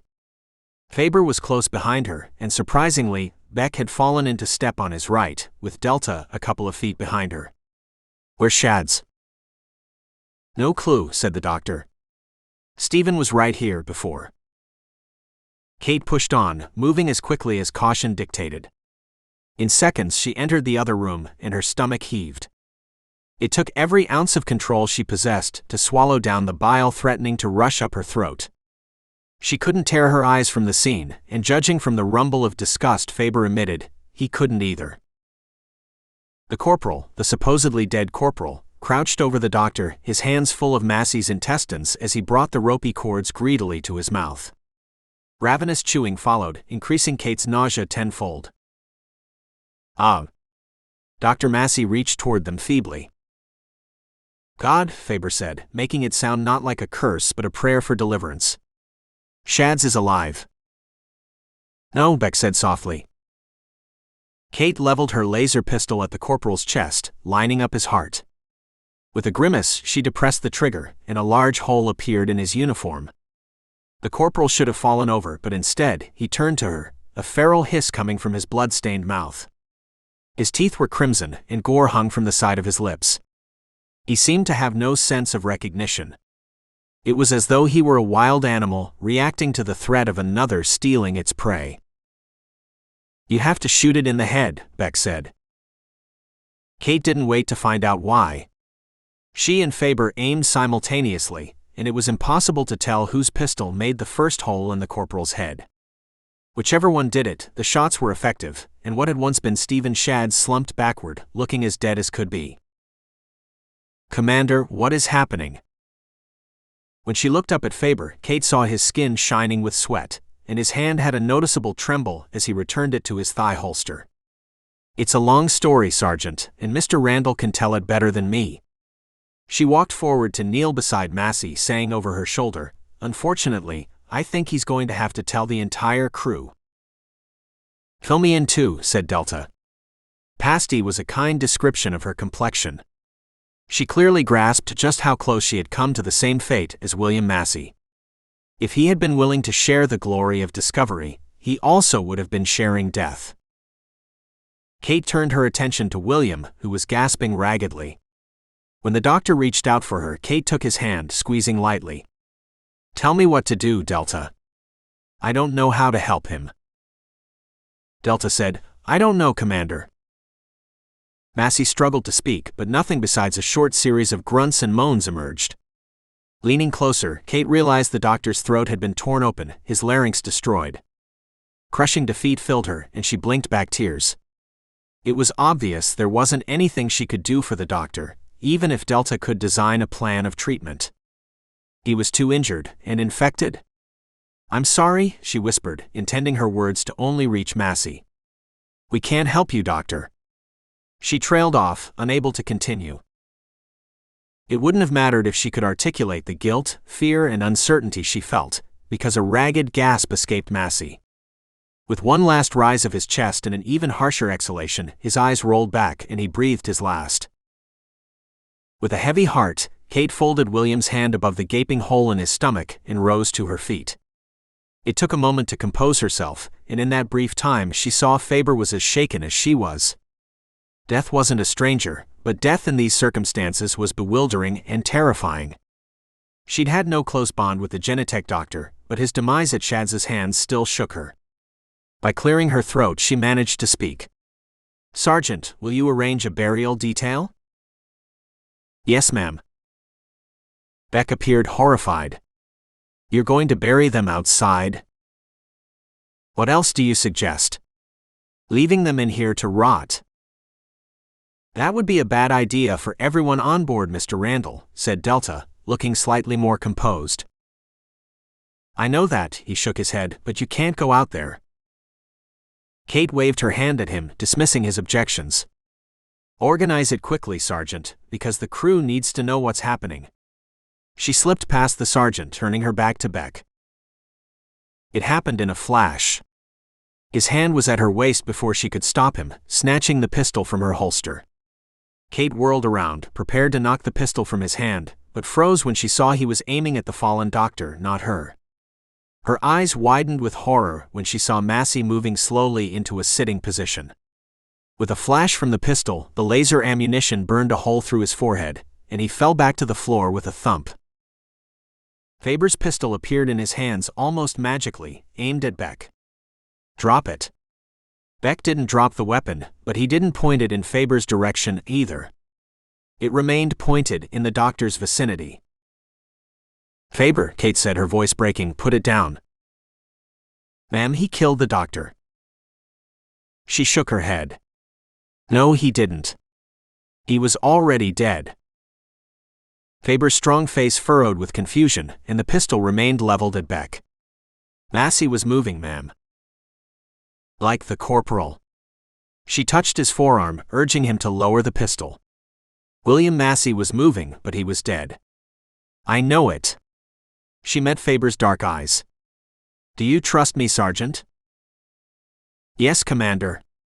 He lowered the pistol immediately, and Beck followed suit. "Thank you." She took a deep breath. "Burial detail, right?" Kate looked at Beck, expecting a challenge. He opened his mouth, but the words that came out were a surprise. "I'll help." Eyes narrowed, she didn't bother to hide her suspicion. "Why?" "It's the least I can do, Commander. If I had come to you sooner, tried to convince you, maybe this wouldn't have happened." With a nod, she said to Faber, "Release his restraints and make sure he has a weapon. In fact, arm everyone who goes outside." Deftly, she plucked her pistol from Beck's hand and walked out of MedLab, not looking at the other man. She didn't want him to read the culpability in her eyes. It wouldn't have mattered if he'd come to her openly. She never would have believed his wild tale. They would still be on Primos, probably without the only person who had any knowledge of those things, with the corporal and Dr. Massey just as dead. 2052. Adam swerved around another group of zombies blocking his path, ignoring his inclination to fire a laser shot through each of their brains. The things were slowing him down intolerably, the need to avoid them as he negotiated the permafrost quickly turning into a major annoyance. The whole mission had been an irritation, but he had never once considered quitting or not doing his duty. The voice of his father, a space marine who had died in action, constantly echoed in the back of his mind, not even allowing him to really entertain the idea of aborting the mission. Instead, Captain Ford's phantom voice advised patience and prudence as Adam searched for a sample of the elusive plant that was part of his mission to collect. With a small smile, Adam avoided another shuffling corpse, thinking anyone would suppose him crazy if he told them he received guidance from his dead father. They would probably believe he heard voices or was schizophrenic.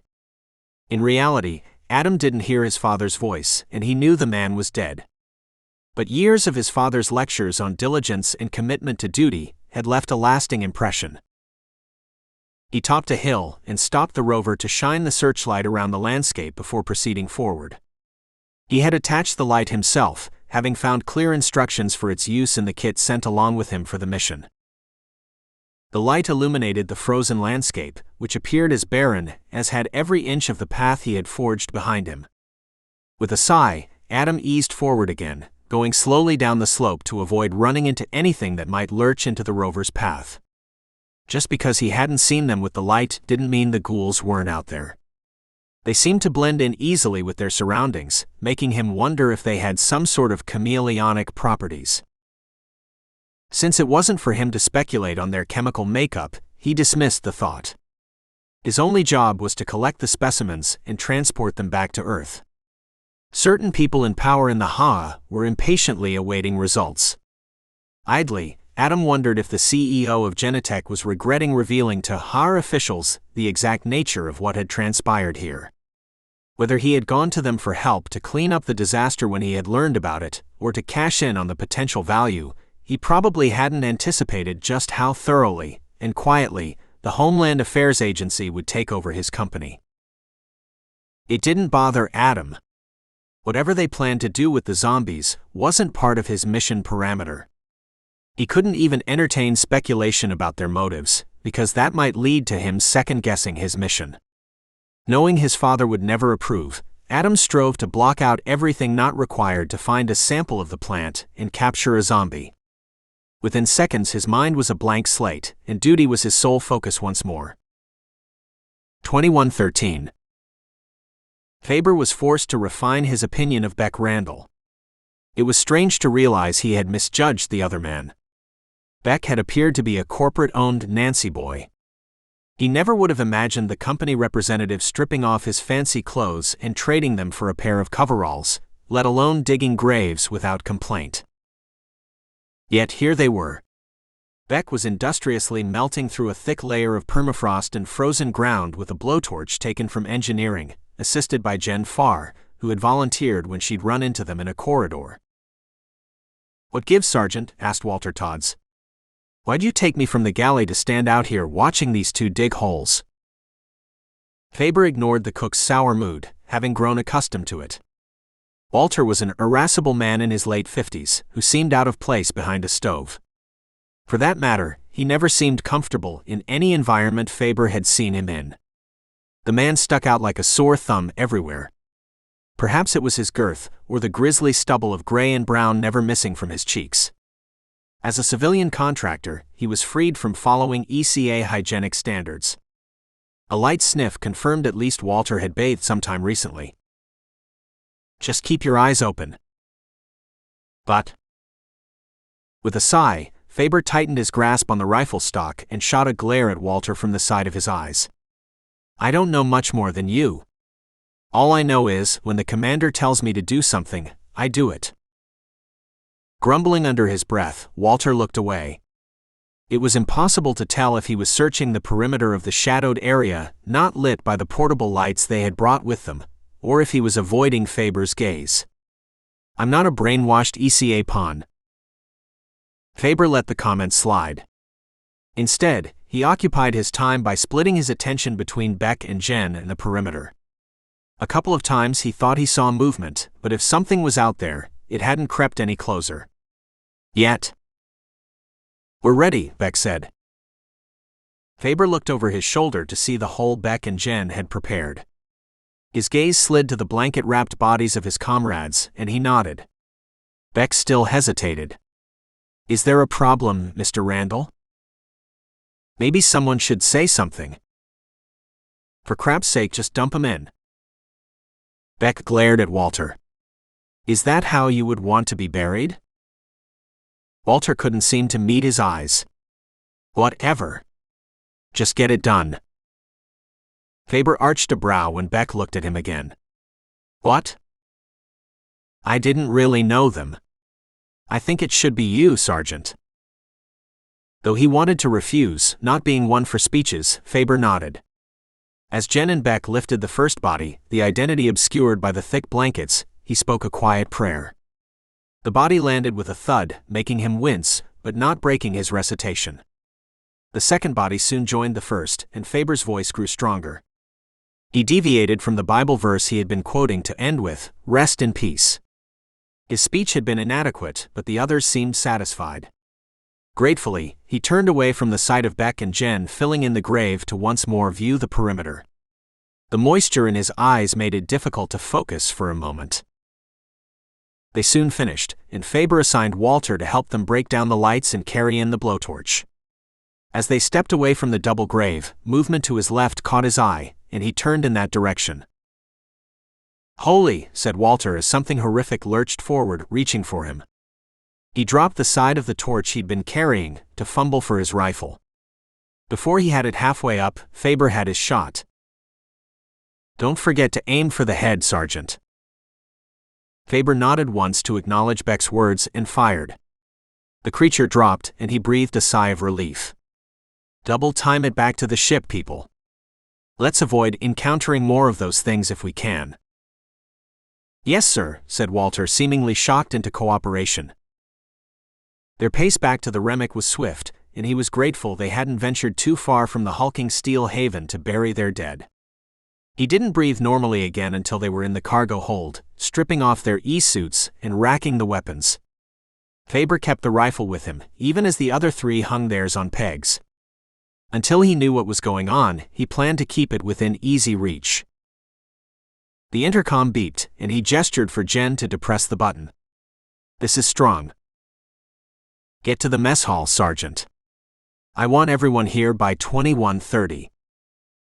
"Yes, Commander." At his slashing motion, Jen released the intercom. "You heard her. Move it." Though none of the others were technically under his command, being civilian contractors or affiliated with Genetech, he was unsurprised to see them obey. With the exception of Beck, they were all anxious for an explanation.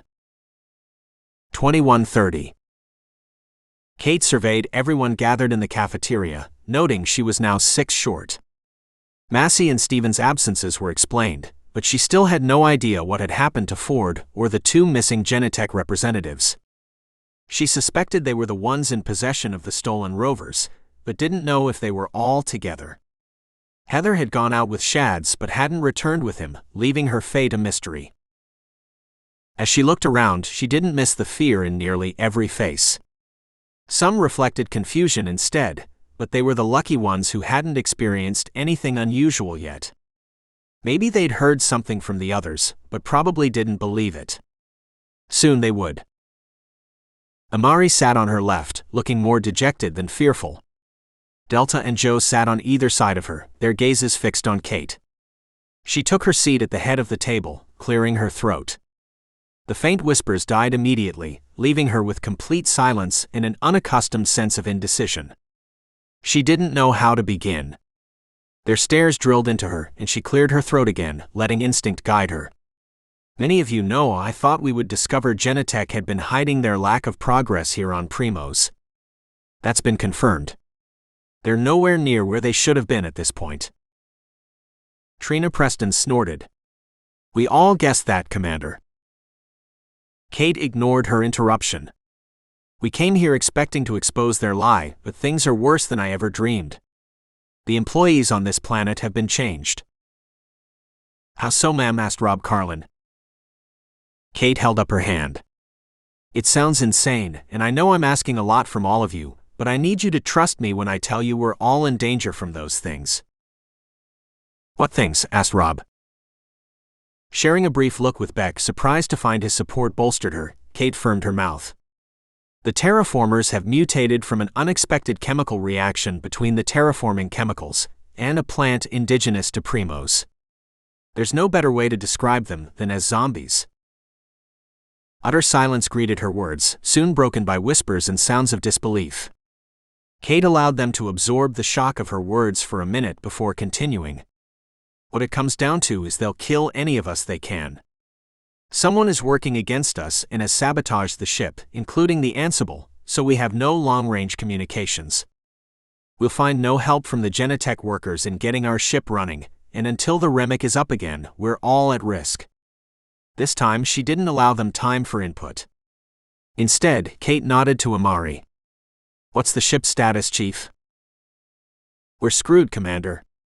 The engineer's shoulders drooped. Lieutenant Ford mangled the engines beyond repair. I can't get us out of here without either a new ion generator or a new engine. Kate swallowed down her disappointment, pressing on. What about the escape pods? Lieutenant Douglas spoke. They all seem to be in bad shape, ma'am, but the chief needs to check them over to make sure I didn't miss anything. With a nod, Kate let silence lapse. Her eyes scanned the room, waiting for the questions. When Ian raised his hand timidly, she nodded. Yes, Meadows? What will we do, Commander? To her relief, she sounded more decisive than she felt. We're going to find a way off this planet. That means getting this ship up and running. She gestured in Amari's direction. Even if the chief gets one of the pods working, that won't do any good for the rest of us, since the maximum capacity is 4. We have no choice but to find an ion generator or a new engine. How will you do that, Commander? Asked Beck. He seemed to have inferred a glimmer of what she was thinking, judging by his pale complexion. Kate pressed a button, displaying a holographic image of the planet's landscape, taken with the ship's sensors. She toggled another button to narrow in on the view of the Genetech compound. The terraformers managed to set up habitation before infection spread. They should be well equipped with vehicles and machinery. I doubt we'll find a perfect match for our ship, but I'm confident the chief can make it work if we find something useful. Amari's eyes widened. Commander, anything you find there will be 40+ years old. They didn't even have ion-generating technology at the time they landed here on the planet. Kate kept her expression bland, though she had already considered everything Amari said. It's our best hope for getting this ship off the ground. This is crazy, said Walter. We have enough supplies for months, Commander. We should just stay put here on the ship, let the chief fix a pod and go for help. Kate leveled her eyes on the cook. I've thought of that, Mr. Todds, but it's impractical. No more junky impractical than going on a suicide mission for engine parts too junky old to work on this junky ship. Impressive vocabulary. She continued on in a steady tone, holding her annoyance in check. Inventories reveal we have 4 months of supplies on board, Mr. Todds. Accounting for the reduction in our numbers, we could stretch that to 5 months at regular rations. Maybe 7 at reduced rations. He nodded enthusiastically. Reduce them, Commander. We'll manage. Think about the timeline, Mr. Todds. Let's say it takes Amari hours to fix the pod, and we send out a team. The escape pods have ion generators and 1 engine. It would take a pod 5 months to get back to Earth. Let's be optimistic and assume ECA will send a rescue team immediately. That's 3 to 4 months for them to arrive. Already, we've extended our supply of rations. We'll cut down further, he countered. Assuming all this goes off without a hitch, and we're within 8 months of rescue, that means 8 months of living on this ship, constantly on guard against those things out there. The psychological impact alone gives me pause, but what worries me is a siege. There are hundreds of zombies, Mr. Todds. This ship is strong, with only minor outer damage from our crash, but do you think it will hold up against hundreds of those things trying to gain entry for months at a time? Walter crossed his arms over his jiggling man breasts. I still say it's a smarter alternative than going out there. Fortunately, you aren't in charge, Mr. Todds. I am. His eyes narrowed. I'm a civilian contractor, lady. I can resign my post and be free of your stupidity. She nodded. You may resign, Mr. Todds, but I'd like you to recall the terms of your contract. In the event of an emergency, all crew comes under my jurisdiction, whether they're ECA commissioned or civilian contractors. You may leave your position as ship's cook anytime you'd like, but you're under my command while we're on this planet. If you don't like that, I'm sure Sergeant Strong can arrange accommodations for you in the brig. She held his angry gaze until he looked away. A slight slumping in his posture indicated his defeat, and she looked away from him. Kate took measure of the others gathered, finding varying degrees of fear in their faces, but also a surprising amount of confidence. She had served with most of them for a long time, but it was still humbling to realize how strongly they believed in her. She hoped their faith wasn't misplaced. Beck drew their attention with a wave of his hand. Kate braced herself for another argument. "Commander, there are 2 ships on this planet that Genetech sent up here between 35 and 40 years ago. We might want to scavenge them too." She released a low breath of relief and nodded. Kate toggled to 2 spots on their route to the compound. "I've found them on the map, Beck." She slipped into using his first name easily. "One is right on our way, and one is a slight detour. I'm hoping we'll find what we need from one of them and not have to enter the compound." "Ma'am?" Jen asked hesitantly. "How many of those things are at the compound?" Kate shrugged. "It's difficult to say. The ship's sensors aren't calibrated to read them because they aren't technically alive.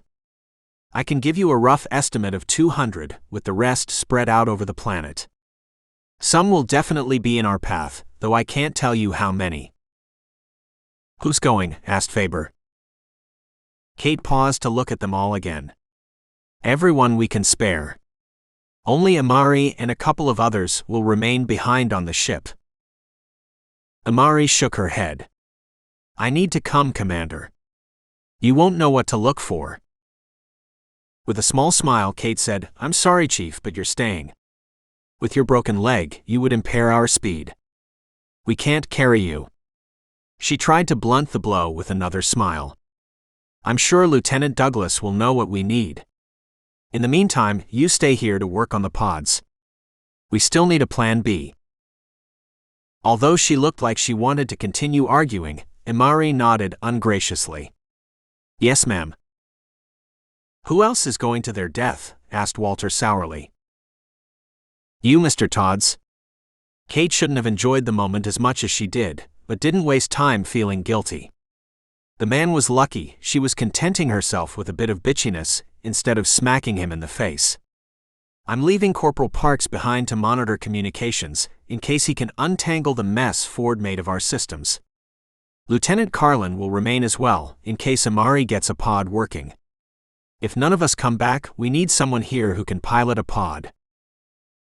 She expected grumbles of dissent or outright refusal, but the crew remained silent.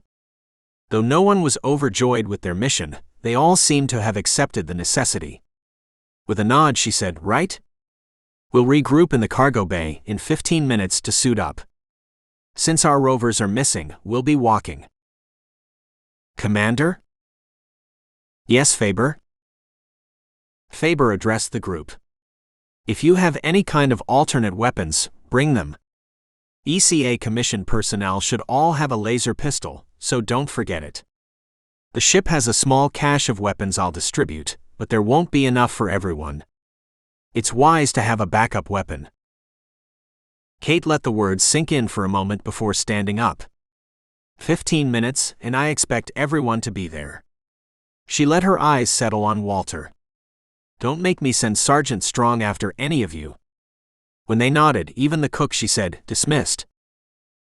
2148. Kate went to her quarters to fetch an extra weapon. It was non-military issue, passed to her by her grandfather. She sat on her bed to retrieve it from the capacitor charger where it rested on her nightstand, caressing the metal alloy barrel. The railgun hadn't been fired in years, but she kept it well maintained, with ammunition on hand. Kate retrieved the 2 clips of graphite projectiles she had, slipping it into her pocket. With the 2 clips, she had a total of 52 shots, making the handgun her secondary weapon. Somehow it was comforting to slide the rail pistol into the waistband of her holster, though it was an inferior weapon compared to the ECA-issued laser pistol. Perhaps it was simply knowing the gun had saved her grandfather's life during the Martian Civil War. Her father had always kept it on the desk in his study, passing it to her when she graduated from the ECA training academy after university. A twinge in her gut made Kate pause in the act of standing. Having the heirloom so close, ready to be used again, had her catching her breath softly, knowing she might never have a child to whom she could pass the pistol. Moisture burned in Kate's eyes, and she could see David's face so clearly behind her eyelids that he was practically in the same room with her. The aching in her stomach increased, making her bend forward slightly. She might never see her husband again. Kate regretted the way she had left things with him. There hadn't been angry words, and their final night together had been beautiful, but she had been aware of his smoldering bitterness when she left him early the next morning. He hadn't needed to verbalize his feelings in order for her to know he resented taking a backseat to her career. He probably thought she found his desire for a family trivial. If she didn't return, he would always think that, might even think Kate had regarded her career as more important than her husband. She squirmed, acknowledging she had. It hadn't been a malicious sentiment, but she had brushed aside his objections and repeated attempts to get her to have a child. There had seemed to be a limitless supply of time. It hadn't mattered if they put off having a family, or if she went away for months at a time on various missions, because she would make it up to him later. Would she ever have the chance now? A deep breath forced away the stomach cramps, allowing Kate to rise. Her mood was bleak, but she didn't have time to brood about the choices she had made. Her policy was to not look back or dwell in the past, and she couldn't think of a worse time to change that. If she made it back to David, when she made it back, she knew she would be reevaluating many of her choices, but couldn't spare the time to right then. 2150. Do you have everything you'll need in your toolkit, Joe? Asked Amari. Joe nodded, closing the case with a definitive click. I'm all set. This is crazy. I should be going. Amari felt useless, and another surge of anger flooded her. If she got hold of Ford, he wouldn't have to worry about facing disciplinary measures before the Ha. No. To her surprise, Joe put his hands on her upper arms. I'd rather die than let you go out there. She swallowed thickly, overwhelmed by the emotion shining in his eyes. Joe. You scare me, Amari. She blinked, both at his tone and the unfamiliar use of her first name. I do. Why? Because you're so strong and capable. You always know what to do and what you want. His lips twisted in a half-smile. I've known I wanted you since my first assignment under you, but I didn't say anything. I was too scared. You'd have known how I feel long ago if I'd been half as confident as you. Oh, Joe. She lifted a hand to touch his cheek, wondering why she had never realized how attractive he was. No, that wasn't true. She had often appreciated his dark hair and eyes, and his easy way, but had never let it go further than appreciation. They had to work together, and she knew from experience that mixing sex with work was a bad idea. I wish I'd known. You know now, and when I get back, I'm going to show you just how much and how many ways I want you. A tingle spread through her body when Joe lowered his head to press a firm kiss to her lips.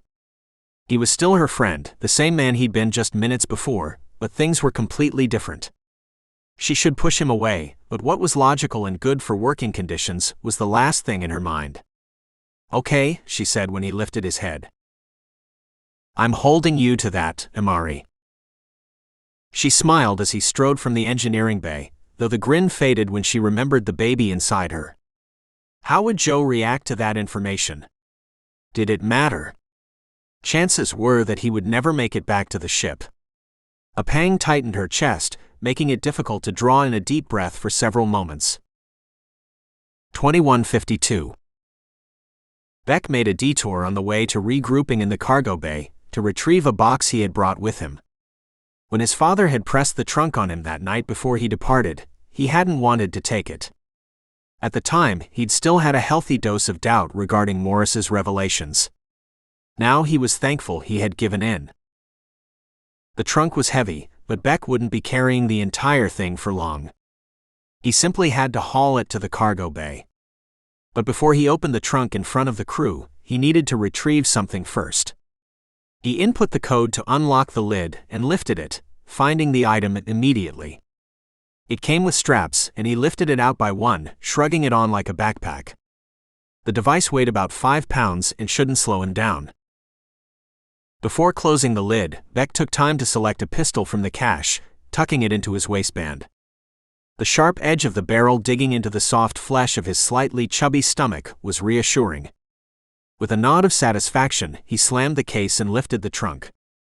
Its size made it awkward, but he balanced it in his arms, ensuring he could still see, and walked to his door. As he was about to step through, Beck's eyes fell on Teresa's picture, propped on the utilitarian stand beside his equally practical metal bed with its thin mattress. She was smiling softly, dark hair around her head like a halo. Her brown eyes seemed to be looking directly at him, and a trick of the light made him see a tear sparkle on her lashes. Blinking, he looked again, seeing nothing out of place. He stared hard at the photo for a long moment, half convinced it was his last sight of Teresa's face. It took every ounce of willpower he possessed to turn his back on her picture and leave the room. What choice did he have? Whether he stayed in his bunk and hid, or went out with the others in hope of scavenging the necessary equipment, chances were good he'd never make it off this planet anyway.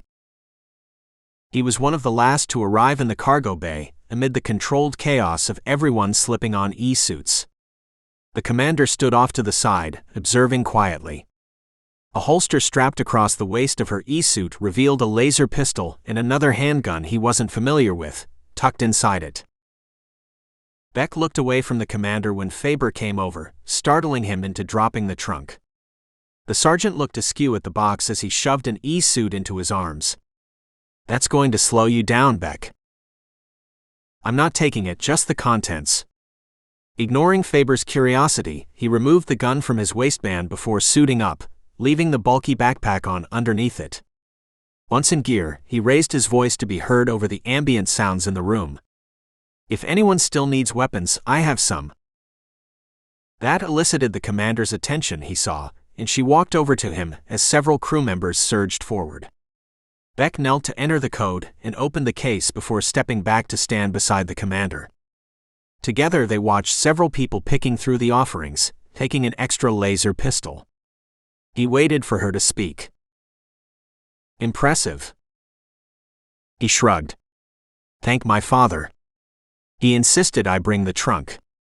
Beck couldn't hide a slight smile when Dylan Pope withdrew a short katana sword and made a slashing motion.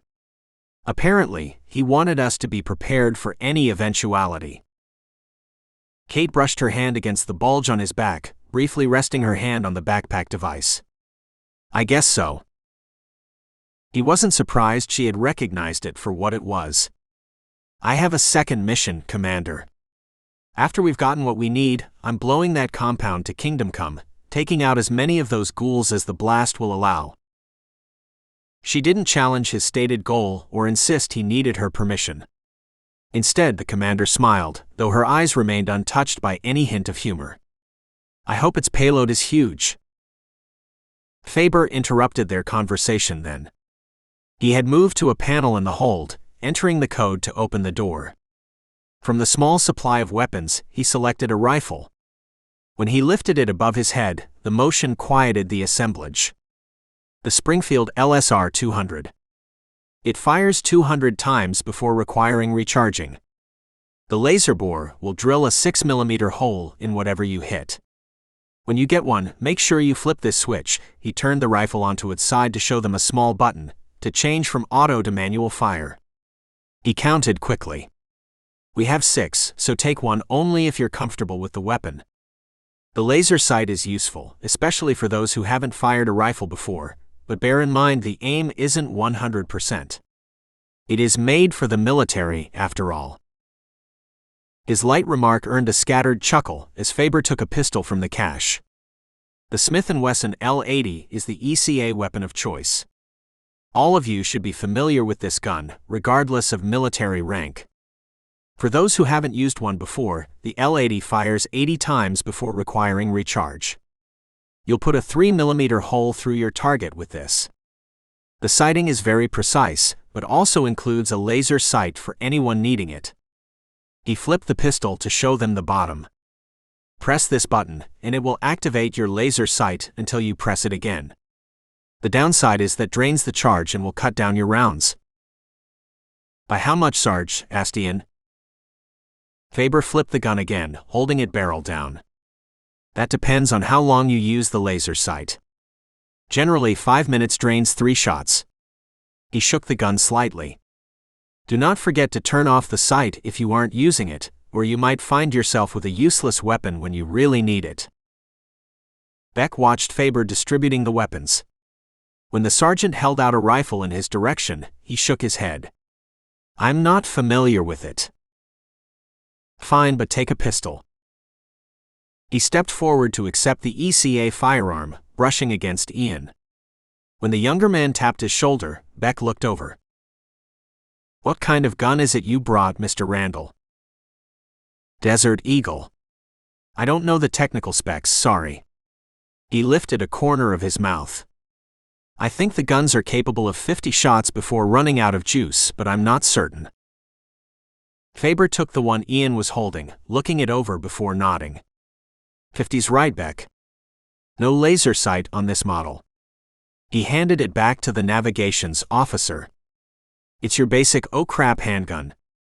Stripped down, meant solely for protection with nothing fancy. A good choice for home defense. He shrugged. Not what I would have chosen for this mission. Consider it a secondary weapon, everyone. I guess my father knows more about reanimated dead than pistols, Beck said softly. He had been trying to lighten the mood, but his tone sounded grim. Beck finished mentally preparing himself as those around him strapped on their weapons, comprised of various items besides the pistols. Joe had a driver he had attached makeshift to his suit with a strip of utility tape, keeping his hands free for 2 laser pistols. The cook carried a long knife with a wickedly sharp edge, seeming to prefer its weight to the laser pistol he held awkwardly in his other hand. Dylan had slipped the sword he took from Morris's treasure trove into his holster belt, and he carried an LSR 200 rifle at the ready, looking comfortable with the weapon. Kate, moving to the cargo door, interrupted his impromptu weapons inventory. Stay together. That is imperative. Activate your lights and watch where you're walking. I don't want anyone wandering off from the group. Try to have someone near your back at all times, and don't do anything stupid, like getting yourselves bitten. She slipped on her head cover, signaling the others to do the same. Beck adjusted his, latching his mouth around the oxygen tube, as the cargo bay doors opened. His stomach lurched as the first of the group stepped into the airlock. Somehow he managed to get his feet moving and followed suit, until they were all crammed into the small room. The cargo doors closed with a thump, and the hiss of air escaping was audible through his headset. He had a last-minute urge to stay Kate's hand when she pressed the button to open the airlock's hatch, but swallowed it down. Slowly, their reluctance obvious, those in front of him moved forward, following their commander who had taken point. Beck looked around for Faber, reassured to find the sergeant behind him. He couldn't think of anyone else he'd rather have watching his back. Ignoring his trepidation, he pressed onward, trying to pretend his gut didn't clench, and he wasn't forced to swallow down a trail of bile when he stepped onto the permafrost layer. The planet was as dark, cold, and foreboding as his father had described. Screw Morris for not having been exaggerating. 2208. Imari examined the engine of the third pod, swearing when she was forced to concur with Joe's assessment of this one too. Just like the first 2 escape pods, Ford had screwed this one beyond repair. Only a new engine would save it, and it was even less likely the others venturing outside would find something suitable for this model of pod during their scavenger hunt. As she slid out from under the pod, gingerly getting to her feet with the aid of her cane pipe and the wing of the craft, Imari tried not to pin her hopes on Pod 4. It was doubtful she would find that shuttle in any better shape than the other 3. Trying to remain pessimistic, Imari hopped out of the bay housing the third pod. Her progress was slow, making her impatience even sharper. After what seemed like an eternity, she finally entered the fourth pod bay, and was making her way to the shuttle when the headset she'd put on to keep in touch with the others crackled. Chief? Yes, Alex? The commander wants an update. Shall I patch her through? Imari sighed. Don't bother. Tell her the first 3 aren't going anywhere. He sounded hopeful when replying. You've gotten Pod 4 working? With a snort she said, I hope to, but I haven't had time to look at it yet. Okay. I'll let the commander know. Alex sounded near tears when he signed off. She could relate. Tears of frustration threatened to fall, and she blinked them away rapidly. Thanks to the hormones circulating in her body, she was an emotional mess. Granted, the situation warranted some despair, but she didn't have time to sit and have a good weep, a fact of which she had to keep reminding her body. Imari negotiated her way into Pod 4, finding it akin to a circus act to fold her body under the console with the injured leg, even with the anti-grav generator making it almost weightless. She cursed heartily when her toolkit fell from her hand and rolled a few inches. With straining and more cursing, she was able to reach the handle and pull it within easy reach again. She flipped on the light on her headlamp and set about examining the wires. At first it appeared to be the same ripped-up maze of debris she'd found in the other 3, wires cut haphazardly, without care for the outcome. However, as she probed deeper, using the reader to scan for electronic connections, her heart seemed to grow more buoyant. Hope fluttered in her chest, and she held her breath while soldering 2 wires that had been hidden underneath all the mess. The reader beeped, and she sighed with relief to read the engine was online. Ford had done a good job of cursorily destroying the pod, but in reality, he had only cut 2 crucial wires. Clearly, he had expected no one to notice this pod wasn't as damaged as the others. He had left one in operable condition, which had to mean he still planned to escape.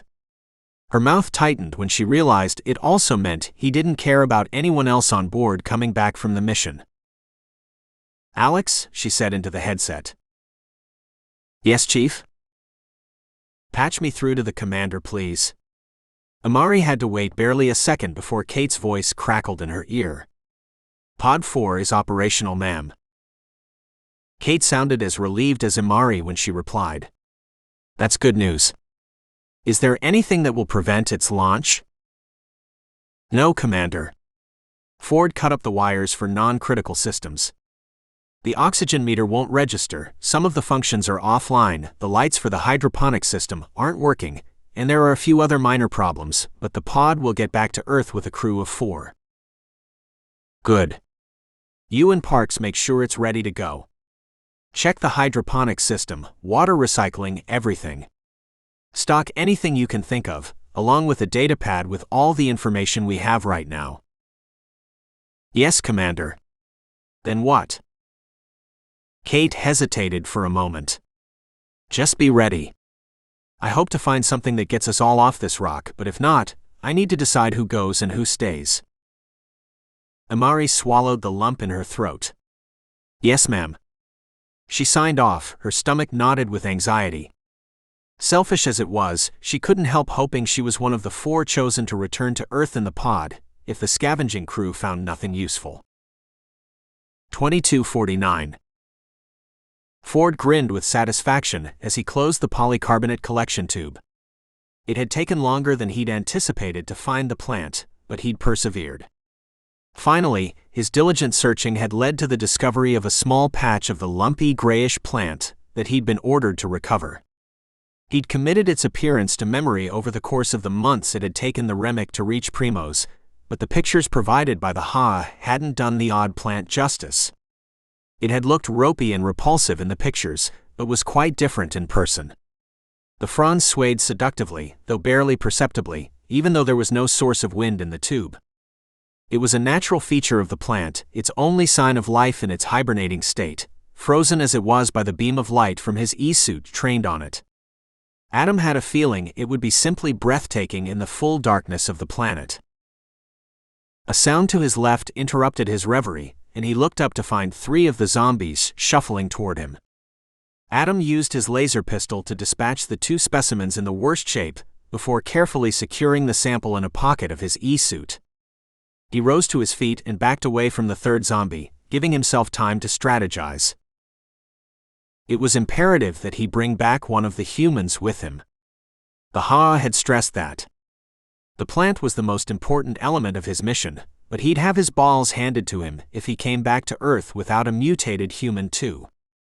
His liaison had provided a syringe and an ample supply of sedative they had assured him would paralyze anything, no matter how mutated its cells. The trick was, it has to be injected into the spinal column of the zombie. He couldn't risk damaging it with the laser pistol, but didn't relish the idea of getting so up close with one of those things, using only his bare hands to ward it off. His intended target seemed like she had once been female. He couldn't tell if she'd ever been attractive. Her features were too distorted, her skin too thin and gray. The stick-dry hair hanging from her scalp in tufts was the same putrid gray as her skin, and gave no clue to the age she'd been before exposure to the TF indigenous plant cocktail. She wore part of an E-suit, but it had worn away below her stomach. When she turned toward him, he gagged at the sight of bulging calf muscles threatening to escape the ultra-thin skin coating them. Spots had worn away, revealing grayish muscle fiber and a hint of bone. Her twisted spine should have made it impossible for the zombie to walk, but she shuffled in a roughly L formation in his direction. Adam stopped backing away when his back touched the solid side of the rover. He crouched slightly, preparing to intercept the thing when she got closer. The zombie lurched toward him, reaching out for him in a parody of a lover's embrace, her mouth wide open. She had a wider grin than was physically possible, due to the section of cheek missing from her face. It looked like someone had taken a bite off her face. As she clawed at him, he grimaced, knowing she would happily take off a chunk of his face if she got the chance. He grasped her arms, bringing them together to hold with one hand. She snapped at him, and he ducked away from her deadly teeth, wincing at how close she'd come to chomping through his suit. He'd picked a good specimen to take back. Her twisted spine bent her torso at such an angle to bring her mouth close to his stomach, but at the same time, it presented her spinal column to him without obstruction. Ford took the syringe from another pocket and aimed the wickedly sharp needle for the base of her spine. She was unfazed when the needle penetrated her skin, continuing her enthusiastic efforts to fasten her teeth around his flesh. He depressed the trigger, and the medication entered her spinal cord. He only hoped it worked the way it was supposed to, since her spine appeared severed. If not, he'd have to dispose of this one and continue his search for a zombie with an intact spine. He had 2 doses of the sedative remaining, but didn't want to have to keep risking his neck with zombie wrangling. Adam shoved her away from him, sending the zombie sprawling on the ground. He wrapped his hand around the comforting weight of his laser pistol, sighting her forehead as he waited for the thing's next move. She twitched several times, but seemed determined to gain her feet. The zombie clawed at the layer of frost covering the ground, trying to drag herself toward him. The twitches increased in strength, and a moan escaped her, though the sound was distorted by whatever mutations had changed her vocal cords. A full-body convulsion shook the ghoul for more than a minute, and then she lay still. Cautiously, Ford approached the mutant, first kicking it in the hip with his boot. It didn't move, so he nudged her onto her back. She was silent, her eyes wide open, but unseeing in a way completely different than she'd been unfocused before. The gray film of cataracts over her eyes blocked her vision, but he swore he could see empty blankness beneath the layer. Her facial muscles were slack. When he used the reader, it didn't register as a recognizable life sign, but the thing had a weak pulse. Satisfied that the sedative had worked, he bound its hands and feet with steel cuffs. She remained slack in his arms when he lifted and transported the zombie to the rover. Adam had to take time to dispatch 2 more of the creatures before he could load his cargo inside. Once he'd tethered the mutated human in the cargo area, Adam got behind the wheel of the rover and consulted his GPS unit to ensure he was heading the right way back to the Remick. Now that he'd completed most of his mission parameters, he was anxious to get off Primos. His conscience briefly prickled when he thought of the crew of the Remick stranded on this dead planet, but shrugged it off. If a superior had deemed them expendable, who was he to question the order? Not Captain Ford's son, that's for certain. A Ford followed orders without deviation. His lineage would allow nothing less. 2310. Kate was jumpy. It was an unfamiliar emotion. Once upon a time she had been a green recruit, prone to the same fears and foibles as all the newbies, but she had excised that tendency with ruthless precision. She prided herself on maintaining nerves of steel, so it wasn't pleasant to have to consciously suppress bouts of the shakes. She should have taken comfort in the number of people around her. They were a small group, but well-armed, and most had solid military training. Even the civilians had taken basic courses in self-defense when signing up to work with ECA. Instead of finding that reassuring, she couldn't help feeling they just created a larger target. If possible, she would have preferred a quick solo mission, or just having Faber at her side. They had run into pockets of the monstrously mutated as they'd traversed the past few kilometers. So far they had been easy to deal with, dispatched quickly with shots to the head. Miraculously, none of the jumpier people in the group had shot themselves or anyone else. Still, she couldn't relax, even marginally. The fear was a distraction, and she hated distractions. They approached the wreckage of the Genetech ship they'd left here 35 years ago, and her nerves tightened further, almost making her scream with the tension. Faber, take point. Yes, ma'am. Kate spared a glance for the rest of the group. Beck, behind me. Joe, I want you on his left, and Delta, you follow behind Lieutenant Douglas. The rest of you, hang back until we're sure it's clear to enter. If you don't know what you're doing, stay out of the way. Got it? To a chorus of yes ma'ams in her ear, she eased forward to the door of the ship, reassured more by Faber's presence than the rifle in her hand. She pushed on the lever, wincing at the loud screech it produced. She might as well have just rung a dinner bell for all the zombies. The lever moved a couple of inches, but wouldn't budge. Even when Faber and Beck lent their strength to the endeavor, it remained solidly closed. Forget it, she said as one word. Let's find another entrance. As a group they moved with precise steps, as though someone had choreographed their routine. She was proud of how smoothly her ragtag group was conforming to military standards, though she still didn't trust most of them with her back. Even Todds would try to save her, she knew, but few of them seemed capable of saving themselves. It went against her nature to trust those who hadn't yet proven their trustworthiness. As they rounded the ship, their entrance presented itself. A breach in the hull showed the internal circuitry of the ship, along with a glimpse of the dark recesses inside. She beckoned Beck forward. Do you have anything that might take care of this problem, Beck? Like what, Commander? Something to widen the breach. Beck shook his head. No, ma'am? Faber cleared his throat. Ma'am, I took the liberty of removing some of the personal mines from the cache. He dug into a pocket on his suit, bringing out a flat disc, about 3 inches thick. Kate smiled her approval. Of course you did. Bless you, SGT. Strong. Now blow it. Yes, ma'am. He wore a broad grin when he attached the mine to the hull, pressed a button, and said, Everyone back off quite a bit. I'm about to activate this baby. The others complied with his command, and Kate backed away with them. She saw fear reflected in the faces around her, and tried to keep any trace from her own. Her people needed a strong leader, and damn it, she was a strong woman. Weakness pissed her off, particularly in herself. Faber entered a code into the small number panel that had slid out when he pressed the button.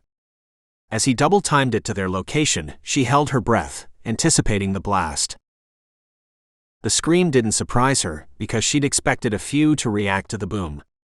It was only after the charge exploded, ripping open a chunk of the hull, that she realized the scream had come before the boom. Ears ringing from the explosion, she turned to survey the situation. Ensign Pope was screaming, with a hand pressed to his neck. Blood streamed down his E-suit in a torrent, and he was backing away from one of the twisted inhabitants of the planet.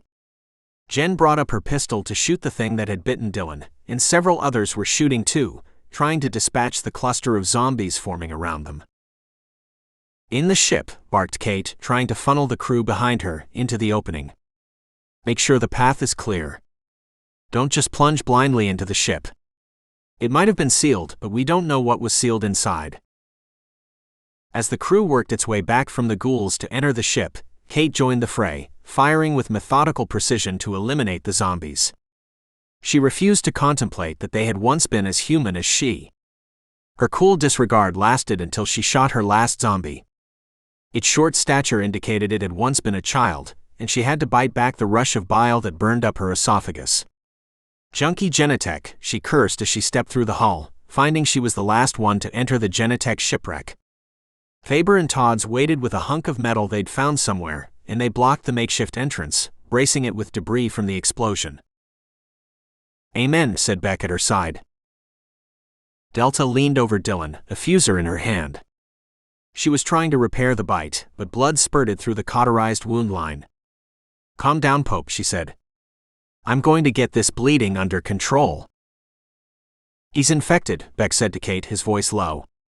It was hard to hear him through their suits since he hadn't used his microphone. She nodded, torn between letting Delta try to save him and knowing there wasn't any point to her endeavors. Massey had shown that, even if she had discounted the intelligence gathered by previous Genetech crews. "Crap," she said softly, accepting the inevitable. Kate turned toward Faber. "Take Lieutenant Douglas and a couple others to see if there's anything useful on board." At his nod, she walked over to Dylan, kneeling beside him. She should say something, but didn't know what. "Commander?" Blood sprayed from his mouth when he spoke, splashing against the face shield of his E-suit. "It bit me, Commander." "I know." She looked up at Delta, meeting her gaze. Kate lifted her pistol slightly, and the doctor's eyes widened. "You got a bad deal, Pope." "Yes, ma'am," he said amid more blood spatter. "It's about to get worse." She brought the pistol to his head. "No, you can't." Delta reached out to intercept the pistol. "I can seal up the wound. I have synthetic blood in my bag. I can fix this." "No, you can't, Dr. Alvarez. You know he's infected." Delta shook her head, clearly rattled. "No. We don't know that for certain. It might have been a fluke that Massey got infected. Shads was a drug addict. The rapid might have altered the agent that causes this and made him infected." Kate waited for the doctor's desperate stream of words to finish. "Genetech evidence says otherwise." "Forget Genetech," said Delta harshly. "You can't trust them." "I don't, but I trust my own eyes. Beck showed me the evidence they gathered. This virus infects anyone who comes into contact with it." Tears shimmered in Delta's brown eyes. "He's just a kid, Kate. You can't just..." Remembering her own bout of nausea that assailed her when she shot the zombie child, she hesitated. Dylan Pope was just a kid, fresh out of academy, and on their crew less than a year. She was protective of him, like she was of all the new recruits. Still, her duty was clear. "We have to protect the others, Delta." Delta's shoulders lowered, and she slumped forward. "Fine, do it." Kate returned to her appointed task in time to see a spasm pass through Dylan, shaking his body. He coughed, and a crimson fountain of blood sprayed from his mouth. He convulsed and then lay still. "There, he's dead," said Delta, her voice icy. "I wasn't able to repair the artery in time, so he bled out. His death is on my hands, not yours, Commander." "You know I didn't want it to be this way, Delta." Kate recoiled at her friend's harsh words. In other circumstances, she would have either demoted the doctor or satisfied herself by punching Dr. Alvarez. As things stood, she cut her friend slack, letting her get it out. "Yeah, I know," said Delta with a soft sigh. She ran the reader across Dylan's head and neck. "He's dead." "Not really," said Beck, crouching to join them. "He's in a suspended state while the cells mutate. We need to deal with him now, because the closer the injury to the brain, the faster the transformation." Delta gasped. "You still plan to shoot him?" Kate nodded, not allowing her emotions to show. "It's the only way." "What difference does it make now?" The doctor sounded tired. No, that wasn't right. She sounded bone-weary and defeated. Even her movements were slow as she finished a cursory scan. Her brow furrowed. "He isn't dead, Commander. There's a pulse. Faint, but there."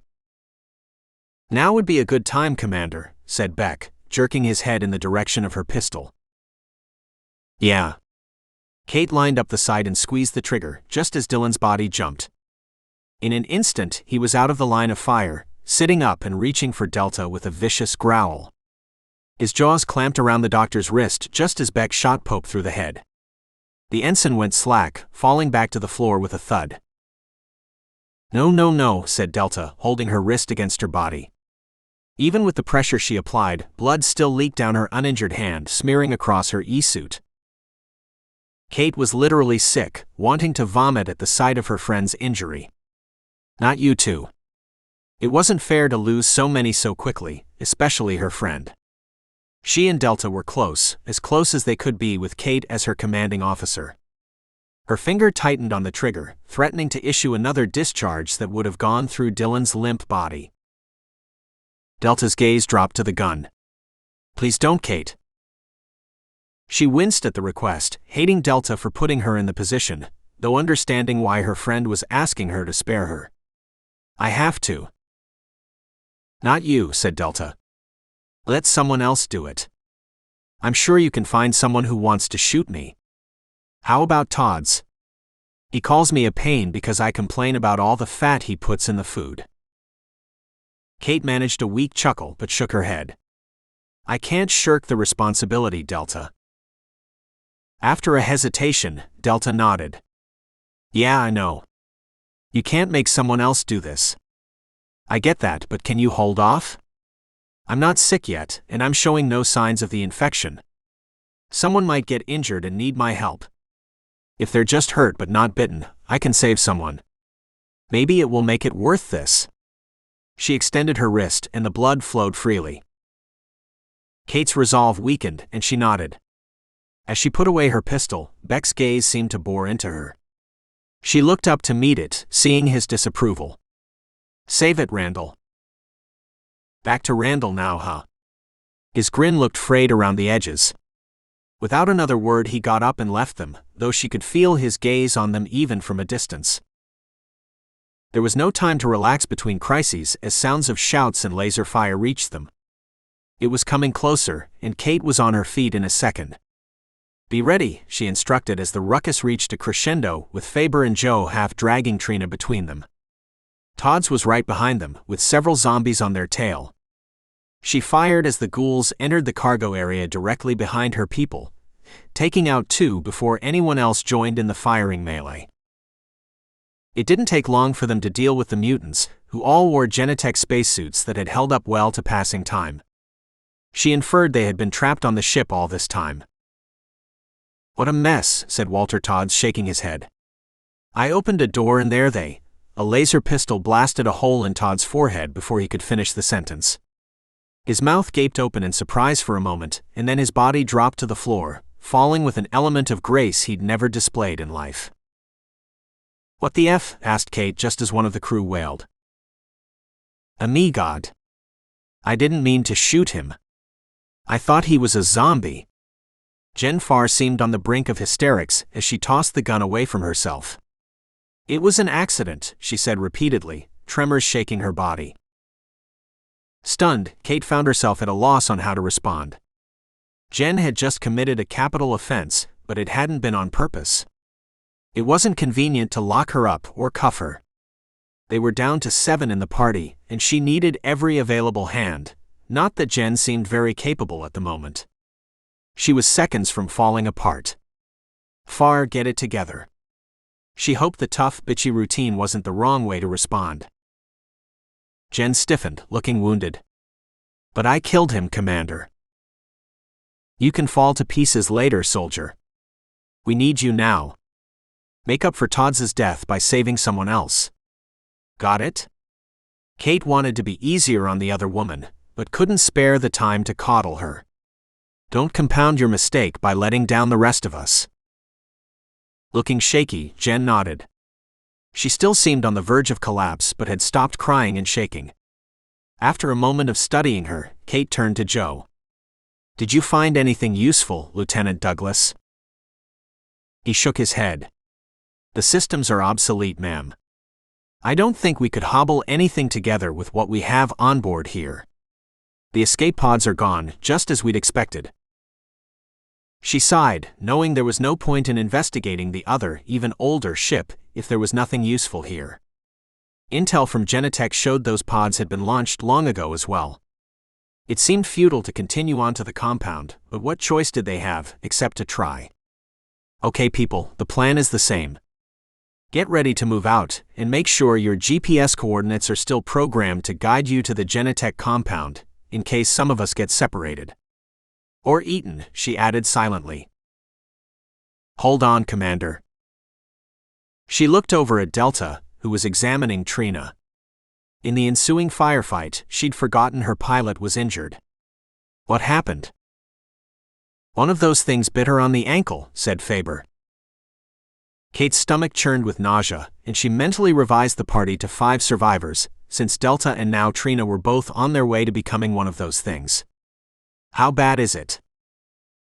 Delta shrugged. Not bad. I've already sutured the wound, but Lieutenant Preston can't put any weight on it. The infection is already necrotizing the tissue, compromising her bone structure. Probably subconsciously, the doctor flexed her own injured wrist, visibly wincing. With a deep breath, Kate made a difficult decision. Preston, you'll stay here and barricade yourself in. Once we've checked out the compound, we'll come back for you. The knowledge that they wouldn't find Trina in the same state if they came back reflected from the pilot's blue eyes. She nodded, clearly putting on a brave front. Yes, ma'am. No one protested the decision. Not that she'd expected any dissent. So far, basic military discipline was still strong with the group, even with Randall, who hadn't served with any branch in his life. Only her own conscience gnawed at her, urging her to bring along the injured pilot, despite how much it would slow them down, and all for naught. She firmed her mouth, nodded her resolve, and tightened her grip on the rifle. Move out. September 15, 2253. 008. Ford slipped onto the Remick with as much stealth as when he'd exited hours earlier. The ship was ghostly in its deserted state, and he found it easy to maneuver through the halls, even with his cargo. He almost ran into Amari as he approached the 4th pod, but saw her in time to duck into an alcove until she limped past, preoccupied with data on a reader. Once she was down the corridor and out of sight, he resumed his journey to the pod. Ford stowed the zombie in the hydroponics bay, making sure he turned on all the lights and focused them in the thing's direction. The artificial UV rays would freeze her even more effectively than the sedative they'd provided, according to the accompanying instructions. The plant that had caused all the trouble went into deep stasis during its daytime rotation, when exposed to sunlight for months at a time. The scientists had determined, by whatever means, that sunlight had a similar effect on the zombies. He chuckled at the irony. If only the Remick had crashed on the day side of the planet, the crew would have been safe. Of course, he'd carefully calculated the trajectory to ensure the opposite happened, since one component of his mission was to ensure no witnesses remained. Once Adam had secured his cargo, he slipped off the pod to finish the last step of his mission. It was easy enough to rig the airlock not to close, but he experienced another pang of remorse as he did so. It wasn't disloyal to question how casual Ha was with the lives of others, was it? Reluctantly, he conceded it was disloyalty to his rank and uniform. Not to mention to his father. Captain Ford hadn't shied away from anything requested of him, and Adam was determined to live up to his dad's legacy. He shoved aside the doubt and completed his sabotage of the main airlock. It wouldn't be long before zombies flooded the ship. He had picked up a trail of them behind the rover, and it wouldn't take the creatures much time to catch up, even on foot with their shuffling gaits. 021. The sheer number of zombies made Kate's bowels weak, and she had to clench her buttocks while willing away the unpleasant urge. Jesus H. Christ, said Faber. For a man who rarely cursed, his expletives should have had a shocking effect, but it seemed to barely register with any of them. Kate could see why. Not much else could rattle someone once they found themselves staring down a cluster of mutant freaks, at least 50 thick. What do you think, Sergeant? Faber appeared to mull over her question for a long minute. There's no nice way to do it, Commander Daniels. We're going to have to go through them. They're blocking the entrance, and I don't think we can distract these things without bait. Which isn't acceptable. Kate checked the charge on her rifle, dismayed to find it below 10%. It wouldn't be long before she had to switch to her sidearm, and then the backup relic of her grandfather's. They had sheltered behind a partially erected wall. It had probably been the start of a greenhouse, but the project had been abandoned before completion. The prefab was okay to shield them for the moment, but once the zombies became aware of their presence, the wall wouldn't do much to hold back a throng of them. Here's what we're going to do. Take out as many as you can until they become aware of us. Once they start heading in our direction, we're going to meet those things head-on. Duck when you can, and try to avoid direct engagement, but keep moving toward the entrance. That is our goal, people. I have a better idea, said Jen. Kate wasn't used to having her orders countermanded, but she bit back the automatic chastisement. Like what, Dr. Farr? Bait, said the scientist with eerie resolve. We've already ruled that out. Kate didn't have a chance to finish her sentence before Jen was on the move, running toward the horde of zombies. She waved her arms and screamed at them, though that wasn't too effective because of the E-suit. Still, she caught their attention, and when she veered away from the entrance, the group shuffled after her, their moans carrying to Kate's ears even through the buffer of her suit. Fool. It was a crazy, reckless thing to do, but she couldn't help admiring Jen's spunk. Not many would have sacrificed themselves for others. She refused to let it be in vain. Go, everyone. Shoot as you run. Kate followed her own advice, aiming and firing on the few zombies still blocking the entrance as she hoofed it for the blast doors. Laser fire lit up the night as they moved toward the entrance, dropping zombies as they went. By some miracle, and Jen's sacrifice, they reached the blast doors without anyone else being bitten. Beck Randall went to work on the outdated entry panel as they provided cover. Kate didn't want to look, but couldn't resist the compulsion to turn her head in Jen's direction. Not much of the carnage was visible, but the enthusiastic grunts and moans, coupled with the chewing sounds reverberating through Jen's mic system, left no doubt they were enjoying their meal of astrobiologist. Got it, said Beck with evident delight. The doors rumbled open with a tired groan, sticking halfway. He gestured the others in, but Kate remained at his side as he tapped the keys. Well, shoot. She arched a brow. What's the problem, Beck? It's stuck all right. No opening or closing, I'm afraid. Kate shrugged. What difference does it make? I have a feeling there are more than enough ghouls in this building to be a pain, even if we could close the doors again to keep out the others. He nodded, falling into cautious step beside her. The others fanned out, though clearly awaiting direction. I've downloaded the schematics into my E-suit databank, but I've memorized the layout. Our best bet for anything useful will be in the generator room, or possibly in the storage hold. Thankfully, they're both on the same level, just a few meters apart. Which level is that? Asked Joe with a faint tremor. The third, of course, said Beck. You know it couldn't be easy. What's between us and those areas? Asked Delta. Ghouls, lots of rooms, and the crew quarters. Kate flinched, once again recalling the horror of putting down the zombie child. It chilled her to imagine facing even more of those things, but there was no other option. Let's go, everyone. The rest of the group fell into a line as they headed down the corridor. Faber took up rear guard position, and Kate made sure she walked beside Delta. Her friend's ashen complexion and labored breathing offered no hope that she had avoided the infection. How are you holding up? She asked in a whisper, to avoid attracting attention of the others. Delta's weak smile couldn't hide her suffering. Just peachy, Commander.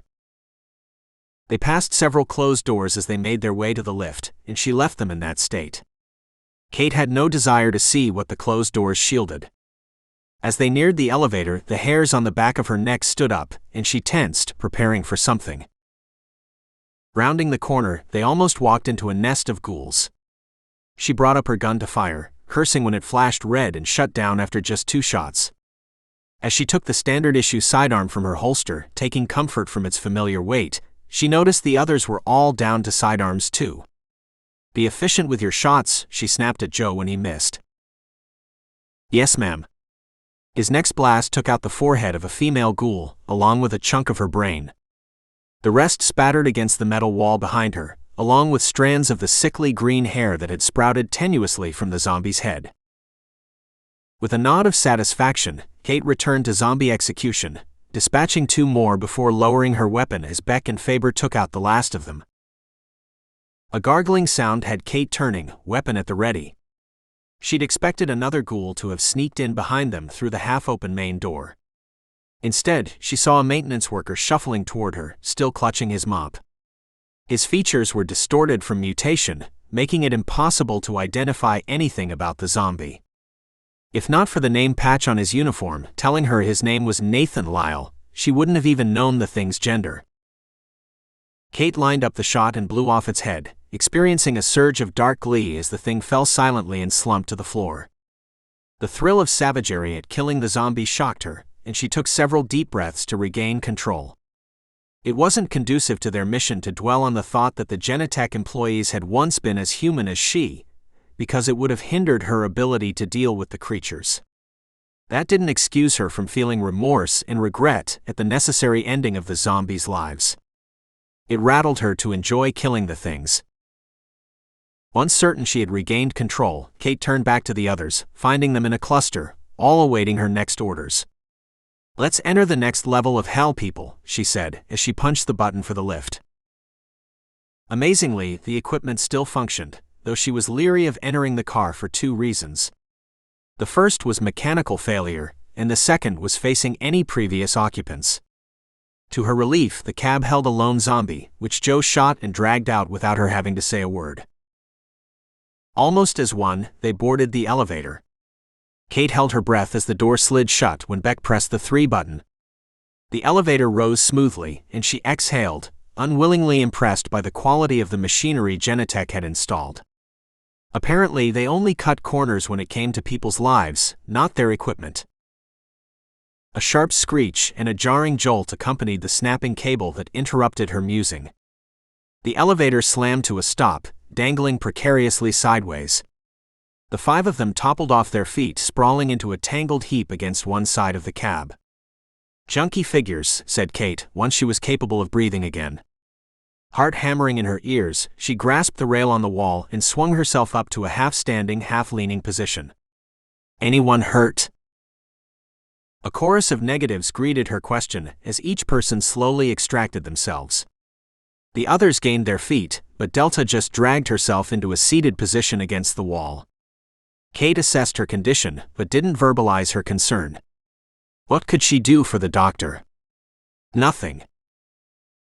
"Where are we?" "Stuck between the 2nd and 3rd level," said Beck, after he consulted the reader in his suit. "There aren't any sensors in the elevator shaft, so I can't give you an exact reading of what's wrong with this thing, but here's an educated guess. We'd better off, and soon." Agreed. Kate looked at the doors, but discarded the idea. Opening the doors would be useless with them hanging between levels. Her gaze lifted upward to the exit panel, and when she looked down again, she saw Faber staring at it. "Any ideas?" "We'll boost you up first, Commander." Kate automatically shook her head. "That's unacceptable." He sighed. "You weigh the least, Commander, aside from maybe the doctor who is in no shape to do much. We'll get you up there, and then you can find help up the rest of us." She mulled over his points but shook her head. "You have the most upper body strength of any of us. Let's put you up there first so you can lift up Dr. Alvarez, and then the rest of us." Faber seemed like he wanted to argue but held his tongue. "Yes, Commander," he said with a deep sigh, clearly perturbed. She ignored the trace of insubordination, understanding he didn't want to be the first out of the death trap elevator. It didn't feel right or honorable to save oneself before comrades. He was a heavy bastard, she decided, as she, Joe, and Beck worked together to lift Faber the last few feet to the hatch. Her muscles screamed in protest, but she refused to allow her arms to tremble under his weight, as Faber balanced on their palms to wrench open the rusty panel. After what seemed like hours, it finally gave with a shriek of tortured metal. With a grunt, Faber hefted himself upward and through the hatch, disappearing from sight. His light wavered through the rectangular hatch, and he cursed quietly under his breath, though the mic magnified the sound for all of them. "Is everything okay up there, Faber?" asked Kate. He cursed again before answering. "I think so, Commander. It's a tight fit with this E-suit and dark as night. I'm trying to get situated." After a pause and shuffling sounds, he said, "Start sending everyone up." "Understood." Kate nodded at Joe. "You're next, Lieutenant Douglas." "Yes, ma'am." He pulled himself up the side of the wall as far as he could, until running out of handholds and footholds. At that point, Kate and Beck grasped his feet to lift him higher. "Crap," muttered Kate. Joe wasn't as solidly muscular as SGT. Strong, but he seemed heavier with just two of them lifting him. She almost moaned in relief when Faber grasped his hands and lifted him the last few feet. Surreptitiously, Kate flexed her shoulders as she turned to Delta. "You're next, Doctor." "No, ma'am." With a frown, Kate said, "Excuse me?" "On your feet, soldier." Delta shook her head. "No, Commander," she said with conviction to match Kate's. "I'm sick, Kate. Really sick. It won't be long now, so I'm just going to stay right here and go to sleep." Kate wanted to argue with her friend, and she opened her mouth to proffer reasons why Delta's plan was faulty. After a moment, she closed her mouth with a click, finding no words came. It was Delta's decision, and the only thing Kate might have done differently in her position was end it quickly, instead of letting the infection run its course to turn her into one of the zombies. "All right, Delta." She walked over and knelt by her friend, taking her hand in a firm squeeze. "It's been an honor serving with you, Doctor." "I love you too," said Delta with a small smile, offering up a feeble squeeze in return before her hand slackened, and she slumped further. "Now get out of here." Kate got to her feet and approached the railing. "I'll go next, Beck. I think you might be able to lift me a little easier than I can lift you." It killed her to admit that, but there was no time to indulge delusions at the moment. In most situations, she was probably more capable than Beck Randall, but when it came to strength, he still outstripped her by a bit. The wall was slick, and she dug her fingertips into the metal as deeply as she could, while using the railing to launch herself up the wall. Beck's hands braced her feet when she started to slide down.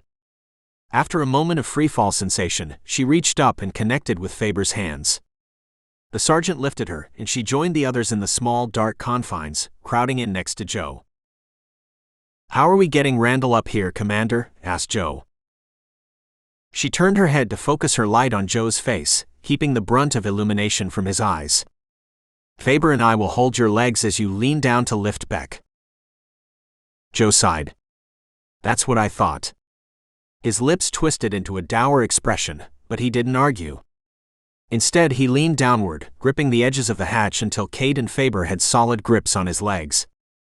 His ragged inhalation echoed in their headsets as he slowly eased himself through the opening to grasp Beck's extended hands. "Up," he said with a grunt. "Working on it," said Faber. Kate didn't bother to waste the energy to reply. Instead, she focused all her strength on lifting Joe, cursing as she waddled backward in her awkward crouch, struggling to work in conjunction with Faber to lift the men. A scraping sound of nails against metal was her only warning before a hand clamped around her calf. She yelped and looked down, shining the light on the grayish hand clasped around her leg. The yelp turned to a scream when the head of the thing holding her appeared in the circle of illumination. Its misshapen features didn't lend well to ready identification of its gender, or even species, but she wasn't paying much attention to the face. Her gaze didn't waver from the gaping maw and the jagged yellowing teeth sprouting from it. "Faber, you have to take Lieutenant Douglas. I have company." After a second, she released Joe's leg and reached for her pistol as the mouth closed around her ankle. Get off." Shaking her leg, she fired the sidearm as soon as it cleared her leg, taking off the top of the zombie's skull. It slumped against her leg, and she scooted backward, frantically examining her suit to see if the thing had bitten her. Relief made her giddy when she saw the suit was still intact, and she said a quick prayer, though she hadn't set foot in a church since she was 19 and renounced the Catholicism her parents practiced. "You okay, Commander?" asked Beck. Kate nodded and then cleared her throat to say yeah in a gruff voice. She gave in to the luxury of allowing herself to tremble for a moment, knowing the dark shielded the sign of weakness. Fine. She sounded more like herself when she next spoke. Where did that junky thing come from? Faber's light engulfed the dead ghoul, and she winced at the sight. Its lower body was twisted, spine clearly broken, and one leg turned out at a sickening angle. I'd guess this guy took a tumble into the shaft either before or during the early stages of infection, said Faber. It's been waiting here for years. Shouldn't the thing have starved by now? Beck jumped visibly when Faber's headlamp focused on him. Don't ask me, Sergeant. I don't know how these things continue to exist. Other than a shot in the head, I haven't seen anything that kills them. After a moment of silence, Kate coughed. Let's move on. Faber, you take point, and I'll bring up the rear. Yes, ma'am. Kate waited for them to squeeze by her. As she reoriented her position, she couldn't help looking down into the elevator to check on her friend. Her heart skipped a beat when she saw Delta slumped against the wall, head back, eyes wide open but lifeless. Death had settled on her like a heavy shroud, and she looked peaceful.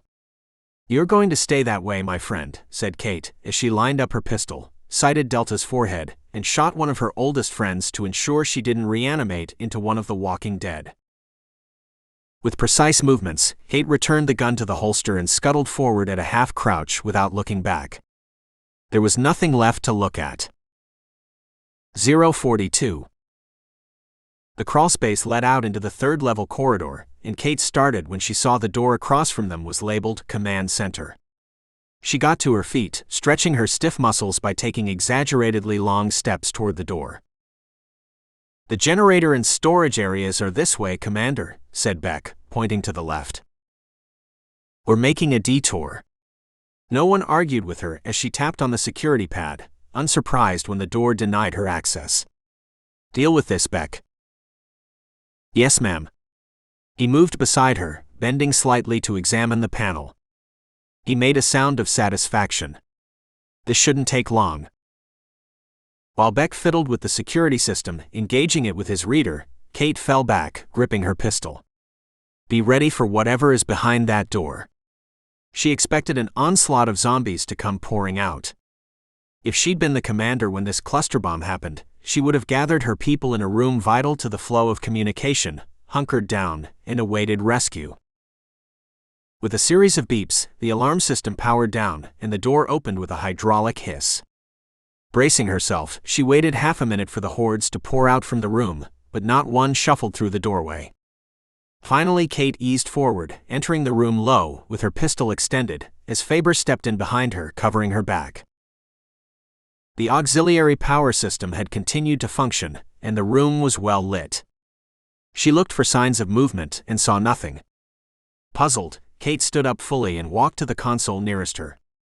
The system was antiquated, but bore some similarity to the current systems ECA used on their ships. After a moment, she was able to orient herself well enough to the controls to figure out how to turn on the system and browse the contents of the mainframe. The vidscreen still worked, though a large crack down the side obscured some of the documents when she pulled up the work log for the site. Kate browsed the entries, finding nothing out of the ordinary until a few weeks after they started the terraforming.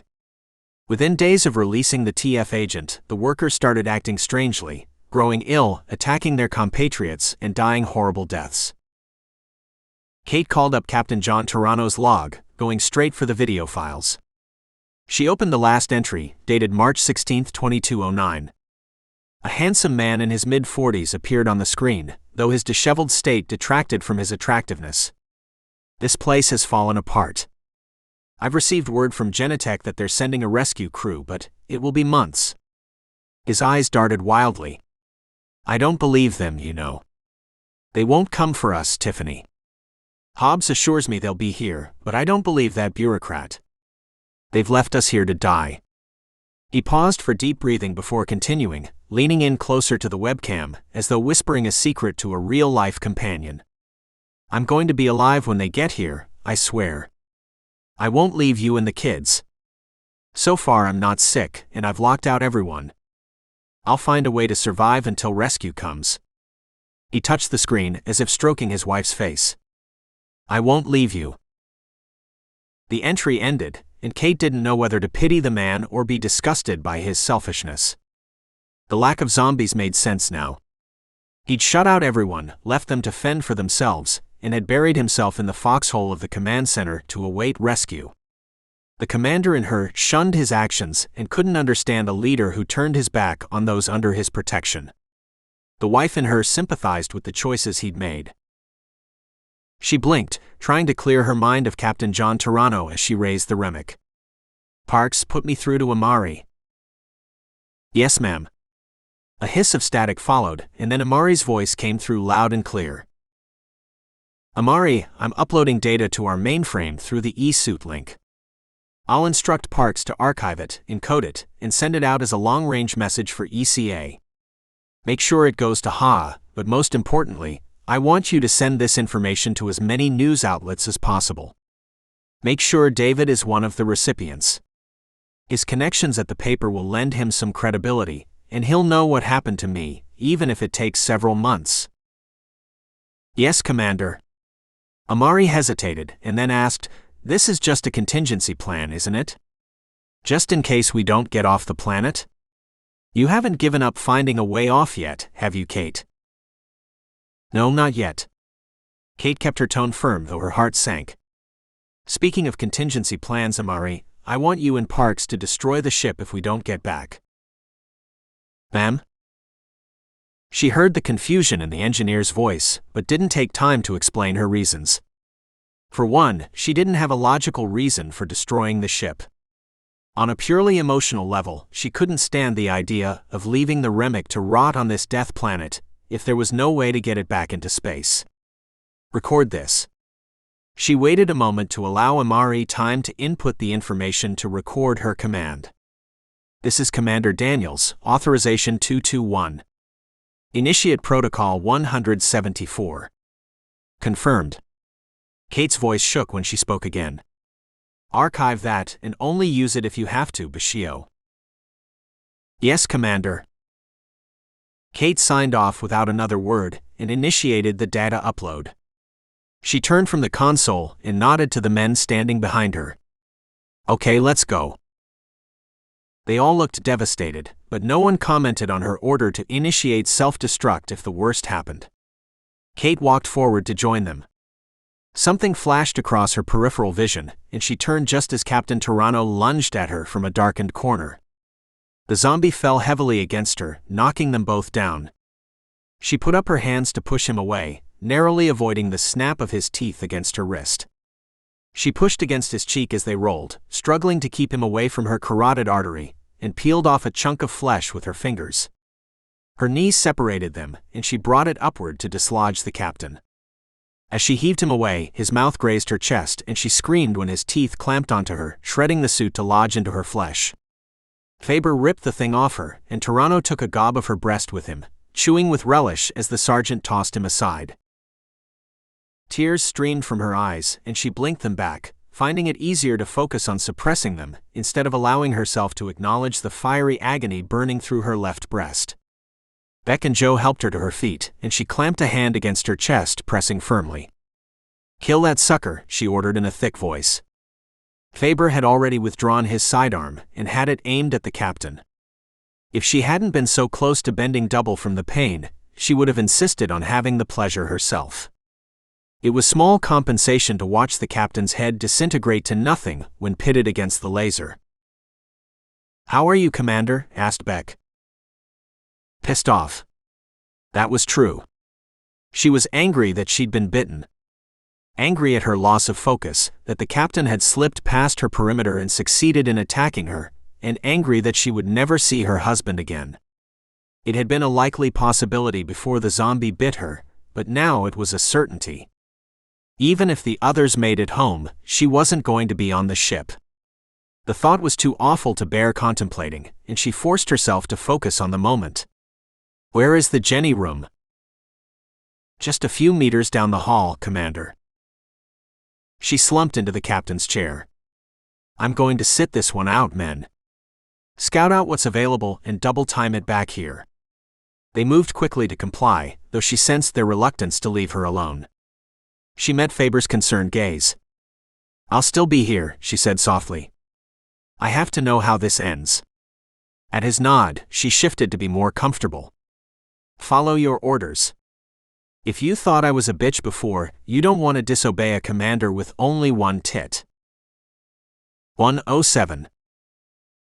Much as he hated to leave the commander alone in that room, Faber knew they had to check out the generator and storage rooms, to be certain they were truly screwed.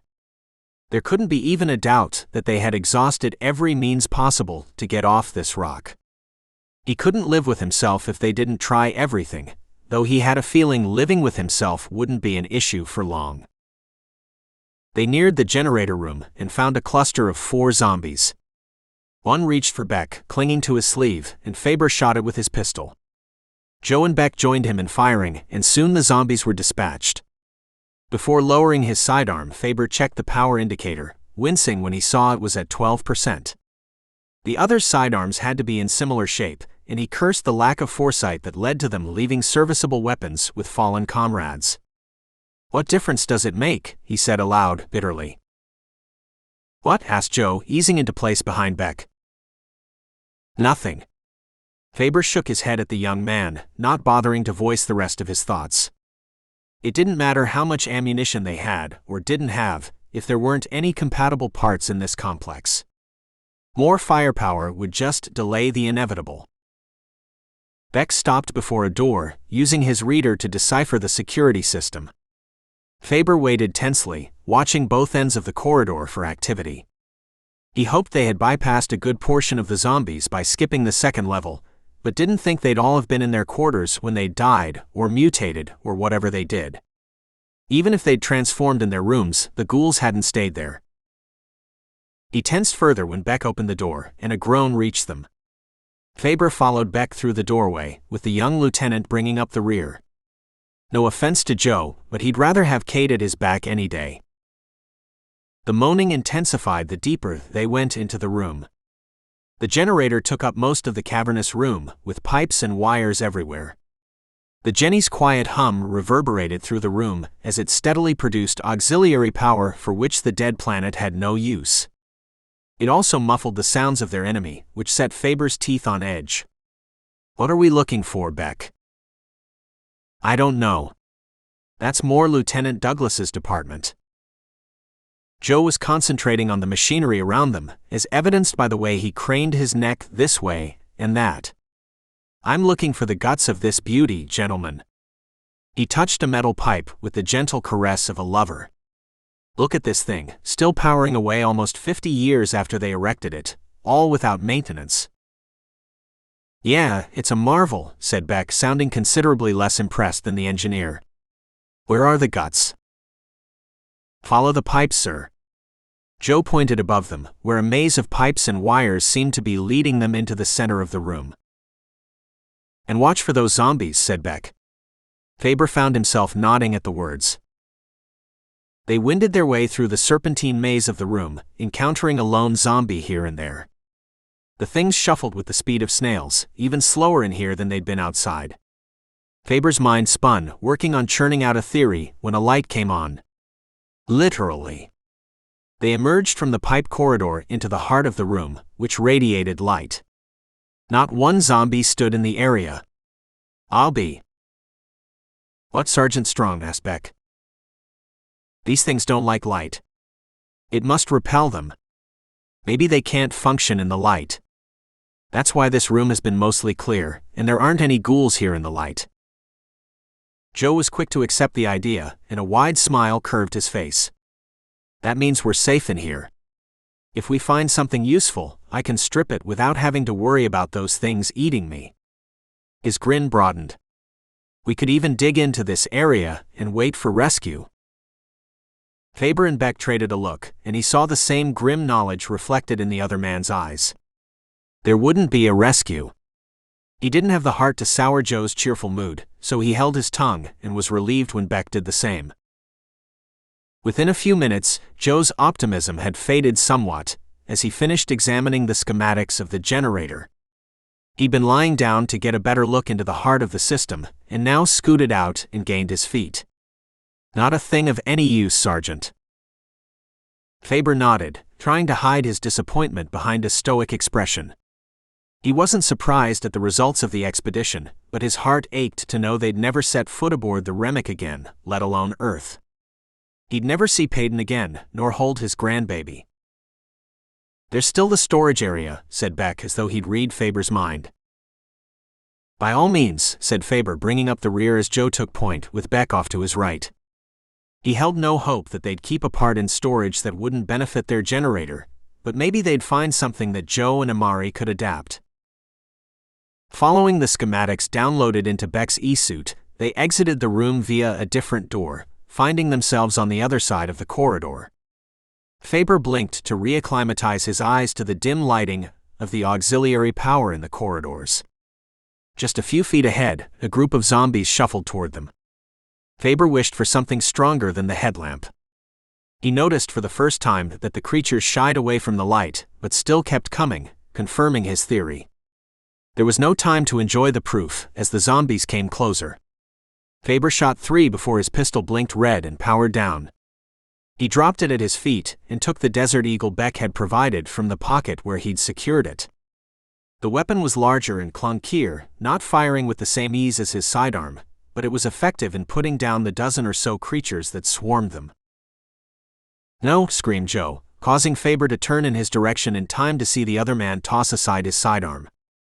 As he fumbled for something, probably the backup weapon, Beck eliminated the zombie that had been intent on eating the lieutenant.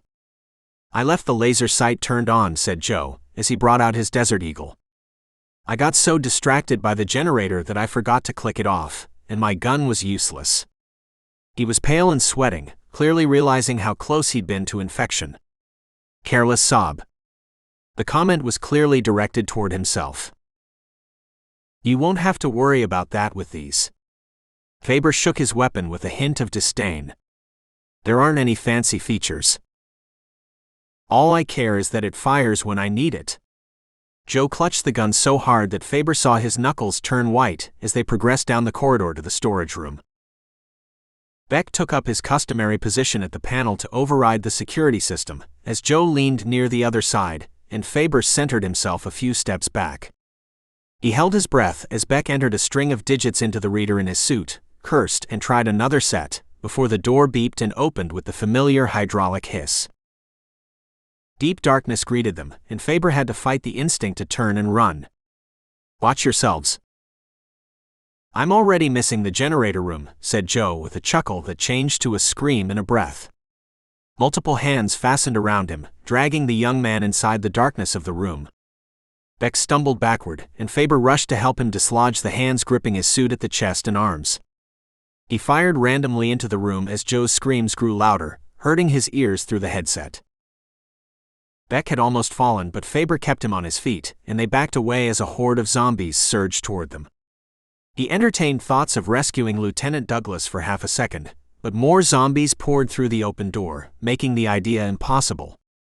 As he accepted the engineer was lost, Joe's cries faded to nothing, though the nauseating sound of ravenous feeding rose to a crescendo in his ears. As one, he and Beck turned and ran down the corridor, with dozens of zombies at their heels. They moved slowly, but relentlessly, following Faber and Beck back to the command center where they'd left the captain. Beck had to override the security settings again, and Faber fired at the zombies rounding the corner. Several feet still separated them, but he could see their numbers were greater than dozens. At least 100 zombies crowded the corridor. That must have been where the residents of the compound had holed up when the mutations started. For the pasty 40-some years, those things had waited in the perfect den, ready to be unleashed and feast on anything in their path. He was on the verge of screaming at Beck to hurry up when the door yielded. They fell inside together, in a heap. Beck pressed a button on his suit, and the door closed with a hydraulic hiss. 1:31. Kate stood up, feet apart, and pistol extended. After a moment, she lowered the gun. "Report, Sergeant Strong." "The situation is foobar, Commander." He wiped the sweat from his brow. We found a nest of those things, and the only thing separating us from them is that metal door. Kate took the news calmly, though her insides were a seething mass of unreleased vomit. Where is Lieutenant Douglas? The zombies got him. Faber's voice trembled. Swear I can still hear the sounds of them devouring the lieutenant in my head, even though Joe's mic fell silent at some point during our run back here. Kate closed her eyes briefly, but didn't allow a visible reaction otherwise. Did you find anything we could adapt for the Remick? No, ma'am? She nodded, taking a deep breath. I see. Slowly, she eased back into the chair she'd claimed as her own. Is your backpack nuke still functional, Beck? Yes. I suggest you arm it for the minimum amount of time. She flinched when something hit the door, but didn't look away from Beck. Let's take as many of those suckers out with us as we can. Faber was already nodding his agreement when Kate looked in his direction. Yes, ma'am, he said forcefully. While Faber assisted Beck with shedding his e-suit, patching the other man into his oxygen supply, Kate linked with the Remick. Put me through to Amari, Alex. When Amari answered, Kate said, There's no way back for us, so it's time for Plan B. Her stomach churned, and she didn't know if it was from the infection overwhelming her or from the fate awaiting her. As soon as you launch the pod, initiate the self-destruct program. Amari's voice trembled when she said, Yes, ma'am. Her exhalation was audible. Commander, how is Lieutenant Douglas? He didn't make it. I see. Amari's soft sigh echoed in Kate's ears. Are you sure there isn't another way? No. There was more she could have said. Kate could have attempted to verbalize how much she had enjoyed Amari's friendship. She could even wax poetical about all the things she would miss about life, but that wasn't her style. Instead, she said, I'm asking a personal favor of you. What's that, ma'am? Kate had to close her eyes to will away a bout of double vision. When you get back home, will you look up my husband and deliver a message for me? Of course, Commander. Her voice was thick with suppressed tears. Struggling to suppress her own bout of crying, Kate took a couple of deep breaths. Tell him, I'm sorry, David, and I love you. Is that all, ma'am? Kate nodded, and then realized she had done so. That's enough. She truly hoped it was. David would be lost without her, but there was nothing she could do to fix that. The best she could do was to tell him that she knew she'd made the wrong decision. Thank you, Amari. You're welcome. Goodbye, Commander. Goodbye, Chief. Kate killed the link with the press of a button and returned her attention to Beck and Faber. The backpack nuke drew her gaze, and she eyed it with appreciation. Its compact size belied the incredible blast power of its cold fusion core. It would easily clear a 10-click radius, taking the majority of those monstrous suckers with it. How long? Beck looked up from the bomb, his expression lacking her appreciation. He looked scared, and she couldn't blame him. About 2 minutes left on the countdown. I was going to retire, said Faber, as he took a seat on the floor near Kate's chair. Beck sat on her other side, and it was natural for her to reach for both their hands. Plan to buy a little place near Peyton and get to know her new baby. He shook his head, his gaze fixed on something Kate couldn't see.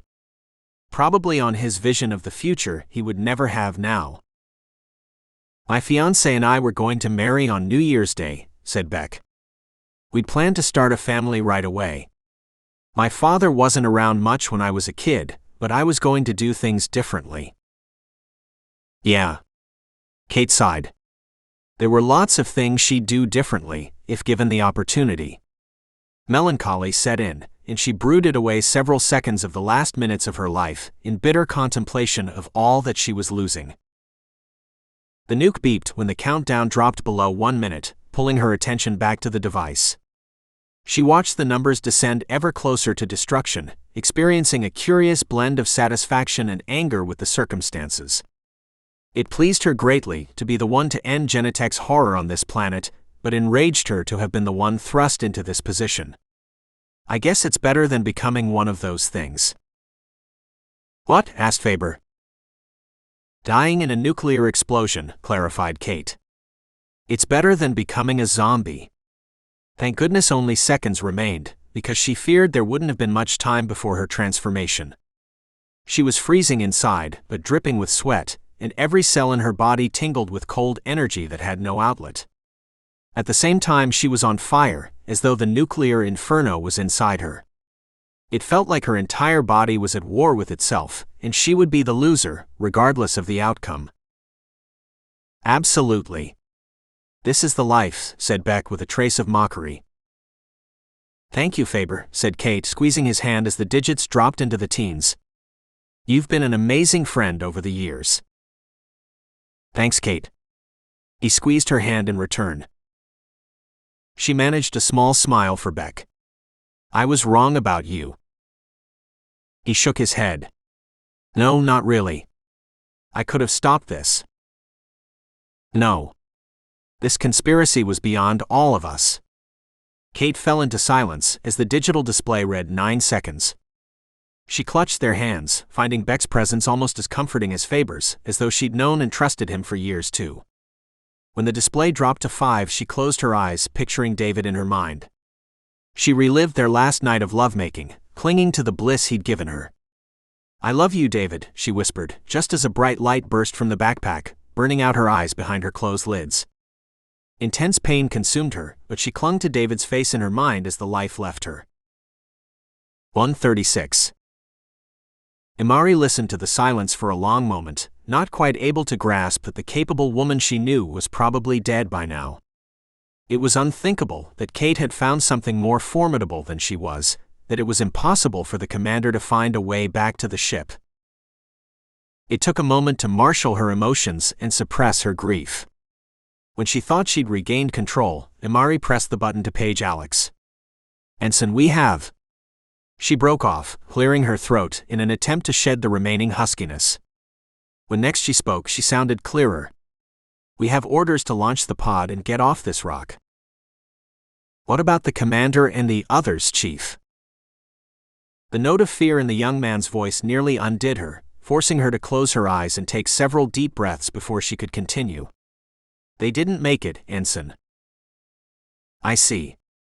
He sounded on the verge of tears. Contact Lieutenant Carlin and tell him to meet us at Pod 4. Double time it, huh? Yes, Chief. When he signed off, Imari returned to her work at the computer, finishing the download and compilation of data transmitted from the control room of the compound. She downloaded a backup copy to her reader, and then initiated a communique for ECA-HQ. It would take roughly 6 months to arrive at Earth without the Ansible, and she hoped they were back home long before the message reached its destination. Still, she had to plan for the worst and assume they wouldn't make it either. Which reminded her that she had 2 more chores before heading to the pod. Imari opened the personal files of Kate, using the commander's own command authorization recorded for the self-destruct protocol.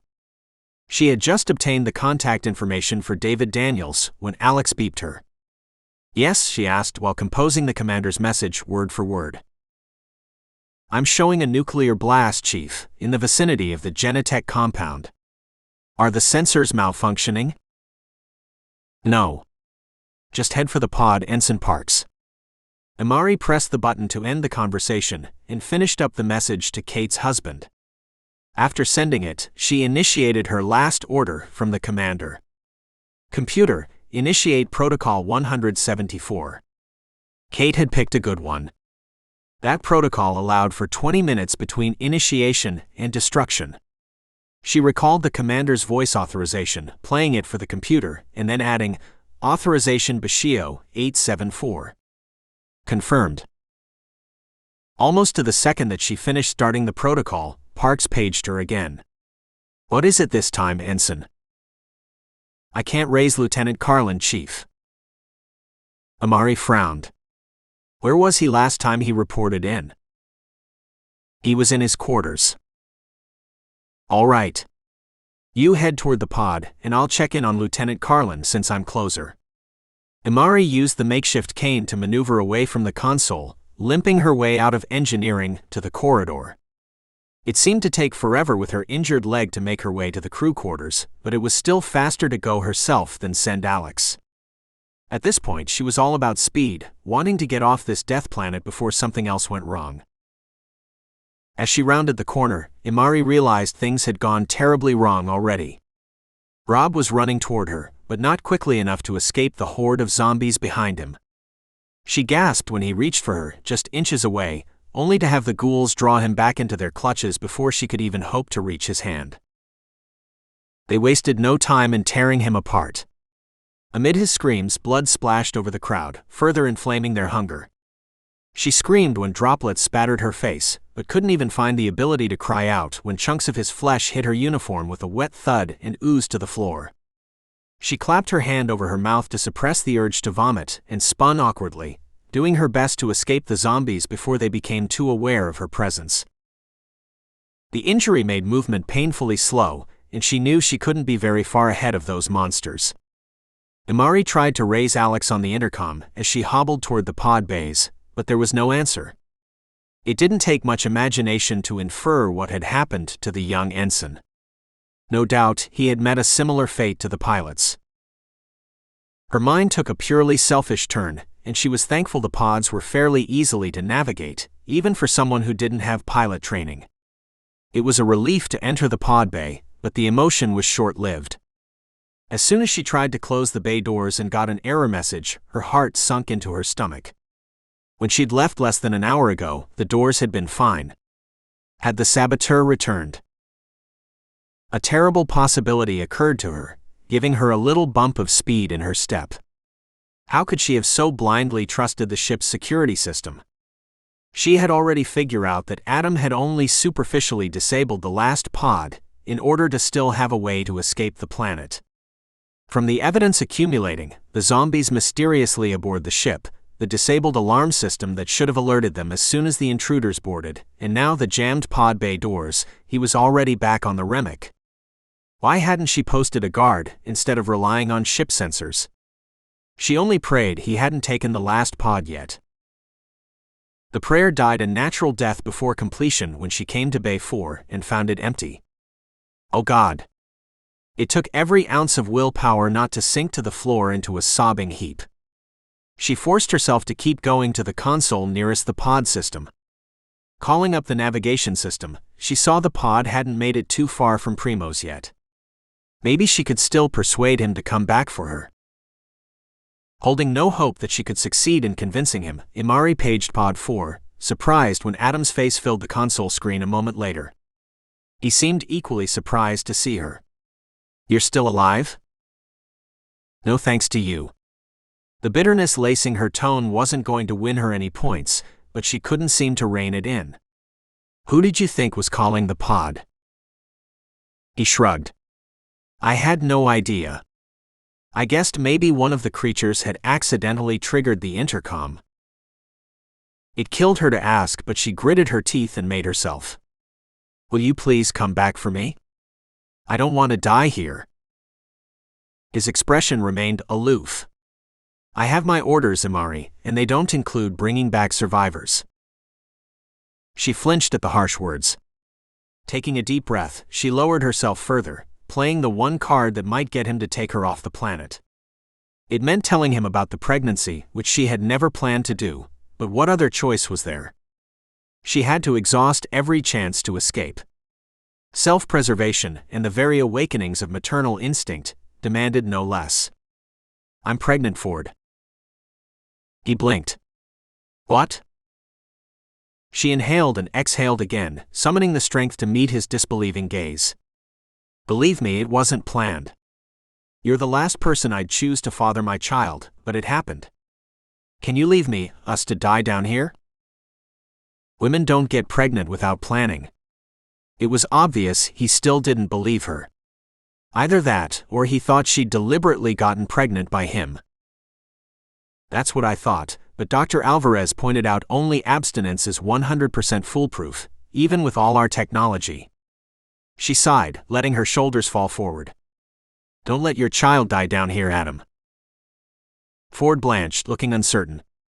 She held her breath, hoping she had gotten through to him. Amari clenched her fists so hard that her nails punctured the flesh of her palms. The small pricks of pain weren't enough to distract her from the myriad emotions swirling across Adam's face. Nor could they blot out the sound of the encroaching zombie horde. "I can't come back for you." He seemed genuinely regretful. "I'm sorry you're caught up in this, but I have to do what I was ordered to do. Goodbye, Amari." She didn't bother speaking to him, as she cut off the transmission before he could. There were lots of things she would have liked to yell at him, but what was the point? Nothing would change the outcome, and he already knew what a bastard he was. The oddest part about it all was that Adam seemed disturbed by his own actions, but not enough to change them. Amari consulted her personal reader, finding she had only a few minutes until the ship exploded. There was no way off now. Even if she could locate a spare E-suit in one of the disabled pods, and exit through Pod 4's empty airlock, where would she go? Kate's self-sacrifice had eliminated a lot of the monstrous creatures, but there had to be more out there. No one was coming to rescue her. She could guarantee that Adam wouldn't report any survivors when debriefed. Even if he did, Ha would do their best to bury that information. Her options stunk, but it seemed moderately better to die via a fiery blast than to be torn apart by those things. She just had to evade the zombies until the timer counted down to 0. There weren't many options in the vicinity, but the access panel was just a few feet away. She approached it, opening the panel with ease, thanks to the maintenance Joe had performed on the entire ship routinely, as part of his duties. "Thank you, Joe," she whispered as she crouched to fit herself inside the tight space. Without the cumbersome injury and anti-grav generator, she could have squeezed into the opening faster, but somehow she contorted her body to fit into the cramped space. Her leg pulsed with agony, and she bit down on her knuckles to hold in the whimpers that threatened to escape. Time passed interminably, broken only by the scraping, dragging sound of the creatures entering the area. Amari could hear them through the panel, and she wondered if they could hear her breathing. She clamped her hands over her mouth in a futile attempt to muffle her breathing. As the seconds passed, the confines of the space seemed to constrict around her, growing ever smaller. If she hadn't had dim lighting from the machinery around her, along with the light from the reader she'd left on to watch the numbers drop towards 0, she would have been a screaming mass of hysteria by now. Her surroundings were eerily like the cargo hold in which her parents had left her long ago to save her life. If she hadn't had her own impending doom looming over her, she would have fallen into terror-ridden flashbacks. How ironic was it that two of the most pivotal times in her life were both so closely intertwined with hiding in small, dark spaces. Last time it had saved her life, and this time it was saving her from the more horrific of two deaths. Scratching sounds against the outside of the panel made her stomach churn, and she squeezed her hands tighter over her mouth. Those things had found her, but there were less than 2 minutes left until the Remick exploded. The scraping intensified, coupled with moans and growls from the zombies. Tears flowed down Amari's face, and she made no move to check them. She couldn't hold back the sobs, but didn't bother to try. Clearly, those things had detected her presence by some means, and they were determined to pry her out as if she really were a sardine packed into a can. Either the things had some semblance of reasoning or intelligence, or they were just blindly lucky, because the panel shuddered and started to fall open. Amari made a half-hearted attempt to grab the handle and hold on, but multiple gray, mutated digits appeared around the edges of the panel, jerking it from her hands with no effort. She pressed her back against the opposite wall, ignoring the wires and machinery digging into her skin. She attempted to curl up her legs, but the injured one made it impossible to completely draw into a ball. Twisted hands clutched her feet, and she screamed, clawing at the smooth walls and coiled wires in an attempt to keep them from pulling her out. From the corner of her eye, she saw the countdown approaching 10 seconds. A strange sense of peace suffused her, and she stopped resisting. The zombies extracted her from her hiding space, and she stared up at them with a mixture of horror and fascination as they scuffled and squirmed against each other, all in an effort to get to her. Nails dug into the skin of her injured leg, and she screamed when one of the things peeled off a large gob of flesh, cast and all. Her blood further excited the monsters, and they fell upon her in an orgy of hunger. Multiple assaults left her writhing and screaming from the agony, but it was short-lived. She managed to raise her wrist high enough to read the small screen of the personal reader, finding the last 3 seconds of her life were unimaginably painful. The first rumble of the explosion was pure bliss to her ears, and when the fire came seconds later, burning away everything in its path, she welcomed it like a long-lost lover. October 7, 2253. 12:42. Adam cursed after reading the orders transmitted to him. The idiot scientists at the HA couldn't wait another 4 months for the pod to land on Earth to examine the thing in stasis in the hydroponics bay. He wasn't a lab tech or a science geek, so he wasn't even sure he could obtain the requested samples and figure out how to have the POD's computer analyze them, despite the explicit instructions. He set aside his unsatisfying MRE, finding no point in delaying executing the orders. The meal certainly wasn't justification to dawdle on reporting back, since the chicken-like product was as dry and tasteless as the crackers accompanying it. There was one advantage to having to open the hydroponics bay. He could harvest some of the fruits and vegetables to supplement his diet of preserved rations. Practically salivating at the thought of biting into a crisp apple, Adam obtained the necessary implements from the medical kit and made his way to the hydroponics door. Though his orders forbade further use of the sedative for the creature to eliminate the risk of adulterating the samples, he wasn't concerned. The UV light in the hydroponics bay was more than sufficient to keep the thing in stasis. Adam punched in the code to open the door.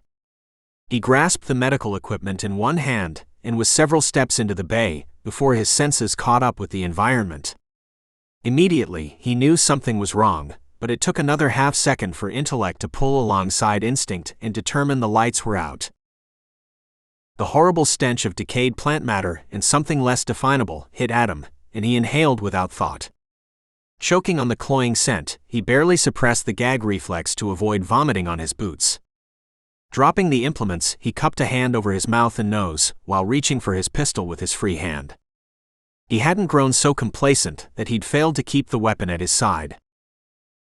A scraping sound behind him had Adam spinning, gun drawn, but even his cat-like reflexes had failed to save him. The zombie took a bite out of his neck as he brought the gun against her misshapen torso, firing into the rough vicinity of her heart.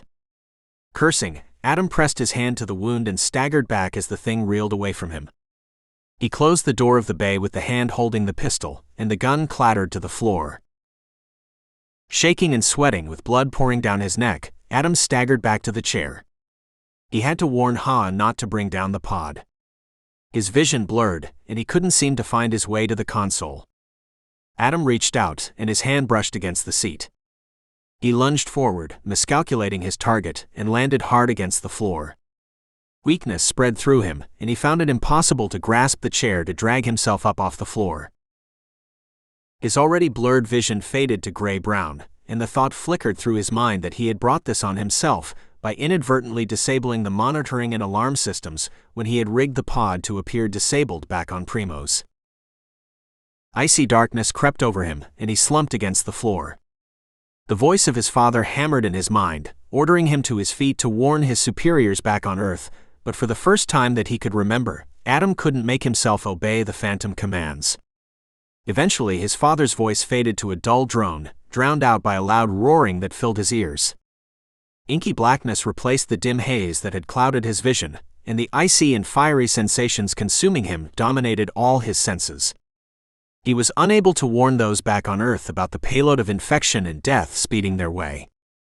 Despite his best efforts, Adam Ford lost all control and surrendered to the inevitable, failing both himself and the father that had drilled discipline into him for all those years.